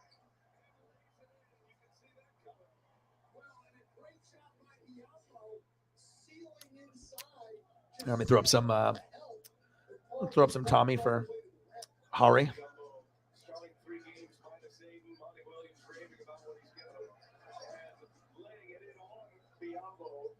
Dorian Finney-Smith, a strong take to the basket. Coming to the end of the third quarter here. This one hasn't been the most well-played game, but it's tight. We could have some drama in the fourth. Yeah, but I hope everything works out. No one knows. I mean, some people can kind of have an idea. Yeah, but anytime that we can do anything to help relieve a little bit of the stress temporarily, and just try to make things a little bit better. I mean, that's what we try to do, just hang out with people that we enjoy being around, even if it's just for 30 minutes to an hour. You'd be surprised on what 30 minutes and an hour can do. And that's what I usually tell people, people here in Oregon. It's you need to make sure you make 30 minutes for yourself minimum a day. If you don't, it's hurting yourself mentally. You have to make sure you set time away to listen to music for 30 minutes, watch your favorite TV show for 30 minutes, but making sure you give yourself 30 minutes to your own thoughts alone, just you, and enjoying something that you enjoy to do, whether that's getting food and watching a show or a movie. But 30 minutes a day is not asking a whole lot, and 30 minutes a day can really, really help. So yeah, we love you. We appreciate you. You can try to act like exercise is big. And I've been doing that too. I do the exercise and I do the music. So I do 2 birds, 1 stone. Because it's okay, I need to lose weight. Paisley, needs exercise and to be fit. And then music is a great time. I mean, besides listening to it in the vehicle, like when I go to get groceries and stuff, I'm only listening like for 5 minutes each way because I have grocery pretty close to me. So I don't get to like vibe out and like dance in the car, for like that long. I'm already in there for like just like a little bit, maybe like 5 minutes one way, 5 minutes the other way. So, but yeah, just being able to have that hour outside, smell that air, and just being alone and having the music. And with Paisley, it's like, I don't know, it kind of feels like heaven, just at that time, especially when you have the sun poking through and it's just like me and her, no one else. And yeah, sometimes there'll be cars passing by, but it's just, I'm just kind of in my own like happy place in that zone. And yeah, it's nice. Hi, Paisley. Forget them.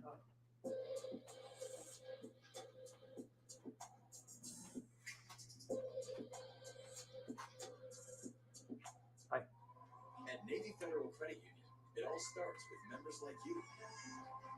Because we were founded as a not-for-profit with a mission dedicated to your well-being. With everyday banking tools and loans. All backed by 24/7 support. The kind of support that comes from being a proud partner within your community.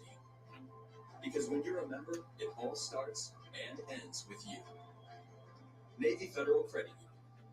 Our members are the mission. I like it.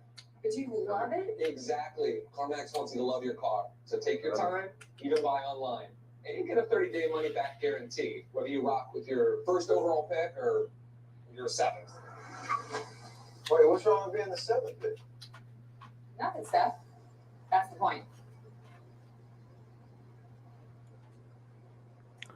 Come on, man. It's crazy. Like my favorite thing now too is like when it's like morning, usually we can get to like a snug position and we can just be like right next to each other and we can just like just snug and sleep and just like take a little mini nap. I don't know, just like the comfort of being able to, be able just to kind of snug. Like there's a trust level there.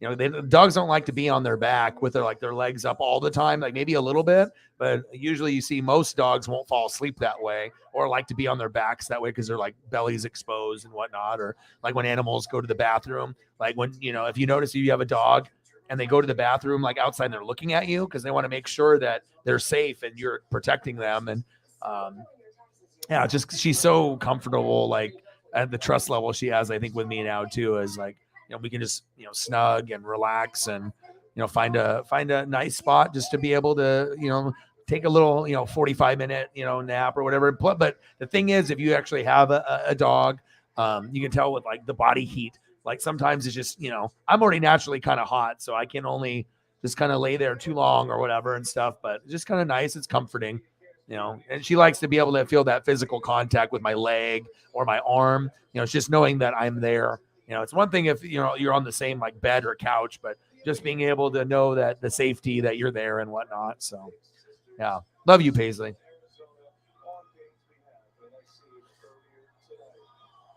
See, things are kind of tough, but then you can make a difference. That's awesome. What did you end up doing? Did you end up helping out with some of the tasks that they had in line? Or that's cool. Yeah, I've always admired people that will go and do things like that, or even if they holiday soup kitchen stuff. I mean, there's not a lot of people, and if people do it, certain people do it for clout for the wrong reasons. Look at my social media posts. Like if I ever was going to be doing some like volunteer work, I wouldn't even make a post about it, like a video.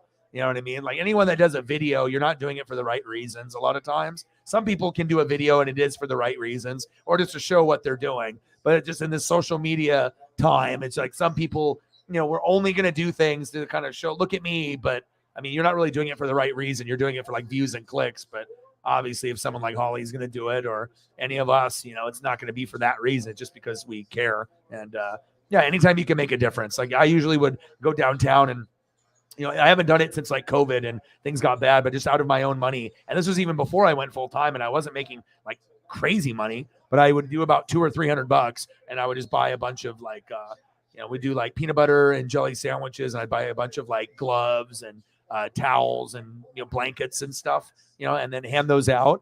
You know what I mean? Maybe like 50, 50 pairs of a little package, like 50 care packages and stuff. So I did that for a few years just to kind of help out. It makes you feel good. I mean, even if I couldn't really afford it at the time, I know that maybe some of these people didn't use what I gave them, but I know some of them did. And obviously when it's cold and you're down there and you're homeless, I mean, if anything, if you're like, you don't like the color or this or that, at least they can replace the one that's dirty and old, throw it away. And then at least they have a brand new one, if they want to go that route. So, I mean, the conditions of the homeless aren't the greatest. So.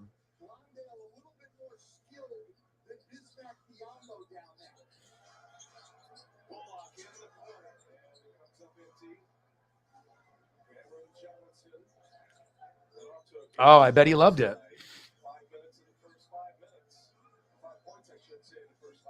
Oh, I bet.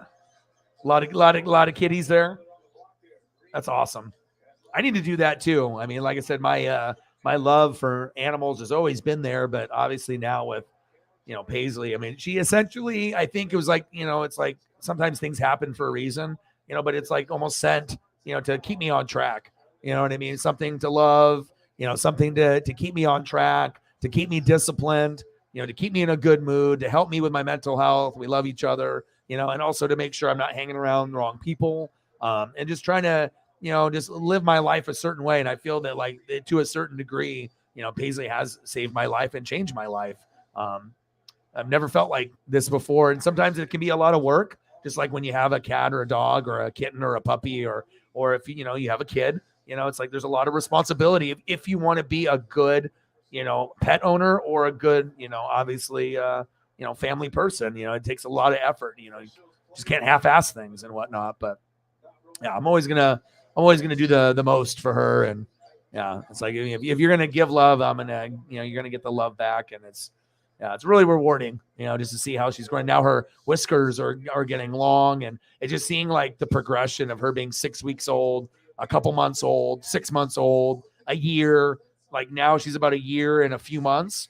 We got the good, great, neutro, adult dog food. Whiskers are getting longer, and yeah, it's just it's a crazy thing just to see, just like a child grow up. You're seeing your animals grow up right in front of your very eyes, and yeah, it's just awesome. And like I said, I've been trying to do I've been trying to up my workouts too. I've been trying to do one in the morning, afternoon, and one at night. So I'm trying to do 2 hours a day, and record most of the days on top of that. And usually I can end up doing it, and it's a good thing for me, just being able to get out there and just being able to have that time to relax and everything. It's awesome.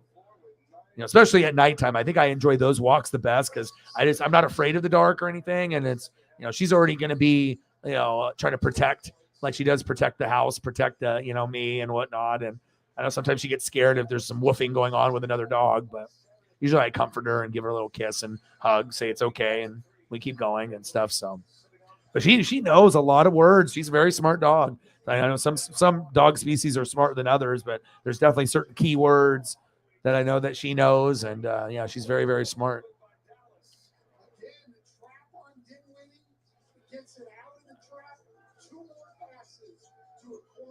Oh, yeah. Sheldon coming back would be cool. I mean, anything that we could do.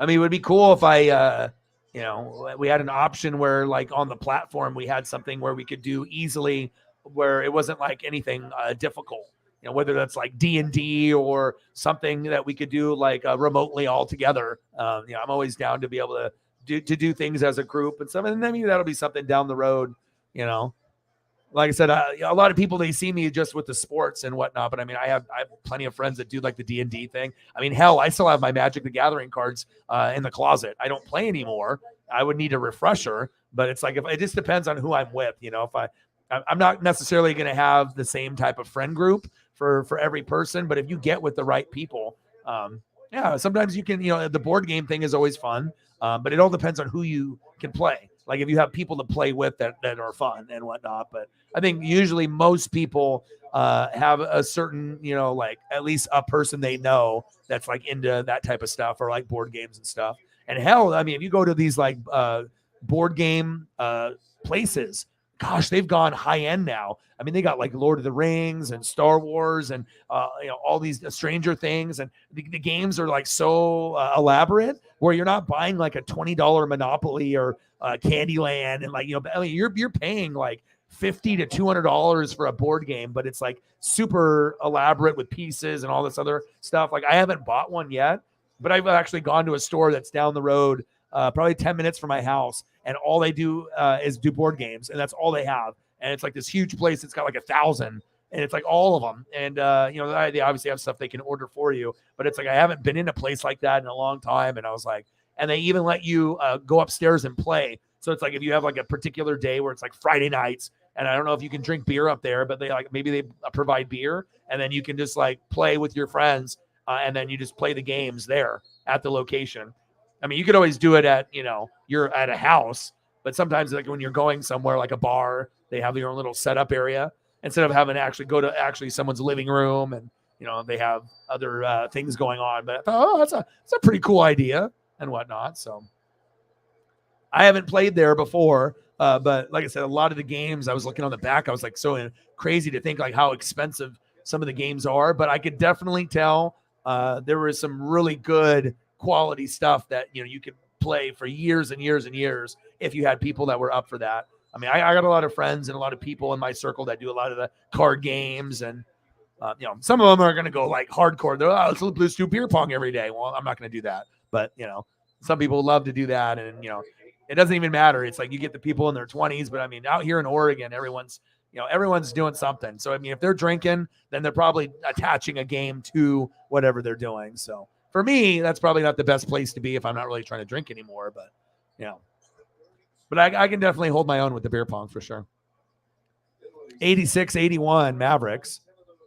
Let me know where you guys want to go. We got 25 minutes to go. And whatever direction that you guys want me to go for, I got to delete some of these photos. But if you want me to keep doing breakfast food, Holly, if you have any recommendations, I'll throw up a Tommy photo here, and I'll erase a lot of these others, and we'll just play it by ear, and we'll go from there.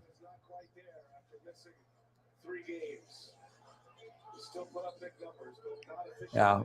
But life is too short, you know what I mean, to worry about things during the day and then have to deal with trolls on a stream at night. We want to make sure we try to make it the best possible day we can as we transition into Friday and the weekend. Dupixent helps you do more with less asthma and can help you breathe better in as little as 2 weeks. Dupixent is an add-on treatment. But it sounds like you need a little bit of a little pick-me-up. So anything that you want to see, just let me know, and I can take care of you for that. And Chief, I'm not sure if he's still in the room or not, but we did a couple Jamal Charles. Let me throw up another Jamal Charles up here, and then some Tommies, and we'll go from there. And you guys let me know what you want to go from that point.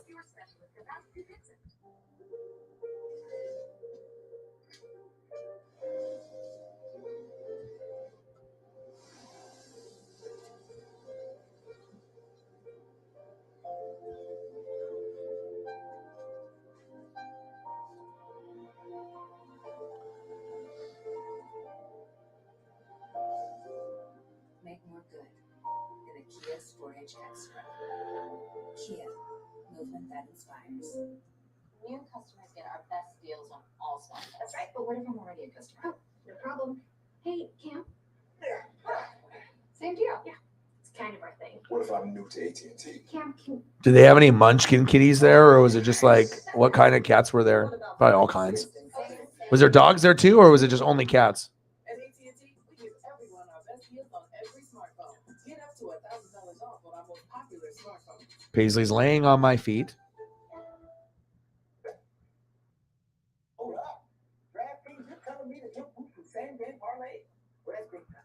Actually, big is big enough. The Munchkin kitties. No, watch the minutes. Gargantuloso. See, Big Duck gets it. DraftKings stepped up same-game parlays. Boost your winnings up to 100% for our biggest payouts ever. Action's so good. Why bet NBA anywhere else? What'd you say, Carl? Time request your Wi-Fi, which means your smart home. Now Paisley's looking out the window in the studio. She's looking. She's protecting. But if you have a She's a protector, always woofing at people walking by.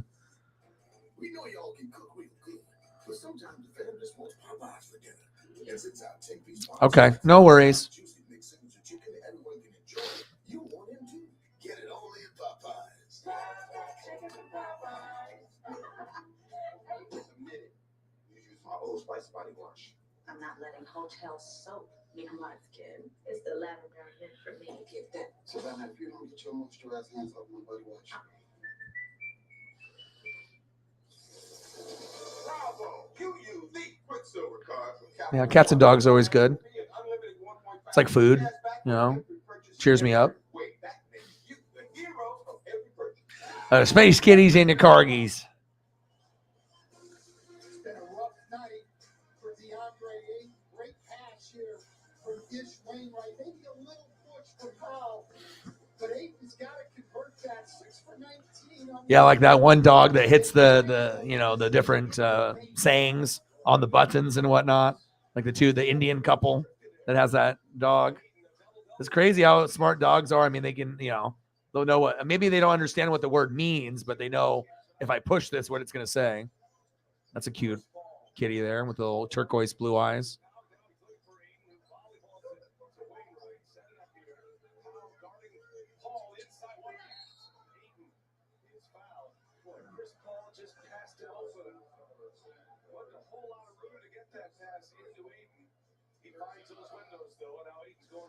Yeah, if you're a big guy, you love playing with Chris Paul. Nobody has entered the ball to big guys in the paint better than Chris Paul.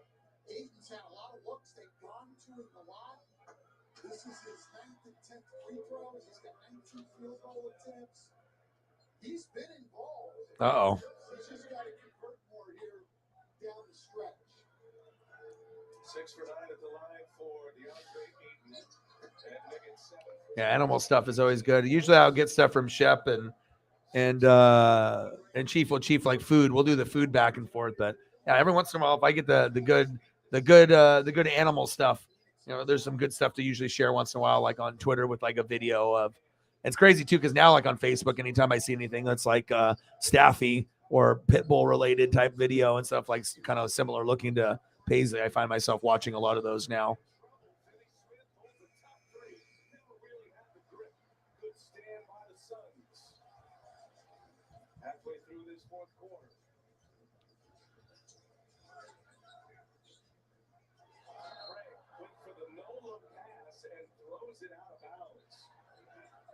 It's a bad pass, but Ish Wainwright's got to catch that. He's got to put 2 hands on it, just like he did as a tight end at Baylor, and catch the ball. That ball cannot be fumbled out of bounds.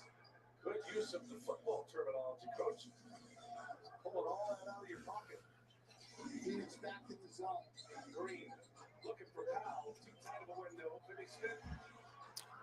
Yeah, some of the cat and dog videos are the best on the internet. I mean, just depending on if you can find ones that, you know, they have the personality on there, or they're just, you know, or little puppies like chewing on little vegetables and stuff. I don't know, like anything that you can get a cat or little kitten or a dog to do, it ends up being a great video. Good for the soul. I've had some pretty cool, good ones in the last probably like month and a half. I've had some pretty good ones that I've seen. They kind of go in waves. I guess it just depends on what comes up on the timeline and whatnot. Dinwiddie switch on to Chris Paul and then defend the next pick and roll.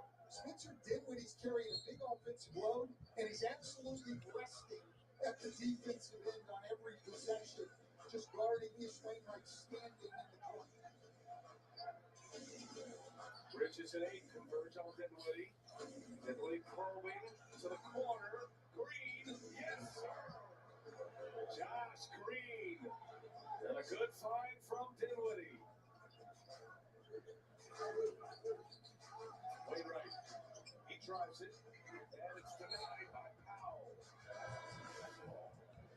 Here it is on Dinwiddie. They double now. Ayton releases, allows Dinwiddie to penetrate, draws the help, then kicks it for his 9th. This is the best one to me here in this next one. I don't know if I've been able to find a better one than this one. This one's my favorite. That's my favorite as far as for that particular type of dog. 92-83 Mavericks.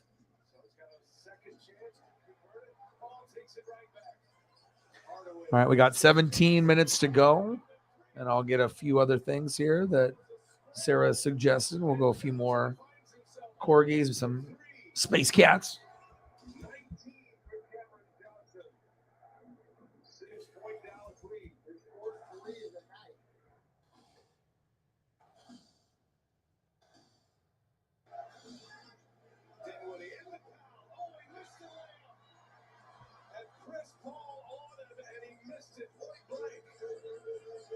Approaching the 4-minute mark.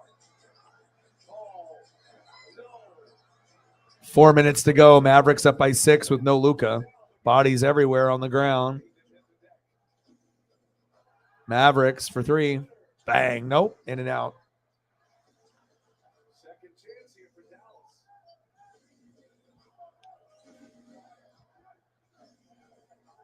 Shot clock to 5. Dinwiddie. All the 98 degrees, huh?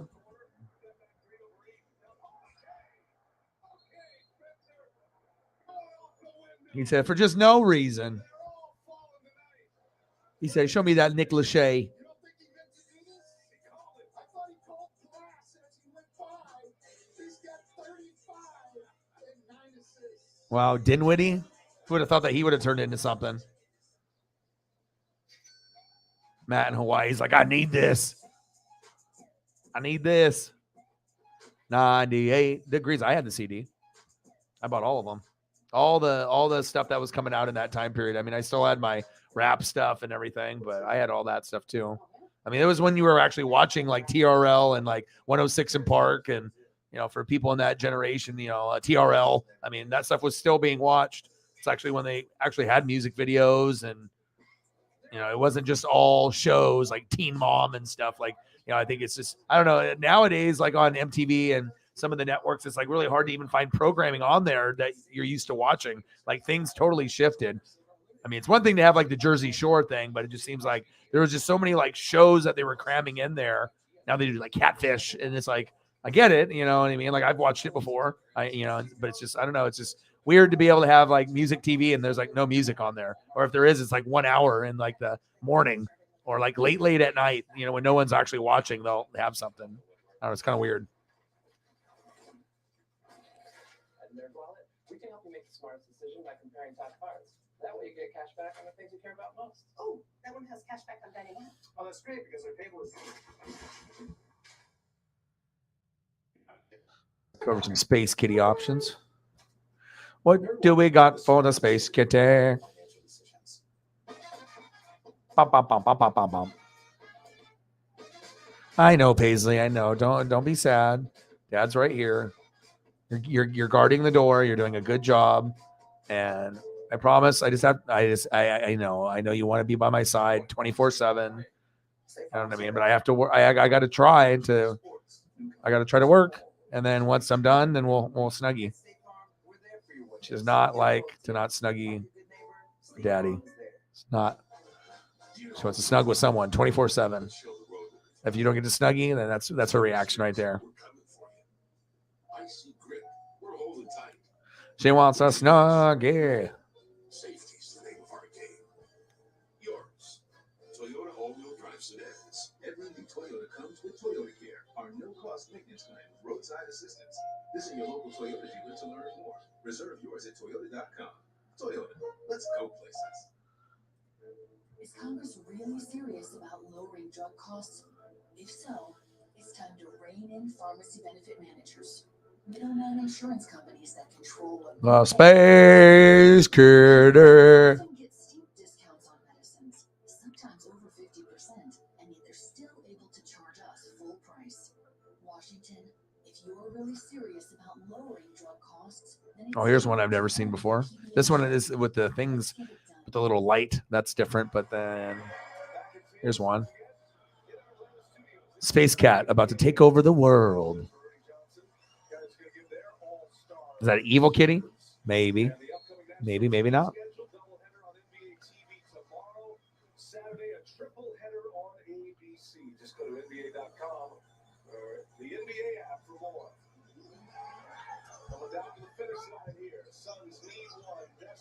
95 86 Mavericks, 3 minutes to go. Ooh, big three. Wow. 95 89, 6-point lead.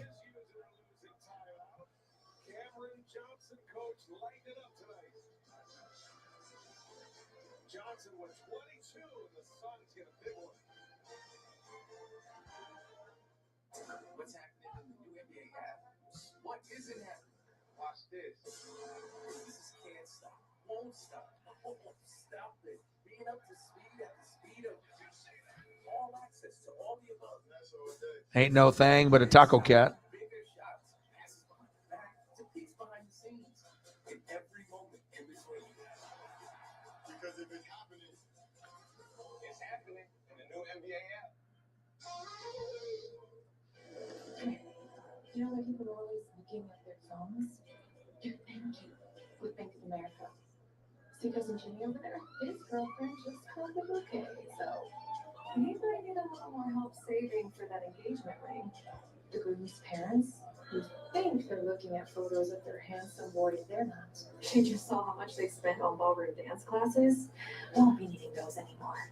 Digital tools so impressive, you just can't stop banking. What would you like the power to do? For the league's leading scorer, Luka Doncic turns his ankle in the first quarter, less than 3.5 minutes in, and has the lead. But Spencer Dinwiddie has put up Doncic-like numbers, a season-high 35 with 9 assists and 6 rebounds. his career best is 41. Dinwiddie with a ball in his hands. Approaching the 3-minute mark. Cameron Johnson just hit a big three for Phoenix. 6-point Dallas lead and a deflection. 11 to shoot. Mavericks with the ball. Bridges an outstanding defender. He is locked up with Dinwiddie. Dinwiddie's been making some crazy shots here in the second half. Looks like it, huh? I saw that and I was like, oh, okay. Dinwiddie goes to work. Dinwiddie on the drive. No. And it's Paul with the rebound. Never know what you're going to find. Suns with a chance here. Bridges little sidestep. Finishes at the rim. Mikel Bridges has really come on in the second half. Didn't even have a basket at halftime, but he's gotten it going when they've needed it most. Just 2 free throws in the first half for him. Now finds Finney Smith. Short. Keeps it alive. Second chance here for Dallas. And Paul is going to be called for the foul.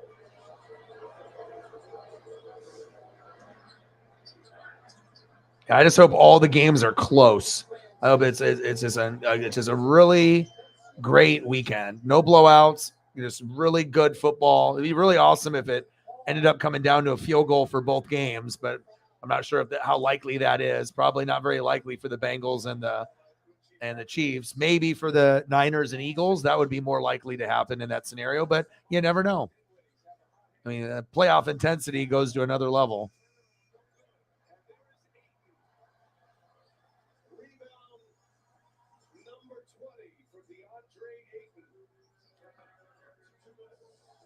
Under 2 to go. Cameron Johnson finds Aiden. Aiden backs down now. Aiden with 2 to shoot. Puts it up, no good. And it's Johnson with the rebound. Here's Bridges for 3. Rebound and covers. Hardaway clears. 95-91 Dallas up by 4 with 1:30. And I wasn't too sure what this is, a Pop-Tart and a cat? what am I looking at here? With a rainbow? What? Both coaches have a challenge as well if they want it. Back to Dinwiddie. Dinwiddie in the paint. Dinwiddie hangs and it's fouled. And Spencer Dinwiddie. Oh, I forgot these guys. He'll go to the line to shoot 2. Torrey Craig picks up We go from Taco Cat to Laser Cats. and Dinwiddie at the line. And he is Cyberpunk in the building. What to do? How are you, bro? Dinwiddie 10 for 12. Just chilling, just grinding, chilling. Just trying to kind of go through some of the animal photos. How are you doing, brother? Hopefully things are good. Went and I saw the Blazers play last night, and me and Preston got to see Dame go for 60, which was very cool. Almost broke his record of 61.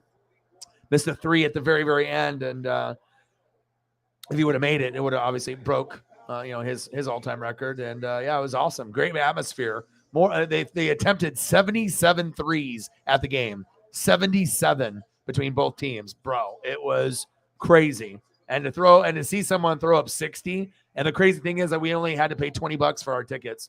And we had dead center on the 300 level because we just wanted to go cheap. We were just going to go hang out and just get food and not even go to the game. But we were like, let's go, and we did the Burgerville thing. It tasted like crap. It was like old burgers. And we tried to do that close to Moda. But I don't know if Burgerville just went downhill, if they're not using their special sauce with their cheeseburger anymore. But then like the sports gods were like, well, these guys wasted money at Burgerville that they haven't ate in 1 year. Let's give them a show. And then, then we got to see Dame go off for 60 points, which was pretty sweet. And now we're here. Great to see you in the room, brother. And then I'm just going through some of these photos for Holly, trying to cheer her up a little bit. Thank you, brother. Appreciate you. Cyberpunk trying to help out with the cause, and I appreciate that. Thank you so much. Cyber at the buzzer. It's always Cyber or Holly at the buzzer, or one of the other goats. You guys are the best. Appreciate you. Just about to give the ball away, and Monty Williams will light the lamp here. And the Suns are going to challenge. Cyberpunk $50 dono. Bang, bang, bang, bang, bang. Boom, boom, boom, boom, boom. Bang, bang, bang, bang, bang. Boom, boom, boom, boom, boom. Bang, bang. $50 horror. Space Kitty for the 50 for the win. Thank you, brother. Appreciate you. Thank you. Yeah, I was going to try to dip out here at the 4-hour mark, but I mean, if you guys got a few minutes, I can hang out for a little bit. I mean, I don't want to just be like, oh, hey, thank you. Bye. So I don't really know how long Holly you have or Cyber you have, but if you guys got a couple minutes past 5, I can go a little bit longer. We can throw up some, maybe Bo Jackson, anything you guys want to discuss over the weekend, please do. I assume you want Bo because that's typically where you go. And let me get you some Bo Jackson photos and we'll go from there. And I just ended up, I didn't even necessarily have to call the game, but it was just on early at 5. And I was going to start at 6:30, but then I was just sitting here bored. I was like, well, I'm kind of antsy just sitting here. I just want to start. So I started a little bit earlier than I normally do, by maybe an hour and a half. But, sometimes when I'm just bored and just to be able to hang out with people, it's fun. So, but I don't know how long you guys want to do, but you guys want to do a little bit more, just if you guys have the time, I'll let you guys decide. So I always like to be able to get a little bit of time, especially if it's one of the goats, sometimes if you got 15 or 30 minutes, sometimes you don't normally. I'll always like to be able to, throw some cool stuff up. So, all right, let's get some Bo. We'll get some Bo, baby. All right, let me make some room here. And I hope you enjoyed some of those space cat and corgi photos, Holly. Anything I can do, penguins, corgis, space cats, whatever I need to do. Life is already too difficult to deal with a bunch of bullshit. Oh, I had a person almost wreck me today. I was coming back from Petco, and there was a person that was in the far right lane that tried to cut over in a residential neighborhood, 3 lanes over to go left, because if you keep going right, you go to a different part of Tualatin, and then that's the far right lane. And they tried to go from the far right lane, and I was in the middle lane going to the left to go home, and they tried to go 3 lanes over and cut in front of me, and I had to swerve over. I was like, I had my finger out the window. It wasn't the middle, but I could tell the person knew they fucked up, because once I started turning, they hella slowed down because they thought that I was probably going to get out and yell at them or whatever and whatnot. But I turned, and then, they definitely weren't going normal speed behind me. They actually, I don't know what happened, but they knew they fucked up, and they were going 10. They're like, oh, please turn. It's like when you knew you do something wrong, you're like, oh, fuck, dude. Just I hope that guy just turns and goes so I can drive. And it's not like an altercation or whatever. But I was like, good thing I had the good awareness, and I saw in the mirror. I was like, oh my God, what are you doing? but it got close. It was like a few inches away. And if I wouldn't have turned like, left more, and I was like, what are you doing? I was like, this is like residential, like after coming off the main road, and there's like, 3 or 4 lanes, 2 go up to another city, and then 2 go into like, the neighborhood. And they're just trying to cut all the way over because they're stupid and they don't want to go straight and have to turn around. So they rather just try to cut across. Silly people. And there's only 1 lane that goes left. So you have to cross all the way over. Yeah. I almost had to RKO someone. I was like, holy shit. Like, I don't want to get sideswiped like that. Yeah, but if it was younger me, maybe something would have happened. What that would have been, I don't know.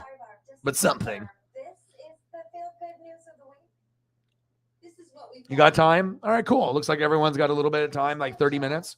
Let's do it. Let's go 30 minutes, and I'll just try to cram in as many cool photos for you guys, and anything else besides that, let me know. I can always just sprinkle in a little Chief love for you guys. Lots of a couple Chief people in here in the room at the moment anyways. So just as I have them here, and then I'll do some bows for you, and we'll go that route. Excited for this weekend. What's the status on Pat's ankle from Cyber and Holly? Anything that you guys have read? I mean, they're probably not going to tell you exactly what percentage it is. But from what I've seen and read and video, looks a little bit better than anticipated for someone having a high ankle sprain. But we'll see. Hopefully everything ends up being a healthy and competitive matchup.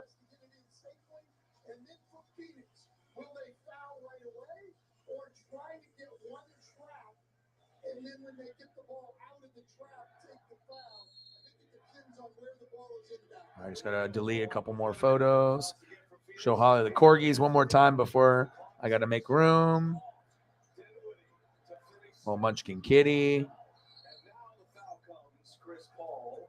then we had some Jamal Charles for Chief Will Chief earlier. A little Tommy action. Got to get rid of some of these Dwayne Wades. We did that for Chief Will Chief.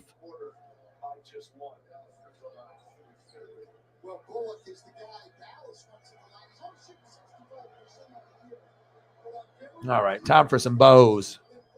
Bow nose.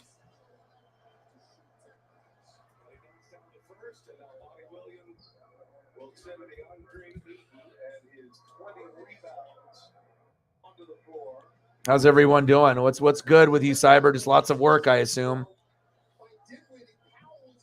And thank you for your support. Appreciate you. Yeah. So what do we think about mobility? Is he actually going to be able to get out of the pocket or no? What's your prediction with that? Is the injury worse than they're leading on? Is he actually going to get out of the pocket and be able to run away? Or is he going to look like Bo Nix after he got hurt and he's going to be very limited in the pocket and barely can take more than a step or 2 or 3 in each direction? I hope it's not that. I hope he's a semi-mobile. I mean, I don't expect him to be 100% after a high ankle sprain, but I hope that there's some mobility for him to be able to escape, I hope. Just want to make sure that, you have the best chance to be able to be competitive. But, I mean, a lot of times you can't predict injuries.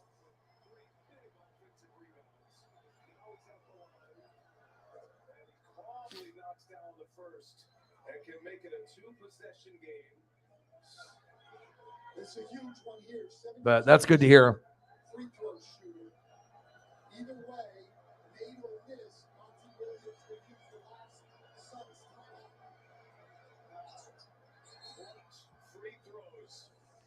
Yeah, but seeing Dame was cool. Nice, like, one day off. But it's crazy, too, because even though I was enjoying myself, I was like, I like to be in a rhythm. So I did definitely wanted to stream. But then by the time I got home, it was too late. It was like, 10 o'clock or something. So I was just like snugging with Paisley. So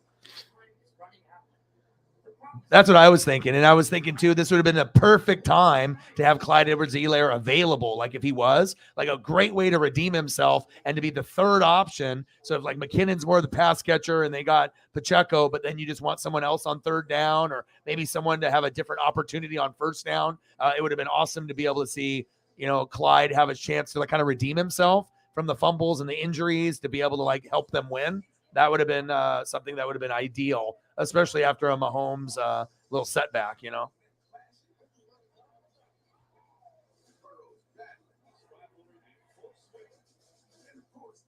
but number 18 is on. This is fun. Three rivalries. These two are going at it right now. One night. Yeah, but I hope the games are just really competitive. And hopefully after, the season, the Chiefs can kind of evaluate the defense and realize, a lot of extra pieces, maybe spent on the offense are unnecessary. You got to get the defense, especially when you're dealing with the AFC people and the NFC teams. If you keep getting to the Super Bowl or AFC championship game, the defense needs to be improved. AFC lacks defense. And if you really want to be able to, impose your will and go all the way, I mean, I'm not saying you got to fire Spags, but at some point you got to get someone better. And at some point you're going to have to try to get more quality pieces on that side of the ball. I'm not really sure what that means with restructuring contracts and seeing what's available, but I mean, lots of improvement on defense is needed for a lot of AFC teams, especially when you look at the defense and what Dallas has on D and the Niners and the Eagles. It's, the defenses are on a whole nother level. Mavericks win 99-95 over the Suns, even with no Luka, and Dinwiddie went off 36.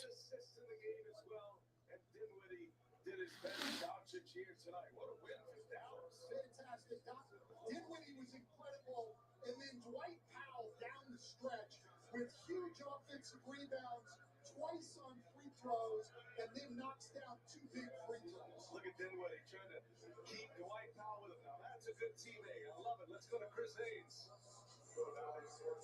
Oh, sorry. I got Spencer asked for Dwight to be here, and I guess it's for that offensive rebound, free throw, and hit those 2 free throws. Oh, baby.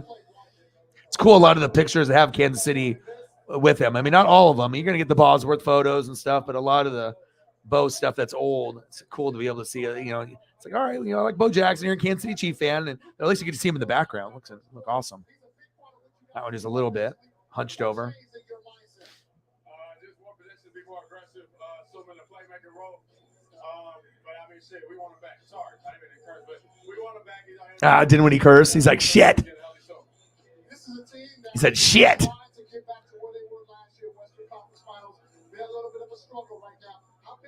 Ooh, I got another one.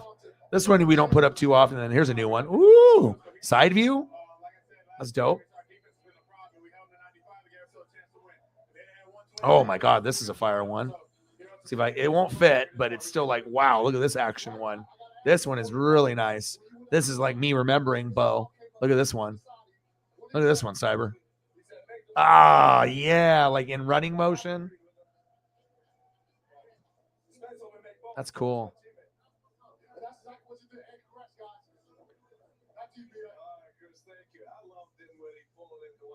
He deserves a lot of credit. That's good stuff right there. Dinwiddie goes for 36. And the Mavericks, they gave up 127 to the Wizards on Tuesday. That was Dinwiddie's reference. They locked down the Suns defensively. Bad loss for Phoenix. Good win for the Dallas Mavericks tonight. Our producer, Tom Heights, director Andrew Greathouse, our stats man, Paul Evans, our terrific crew in the truck. For Stan Van Gundy, Chris Haynes, and the rest of our crew. Yeah, sometimes the best photos aren't going to be the ones that fit the screen. But, I mean, it's all about the action shot. Here's another one. Woo, I like that. That was the longest winning streak in the Western Conference comes to a close. We'll look into the future of the Mavericks with possibly Luka Doncic on the men. We recap the OT thriller in Boston, and we will take you around the other 4 games in the association. Randolph revenge, Shaq. We get into it next. All right, we got about 23 minutes in. We'll take care of some bows, and then once we go over that route, if there's anything else that you want to see, just holler, and I got you.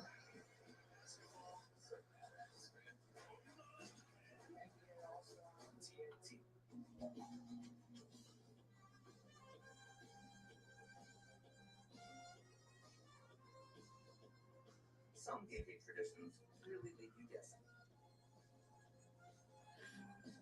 MailChimp takes the guesswork out of email marketing by predicting which of your customers are more likely to purchase again, so you can celebrate your sales all season long.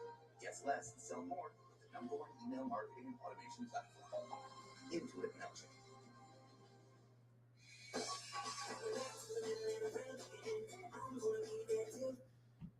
All right, let's see here.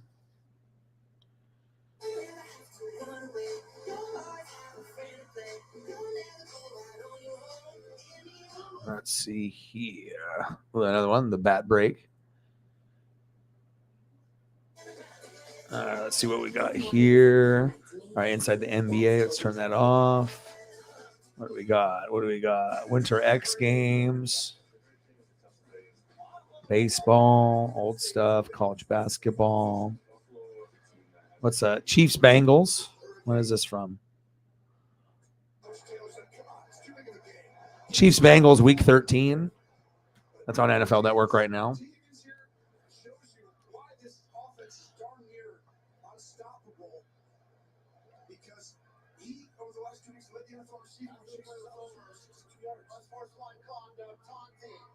Cincinnati number 1.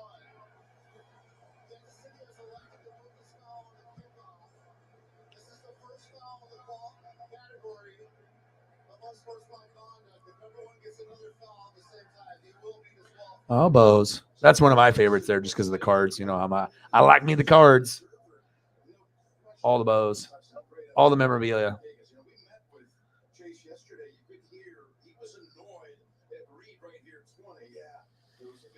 That we alluded to earlier, not really knowing the names of the receiving corps. That's why he did that. I guess they're dropping up pretty a little bit. The sits in the video that Chase. It was. All right, sounds good.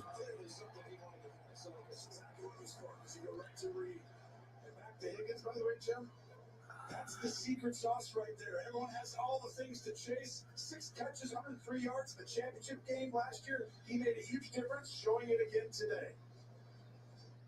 NFL Game Day morning is your pregame home for Championship Sunday. One shot, he'll give you better. Debo Samuel reveals how the Niners have rallied around. Yeah, but that would have really sucked if I would have got sideswiped.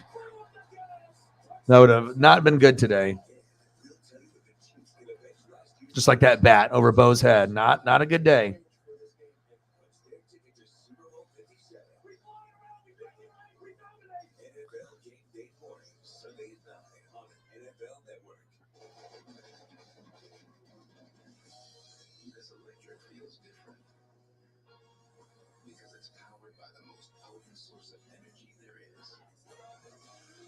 Oh, Mr. Perfect. All right, let's do that too.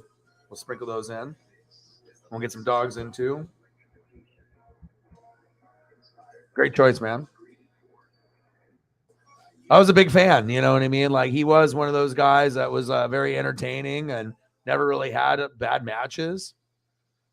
Yeah, I was going to end, but then Cyber and Holly, you know, obviously came through. You were in here, and I was going to end it off, but yeah, sometimes you got to keep grinding it out, and you never know who might show up, and we can just kind of hang out for a little bit. And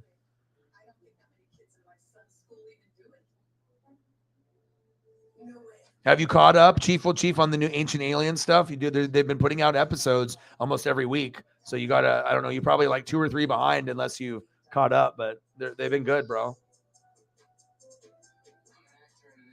was given 12 seconds to remind you that if you're high, just don't drive.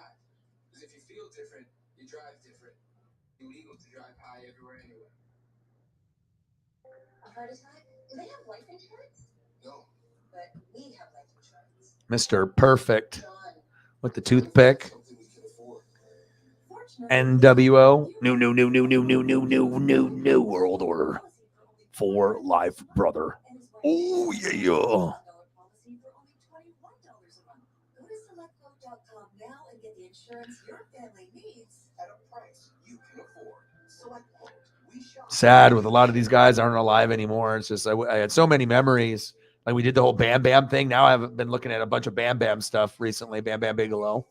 It's cool, you know, just to be able to pass on some certain things to like my buddy Justin, and then we'll just start browsing for like old matches and stuff.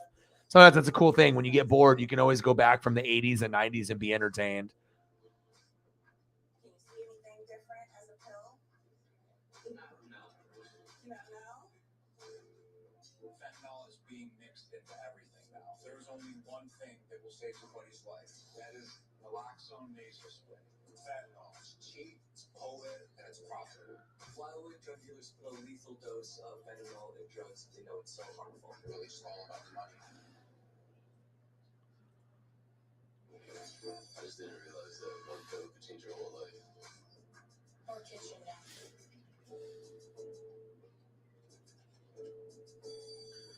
I gotta take off the banner. I can't cover up one of his faces. That Kurt Hennig face that's much better than look at than the logo right there. There we go. New world order. Yeah. Got to, man. Like I said, especially if we haven't, gotten closer, to the goal. Anything you can do to keep kind of grinding it out, and it's always good to be able to have good stories and hang out. And yeah, there's a couple that you're 2 or 3 behind, Chief, but trust me, you'll enjoy them. You'll enjoy them, dude. They did like a crop circle one. They did like location one, hotspot one, and then and then another one. So I think you're like 3, but all of them have been entertaining for me. It's good stuff, man. Like I said, especially when they have the newer episodes. I mean, it doesn't really matter. I can watch old or new, but.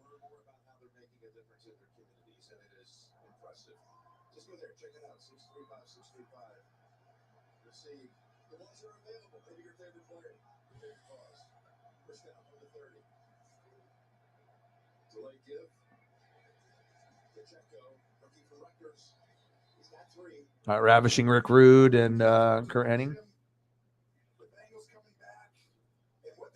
Rick Rude. But I gotta give Mr. Perfect like the iconic photo, the good one. Gotta find one that like this one, that one. That's like I'm very Kurt Hennig in my childhood. The different colors of what he would wear, but the orange I really meant, and then this right here. Let's go.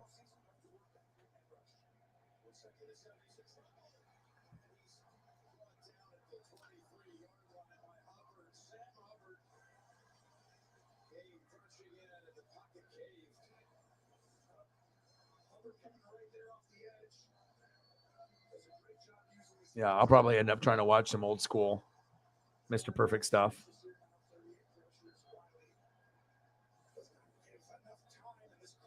Here's a collage one that's kind of cool.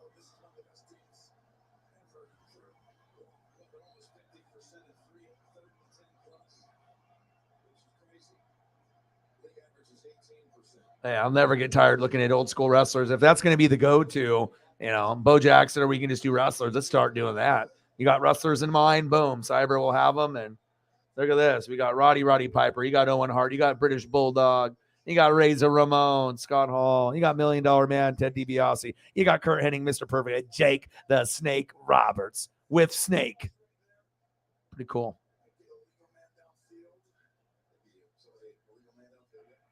Yeah, Wirfs is the main. At one point, I might get a Wirfs jersey. Wouldn't surprise me. That would be one I would consider. I'd have to try to find a sewn one through the team shop, though. I don't know if I really would want to get a screen print offensive lineman jersey if I could.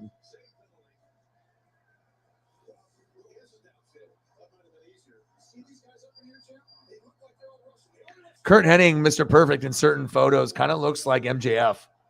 Like he's got like a little MJF like look to like with the darker hair, like this one. That kind of has like an MJF vibe to me. Doesn't look exactly like MJF, but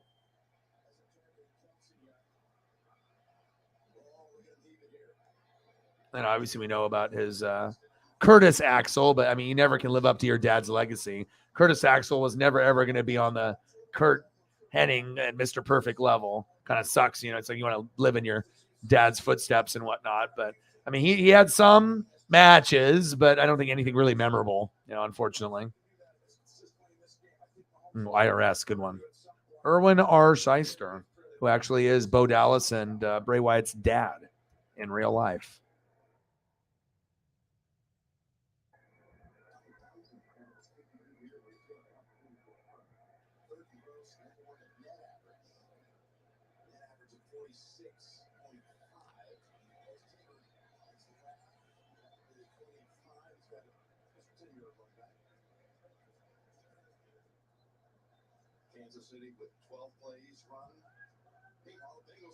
Yeah, we got quite a few people, I think, that are part of the channel that are pretty good wrestling fans and experts. I mean, I feel just as confident talking about wrestling than I do football or anything else, just It's been a big part of my life for such a long time. I never quit on it. You know, I kept going with it.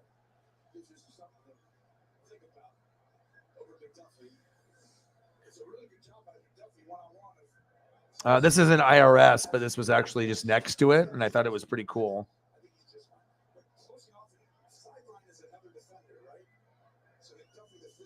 Goes from IRS to Bret Hart, Jim the Animal Neidhart, and Jimmy Hart, the mouth of the South.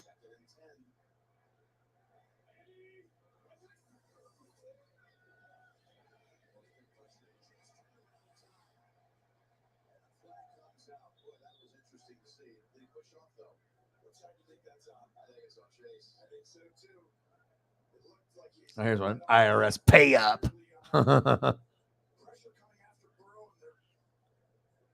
It's okay, Paisley. Daddy's almost done. IRS pay up. I know, honey. I know.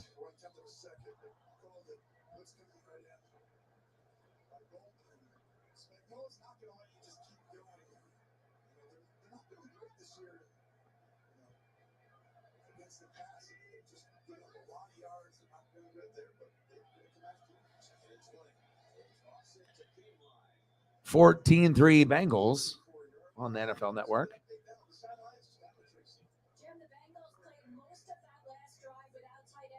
Yeah, everyone's going to have to play better on defense. Like if the defense doesn't play well, there's no chance. Like you have to be able to have the defenses because you know the Bengals defense is better, and then the offense is rolling. You know they're the hottest team in the NFL besides the Niners. So and they won the last three. So for you to be able to, I mean, Mahomes has got to be excellent, and then you're going to need a little bit of luck with special teams in the running game, and the defense has got to play the best defensive game of the year. And if you guys do that and force a couple fumbles or a couple picks on Burrow, you'll have a shot. But if he's clean in the pocket, it's over. You know, if you don't get to Burrow, he will eat you alive, just like Mahomes. If you don't get to Mahomes with pressure, he will eat you alive a lot of times. So I think both teams and fan bases, I think they know that. So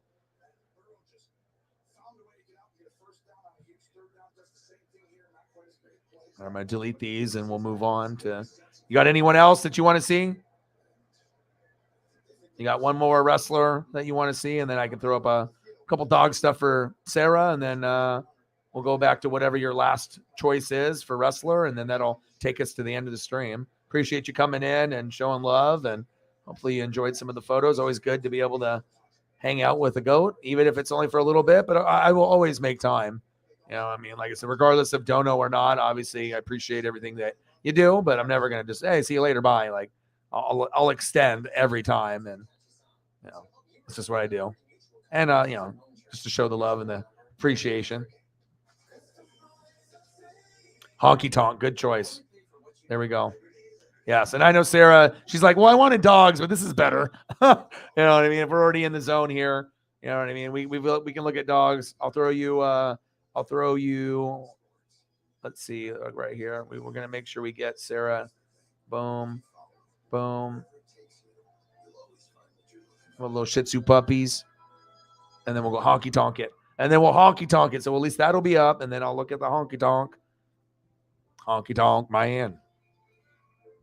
I used to play with Honky Tonk Man in the Nintendo game.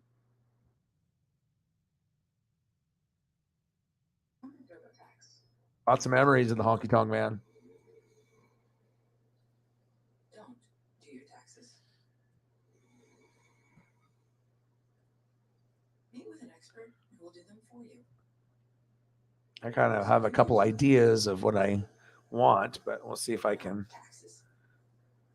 Oh, here we go. 100% expert guaranteed. Honky Tonk Man.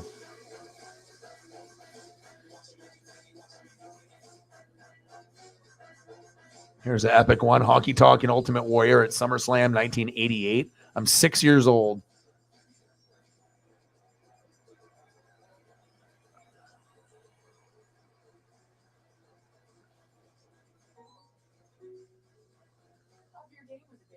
Oh, let's go. Look at the crowd. Look at the clothes. What the fuck? When every buck matters, it matters who does your taxes. Trust the experts at Jackson Hewitt. You'll get your biggest refund. The beef. Yeah, he'll show up at some point. Yeah, file your taxes today at Jackson Hewitt.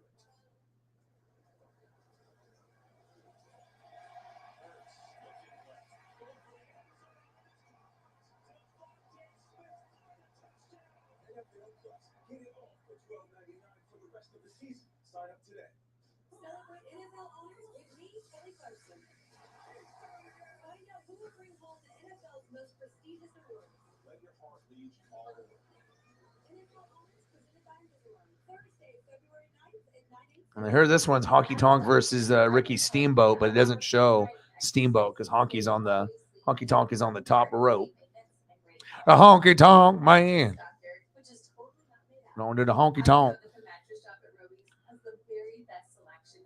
No problem, man. No problem. Appreciate you coming back, and at least you were able to.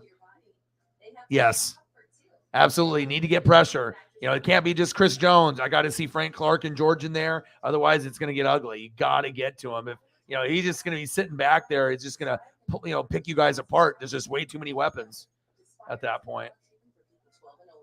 It is not a rescue medication. Don't take Tespire if you're allergic to it. Allergic reactions like rash or an eye allergy can happen. Don't stop your asthma treatments unless your doctor tells you to. Tell your doctor if you have a parasite. Good choices, bro. Like I said, you can already tell what people are in the same age group roughly, or, anytime someone's going to be close to me, 35 to 40. Like if you're 35 to 45, you're probably going to relate to me on a very high level. Now, if you're around 38 to 42, then we're really going to be connected because we're pretty much going through exactly the same thing that you went through growing up, based off that window.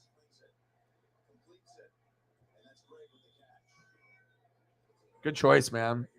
Not the most popular, but, just something unique and different, memorable person, but not everyone's going to remember unless you grew up at that window. If you're not in that window, it's probably not going to be as relevant.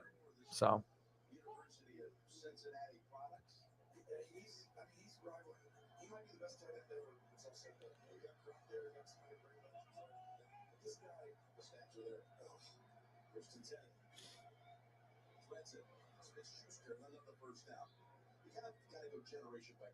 That's a cool one. Tried to find one with the guitar, and then he's got the belt. That one's perfect.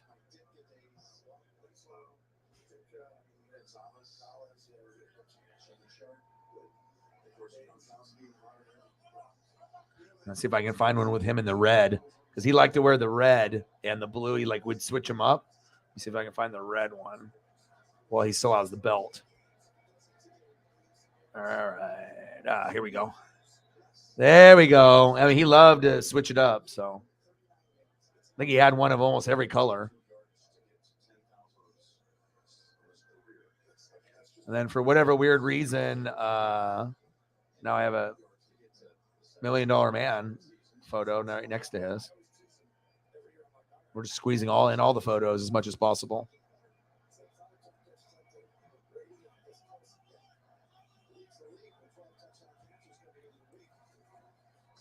This is Ultimate Warrior after just backhanding the shit out of Honky Tonk Man. Let's look here.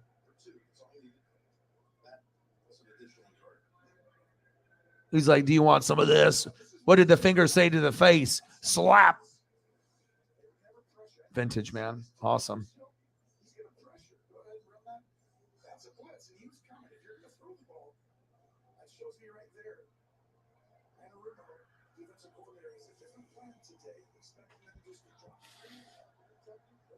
All right, let's go through, just kind of review some of the photos, and then we'll call it a day. So obviously I got to see Dame last night hit 60 live with Preston, which was dope.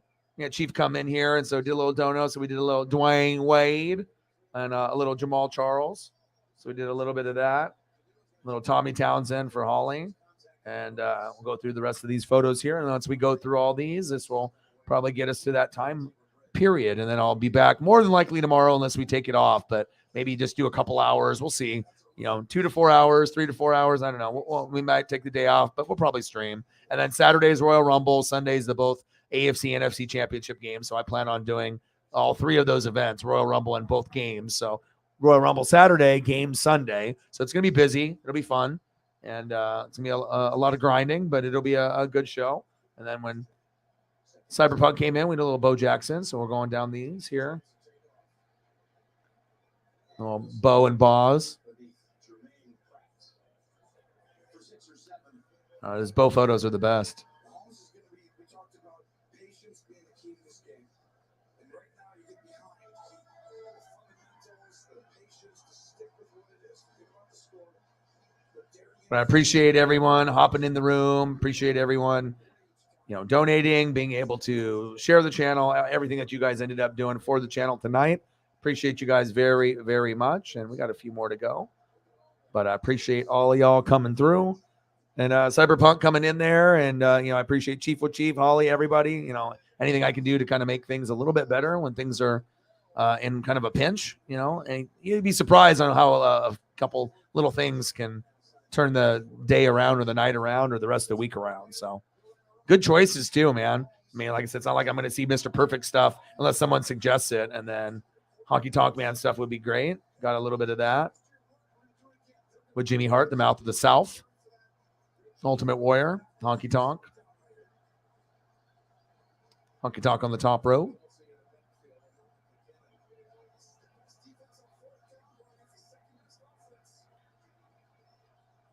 Good stuff, man.